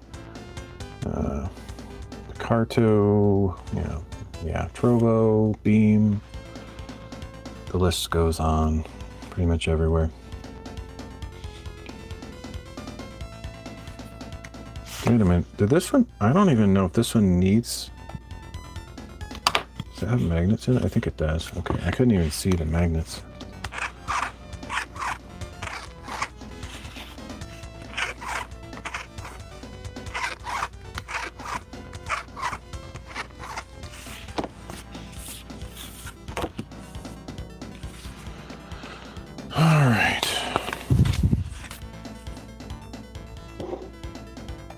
Yeah, I actually started out, I've done a lot of different stuff. Right now I'm kind of stuck on the bookbinding thing just because I'm enjoying it, and I occasionally do hiking streams. But when I started, I did piano streams. I do soccer ball juggling streams. I've done like maker streams where I do like carpentry stuff or whatever. Kind of like pretty random. Switch it up all the time. I do Bible reading streams. Lots of different random stuff.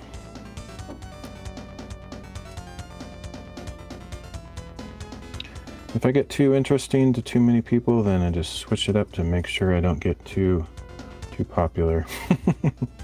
Not that I ever have that problem, but because I'm a variety streamer, like some people like some of my content, but then I do other things that they like don't care about, so I think I tend to lose people's interest because I keep switching it up all the time.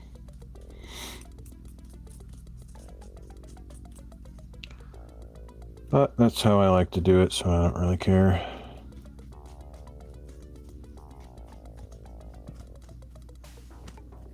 Done programming streams. Mostly like asking AI to do it for me because I hate programming, but all sorts of junk. I used to do retro video game streams, but I haven't done that in a long time.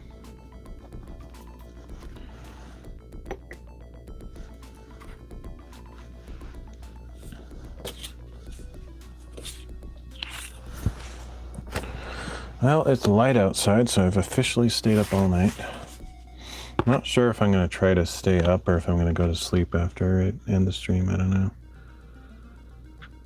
Never really works out for me when I try to stay up all night. I end up like getting super tired around like 2 or 3 o'clock, and I just resets everything again to pure nonsense schedule.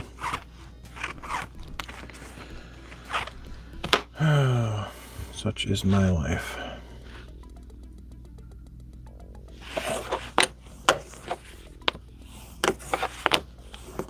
But yeah, anybody that's here, give Boomer Tester a follow wherever you can find him.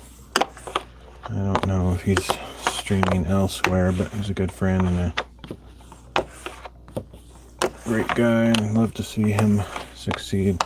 I'm more interested in seeing other people succeed at streaming or content creation than myself. I don't actually want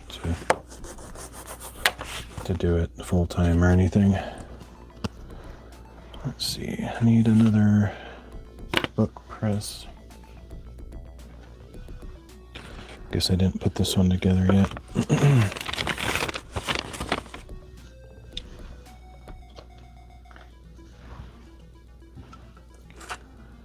I don't know where oh, there they are. Never mind.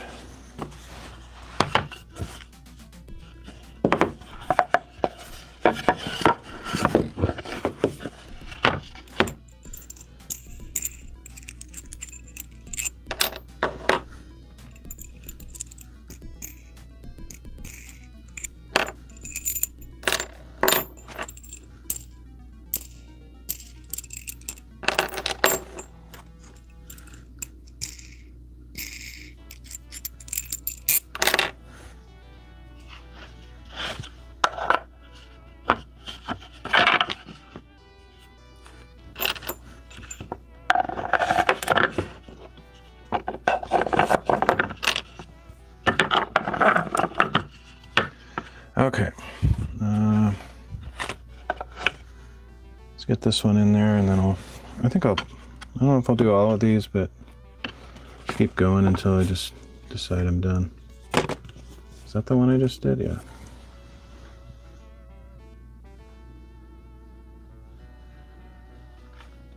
Running out of space to put these glue sheets.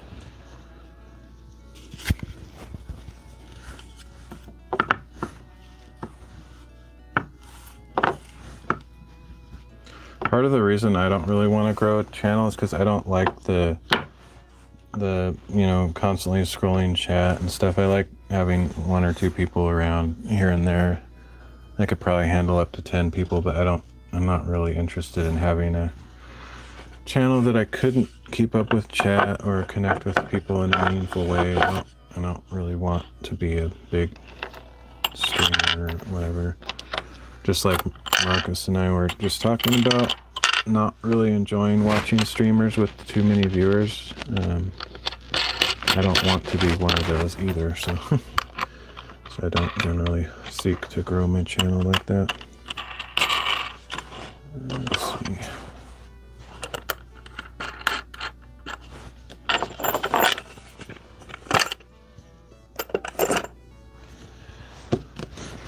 Next.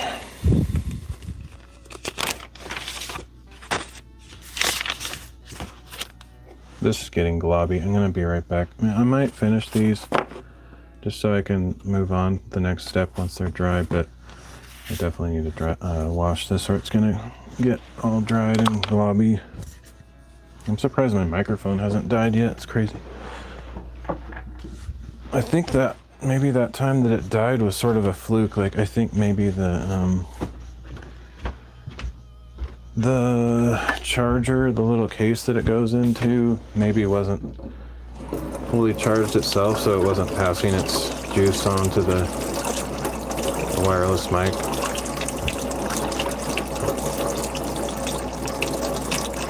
It seems like it's going a lot longer today. I don't remember what the manufacturer said about it when I bought it and read the marketing material.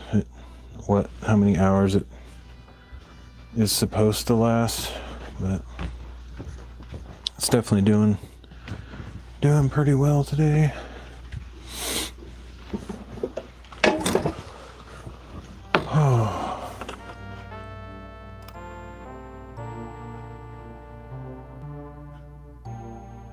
Whoa, apparently I have 18 viewers on Party. I don't know if I believe that, but kind of crazy, according to Beam. Okay.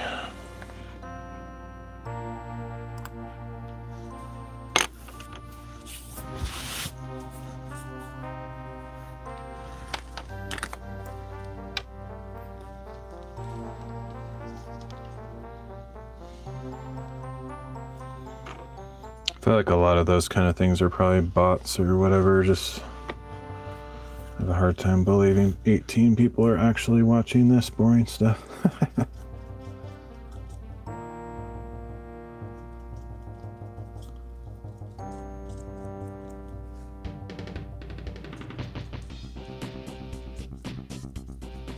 I would probably do better if I turned my music up so people could just like tune in to listen to the retro game music and not my boring weird chat. Queen Latifah, or Latifah. Welcome. Hey there. We're on Kick.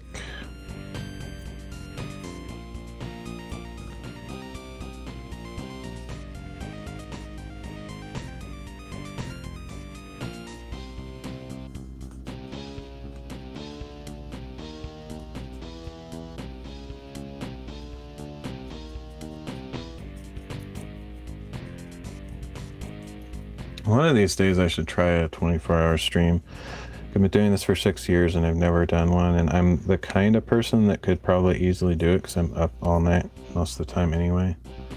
The challenge would be trying to predict my internal clock, because sometimes I'm so dead tired that I can't even stay up for like half a day, and then other times I'm up for like 48 hours straight because I can't sleep. I'd have to like figure out whatever my internal biological clock is up to and pick a day where I'm on the weird, not sleeping schedule. Oh, nice. So you've done bookbinding before then. That's cool. Yeah, the reason I make journals is because I like to write in journals. So that's how I kind of got into it. I have, like, I don't know, probably almost 50 journals that I've written and filled over the years. I started when I was 15 or 16 years old, and just haven't done it like every day or anything, but there's times when I really write a lot, and then there's times where I don't write for like years, or probably not years, but like months. Art journaling, nice. I actually just started doing that. I'm not really much of an artist, but I watched this really inspiring YouTube video about a guy who does journaling and art together, and so I thought, you know what, I've always wished my journals weren't just, text, like there's something to visually break it up and produce more visual memories to look back on. So I started about a week ago or 10 days ago or something. I started doing simple little, very loose sketches in my journal, and I've been enjoying it so far. I might eventually get tired of it and go back to just writing, but for now it's been fun.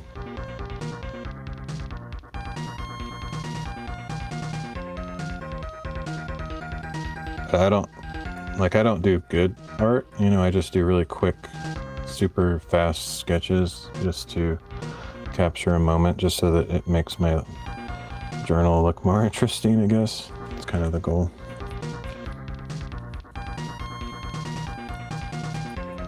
It's amazing, and you don't have to worry about looking super good. I'm an artist, but I also love abstract art, which can be whatever. Yeah, that's cool. You enjoyed it more than writing. Nice. Yeah, I'm more of a writer. I'm like a spiritual person, so I like to capture my thoughts. I also struggle with depression and loneliness and all that kind of stuff, so it helps me just kind of go through unpack some of that stuff, and just helps me learn. Like I have a really bad memory too, so if I write something down, I'm more likely to incorporate it into my lifestyle and hopefully grow from it. But I shouldn't say I'm not an artist really at all, because when I was younger, I was an artist, like in my teens. But it's been so long since I've drawn regularly that, like, lately it's sort of been feeling like starting all the way over. There's a little bit of, tiny bit of knowledge or skill left there, but it's very weak. If you're curious, I have a YouTube channel. I haven't posted to it in years, called Kiss My Creative, if you want some art journaling ideas. My last video was painting that helped me get my feelings out. It was very fun. Nice. Check it out after the stream.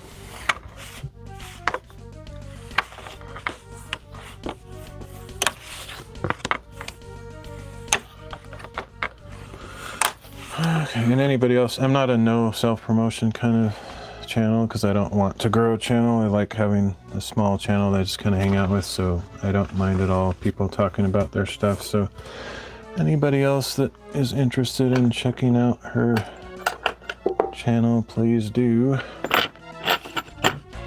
You can post links. I don't know if Kick allows it or whatever, but if you want to, you can try to post a link to your channel.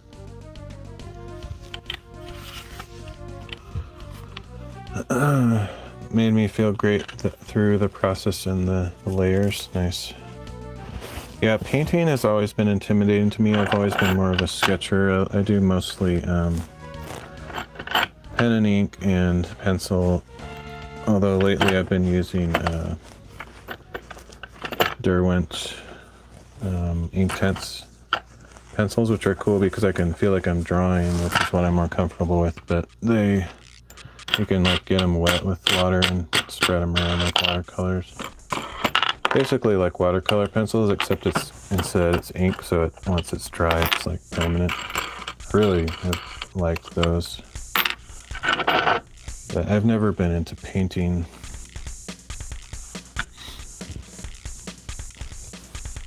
Didn't even mean to self-promote. I don't usually do that, but I felt since you mentioned me. Oh yeah, no, you're totally good on this channel.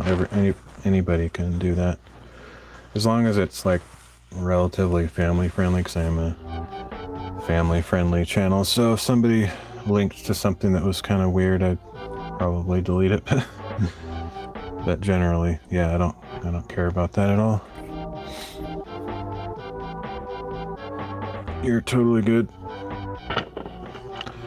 Know how you feel. And art journaling is great. First layers can be literal scribbling, then you just paint over it. Shapes, colors you like. It's super zen. Nice. Okay, I need a way to get this off the table without the bolts flying out, so I'll use this, I guess. Actually, that's not gonna work. I need something stiffer. I don't know. I guess I can make this work.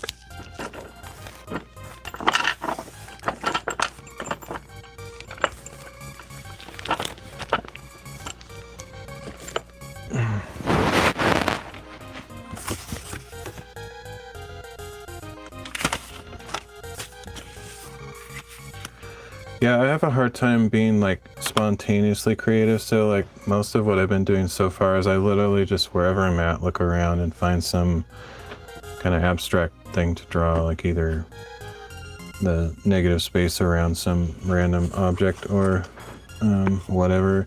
I would prefer, it would be cool if I could get to the point where I'm like good at capturing memories and moments in my life, but I don't have a photographic memory, nor am I very good at art, so like if I don't draw it right then in the moment, I'm not going to remember what it looked like later. And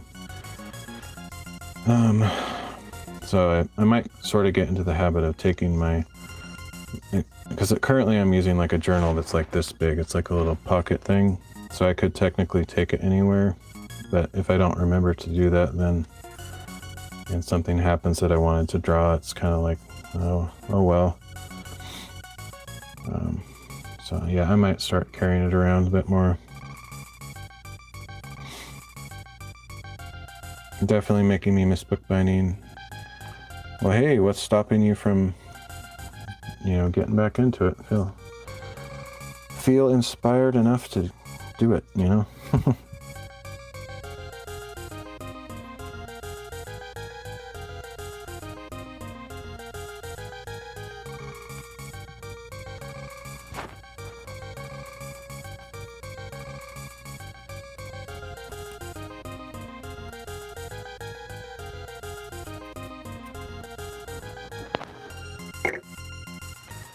Love mini journals. Had one I used to do a little art in called Quickies. Nice. Yeah, just a second, I'll show you one of my little ones that I've made. My smallest one I've ever made. I make all random sizes. Even though this is relatively small, I have some in the works that are a lot smaller than this, because I like the idea of just carrying one around wherever I go. Plus, I don't know about you, but I like filling journals. That's like half the fun, is like, okay, that's the last page, now I get to start a new one. So I'd rather have a small journal that fills up quick than a giant one that takes like 3 years. So here's like my smallest journal I've ever made. I also do the marble paper and stuff, but it has like the color paper in it and whatever. But these are the kind that I've been making lately with like the magnetic flaps on them and stuff. I just do random fabrics that I like colorful stuff, so they're all pretty crazy colors and stuff.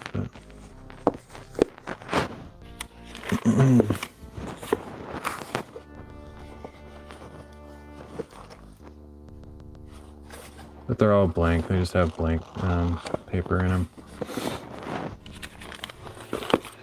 I'm the opposite of journals I made that are empty. I'm that person that always wants a new one. Nice. Yeah, well, I mean, technically I'm the same because I've made over 100 journals, and I've completed over 100 journals, made them or whatever. But I'm also, like, currently I have probably 110, 120 journals like half made. Because I like my favorite thing is to cut the paper, punch the holes, and sew the signatures together and all that stuff. And so I enjoy making a million of those, and then I can never like finish the covers and all the later steps. But I'm currently in the process of trying to, actually finish some of them, because it's pretty rare for me to actually do that, and it's kind of depressing to have this huge stack of 30% to 50% done journals. I also made a lot of vintage journals with all kind of cool flaps and pockets and stuff. The only plain one I made was with watercolor paper in it. Nice. Yeah, I've seen a lot of those. I think they're called junk journals. I don't know why they're called junk journals, but usually the ones that have that name have all the fancy doodads and stuff on them.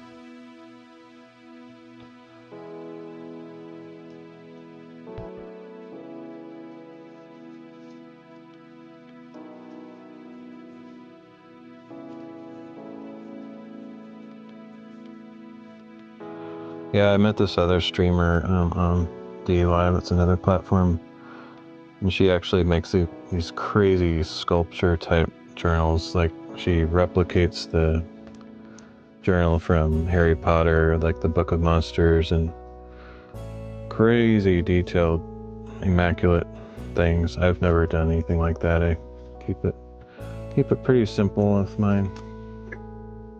Still takes me forever though, because I'm not very fast at making books, but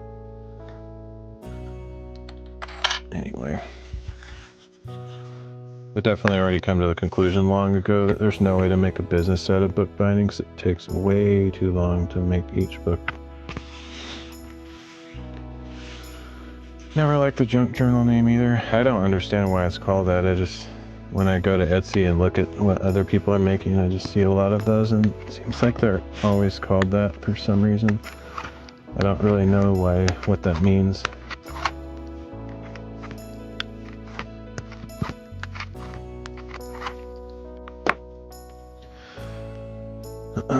Seeing people that make them like that, yeah, it's really impressive.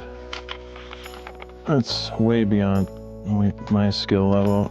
I just don't have the patience to spend that much time on one thing.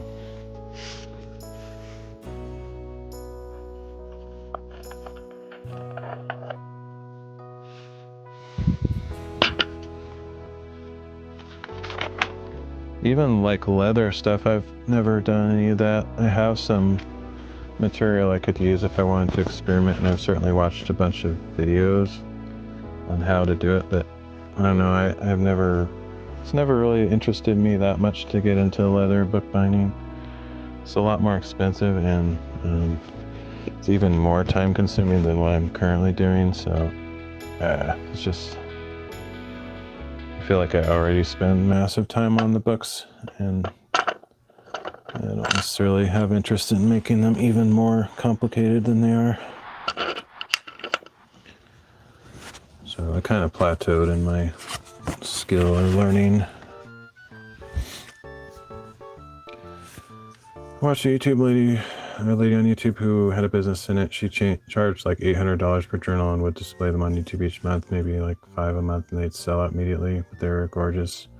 Yeah, that's kind of the only way, in my opinion, to do it, is if you have something that's in such high demand that you can charge multiple hundreds. Because I kind of did a calculation, and it takes me like so long to make these that I think I'm making like maybe $1 an hour if I sell them at what people are willing to buy. So it's depressing, and it's not worth it. And nobody, like, I'm not going to say my journals are not interesting or good. I think they're good, but they're not worth, you know, $800, so they're not even worth $100. Nobody's going to buy them for that much. So yeah, there's no way to make money doing it for me personally. The problem is you're competing with like people that order stuff from China and slap a label on it, and it looks kind of basically the same. In some cases, just from the photos on the like Etsy or whatever, it looks better. So like you're competing with something that costs like $5. It's just, I don't know.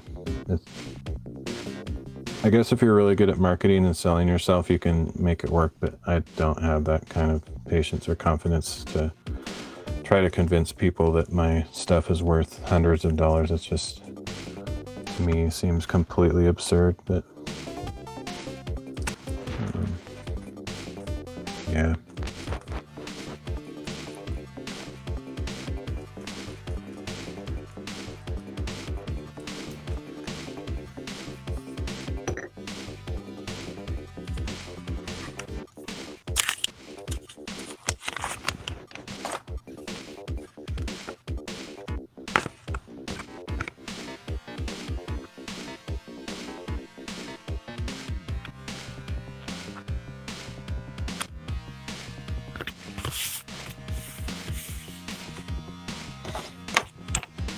But I just do it because I enjoy it, and I like to use them myself, and you know, I will sell some eventually, not on Etsy, but some other site, and just for some of my viewers that have expressed interest in them, and maybe some other distant friends that want to buy one, but I'm not going to make any money off of them because the amount of time I spend, you know, there's no way it's going to be profitable. It's just more the fact that I have over 100 of them half made in my possession currently, and I could never use all those myself.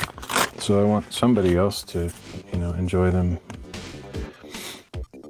Everyone's selling these days. The competition is crazy because they will sell something for $2 that should be sold for $50. And when you want to sell it for what it's worth, no one buys it. And a graphic designer. I'm a graphic designer and have had multiple Etsy shops. I know the struggle too. Yeah.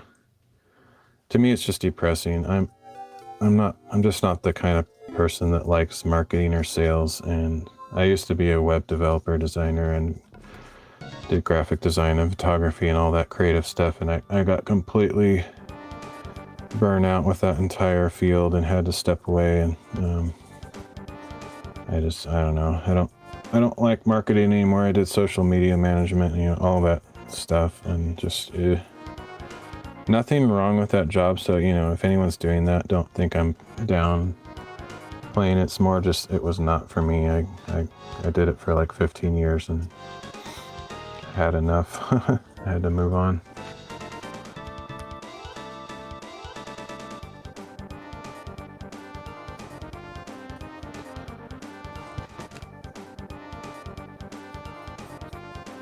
It's mainly because it sucks all the real creativity out of you. Like, unless you're working for a company that you're really passionate about their products, it's kind of like they take all of your art and your creativity to use for their meaningless products that you may or may not care about. I didn't really, and so I lost all my inspiration for doing art for reasons that I cared about as a human, you know.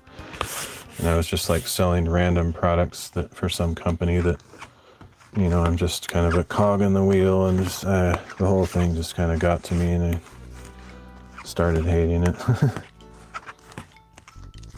But for people that are really passionate about it, they can make it work. But I just lost all joy in it.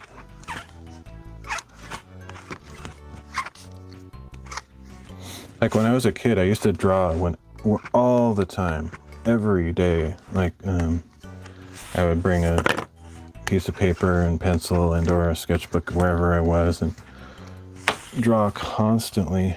And then when I became a web designer and web developer and graphic designer, all that stuff, it just literally sucked the life out of all of my creativity, and I stopped drawing and kind of started hating what I did. And yeah, I don't know, My story is not the same story that everyone will experience, though. Like, if somebody's that's watching is considering getting into graphic design, don't be discouraged or anything. That's, you know, you can make it work. It just wasn't for me.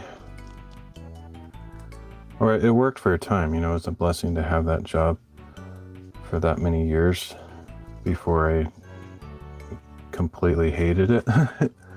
So, you know, it provided for me. So I can't complain. I just know I don't want to do it anymore, that's all. You were being creative for the wrong people, yeah, I suppose, but it's hard to find the right people, whatever that even means.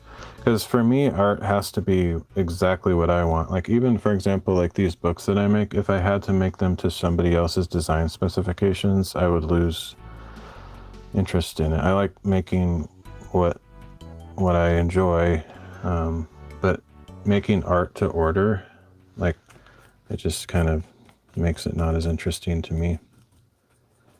It's like, as an artist, you want to draw whatever is in your head at the time, something funny, something beautiful, whatever. But if you had to, like, make art on demand, like, draw this exact thing that somebody wants you to draw, it just, for me, art has to be inspired. It has to come from something almost outside myself. And if I have to do it, like, on demand, like 8 to 5 for some specific company or thing, I can't produce. My brain goes blank. It's like writer's block, but creative block. There's like nothing in my head. I only do graphic design for one of my friends now because we mesh so well and we get real creative together, but I also lost passion working for others. I get it. Yeah. Yeah, and that doesn't happen to everybody. That's not like a guaranteed conclusion to a career. Like, some people can do it for 50 years straight and still love it. It's just, so I definitely want to make sure that people don't think that that's guaranteed. Because not everybody burns out like I did.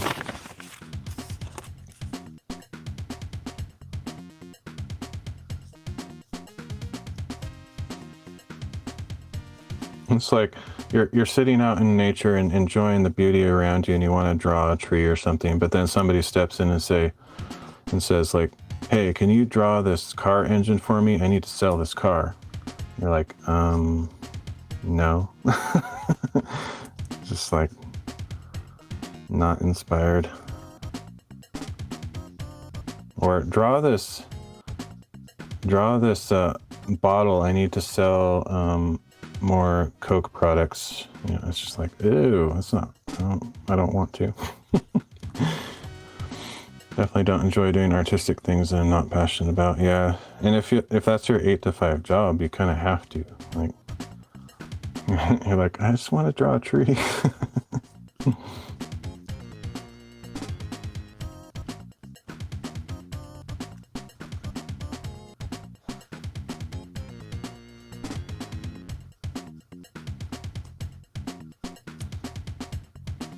Or, I mean, in my case, it's like, normally I just want to draw like silly cartoon kind of characters, and that doesn't sell any products. Like, it's literally just imaginative, silly nonsense stuff.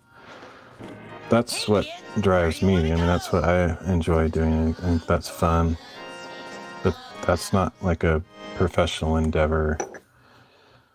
And I just worked for random companies where you have to make product designs and stuff, and it's just, I don't know, it's not the same. But thanks for the follow.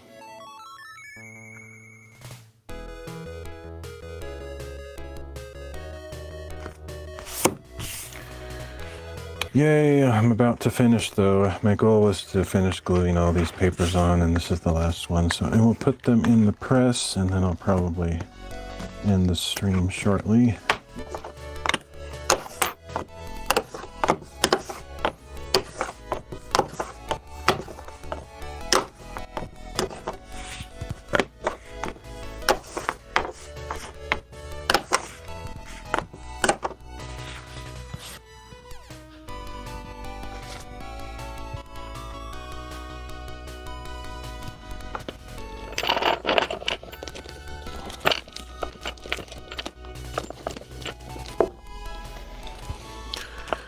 just need some more thingies.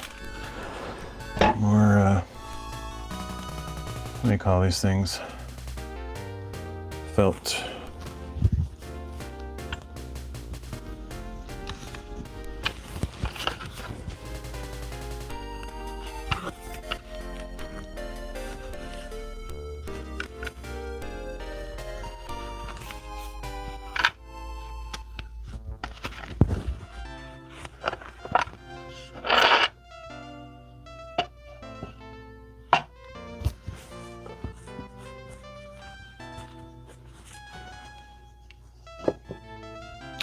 I don't normally stack this many things in the same press, but I'm too lazy to try to dig up another one.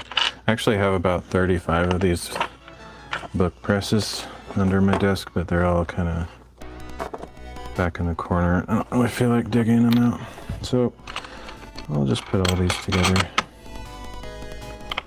Should be fine. It's not ideal, but it should work.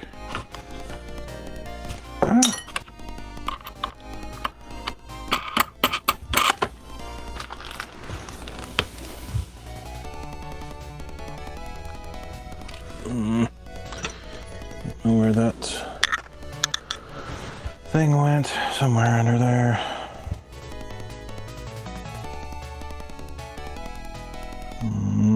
That's annoying. I'll just get another one.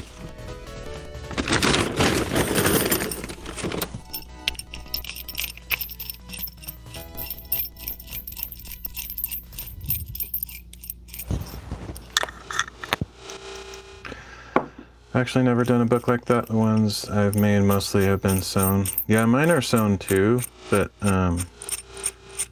that's like underneath. I think I can show you real quick if I can find one that's half done so you can see, but there's obviously different kinds of ways to sew them. But mine are all case bound. I did some, oh, what's it called? It starts with a C. Coptic stitch ones early on, but I switched over to case binding mostly. Let's see.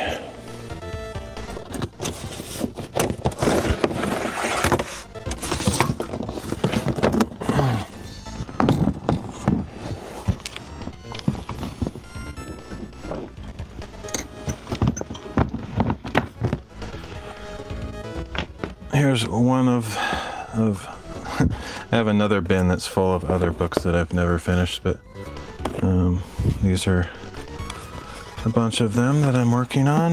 Let's see here. I don't know if any of them show I think these are all glued already, so you'd have to just sort of use your x-ray vision to see through there. But yeah, I do sew them as well. And there's like signatures and whatnot, but yep. I have another bin full of them that are not even glued yet, so you could see the sewing better. Actually, I know where they are. I can grab one. Not that you need to see it, but you already know what I'm talking about.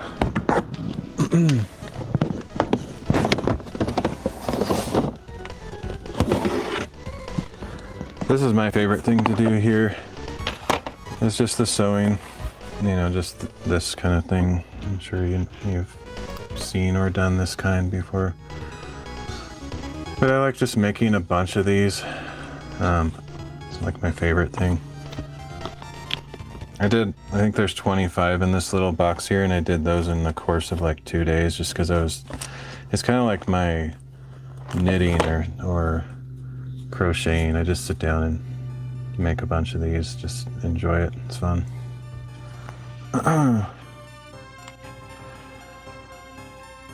Did you make those papers or just the pattern? Just pattern papers? No, it's not like handmade paper or anything like that. I've thought about getting into that, but I feel like I've already spent so much time making everything else that would just make it take a ridiculous amount of time. You get frustrated doing the signatures? Yeah, that's literally my favorite thing to do. I love it. It's like super fun for some reason. relaxing, I guess.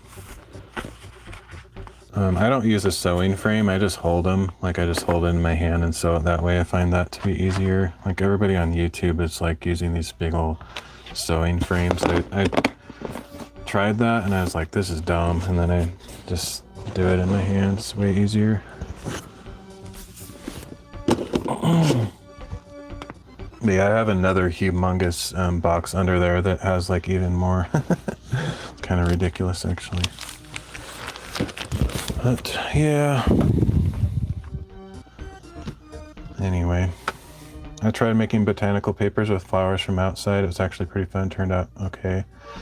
Yeah, what I wanted to do is get into like, I mean, this sounds stupid and ridiculous, but I'm fairly passionate about paper. I worked for a paper company and I actually wanted to buy like a mill and like mill my own paper. And I've also thought about like literally growing a giant field of hemp and making hemp paper.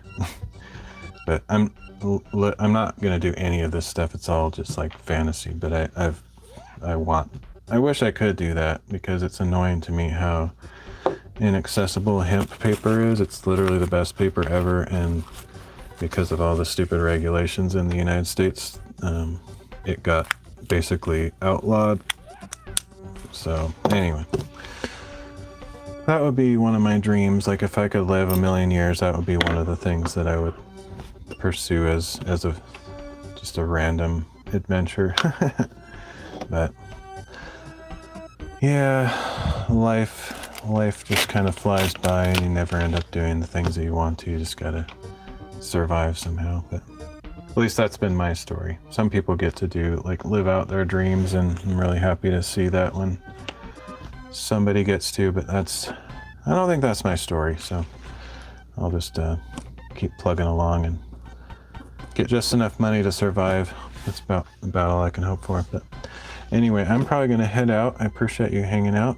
It's enjoyable to talk to somebody that knows about what I'm doing. It's pretty rare, so appreciate it. But I'm gonna head out. I've been streaming for quite a while.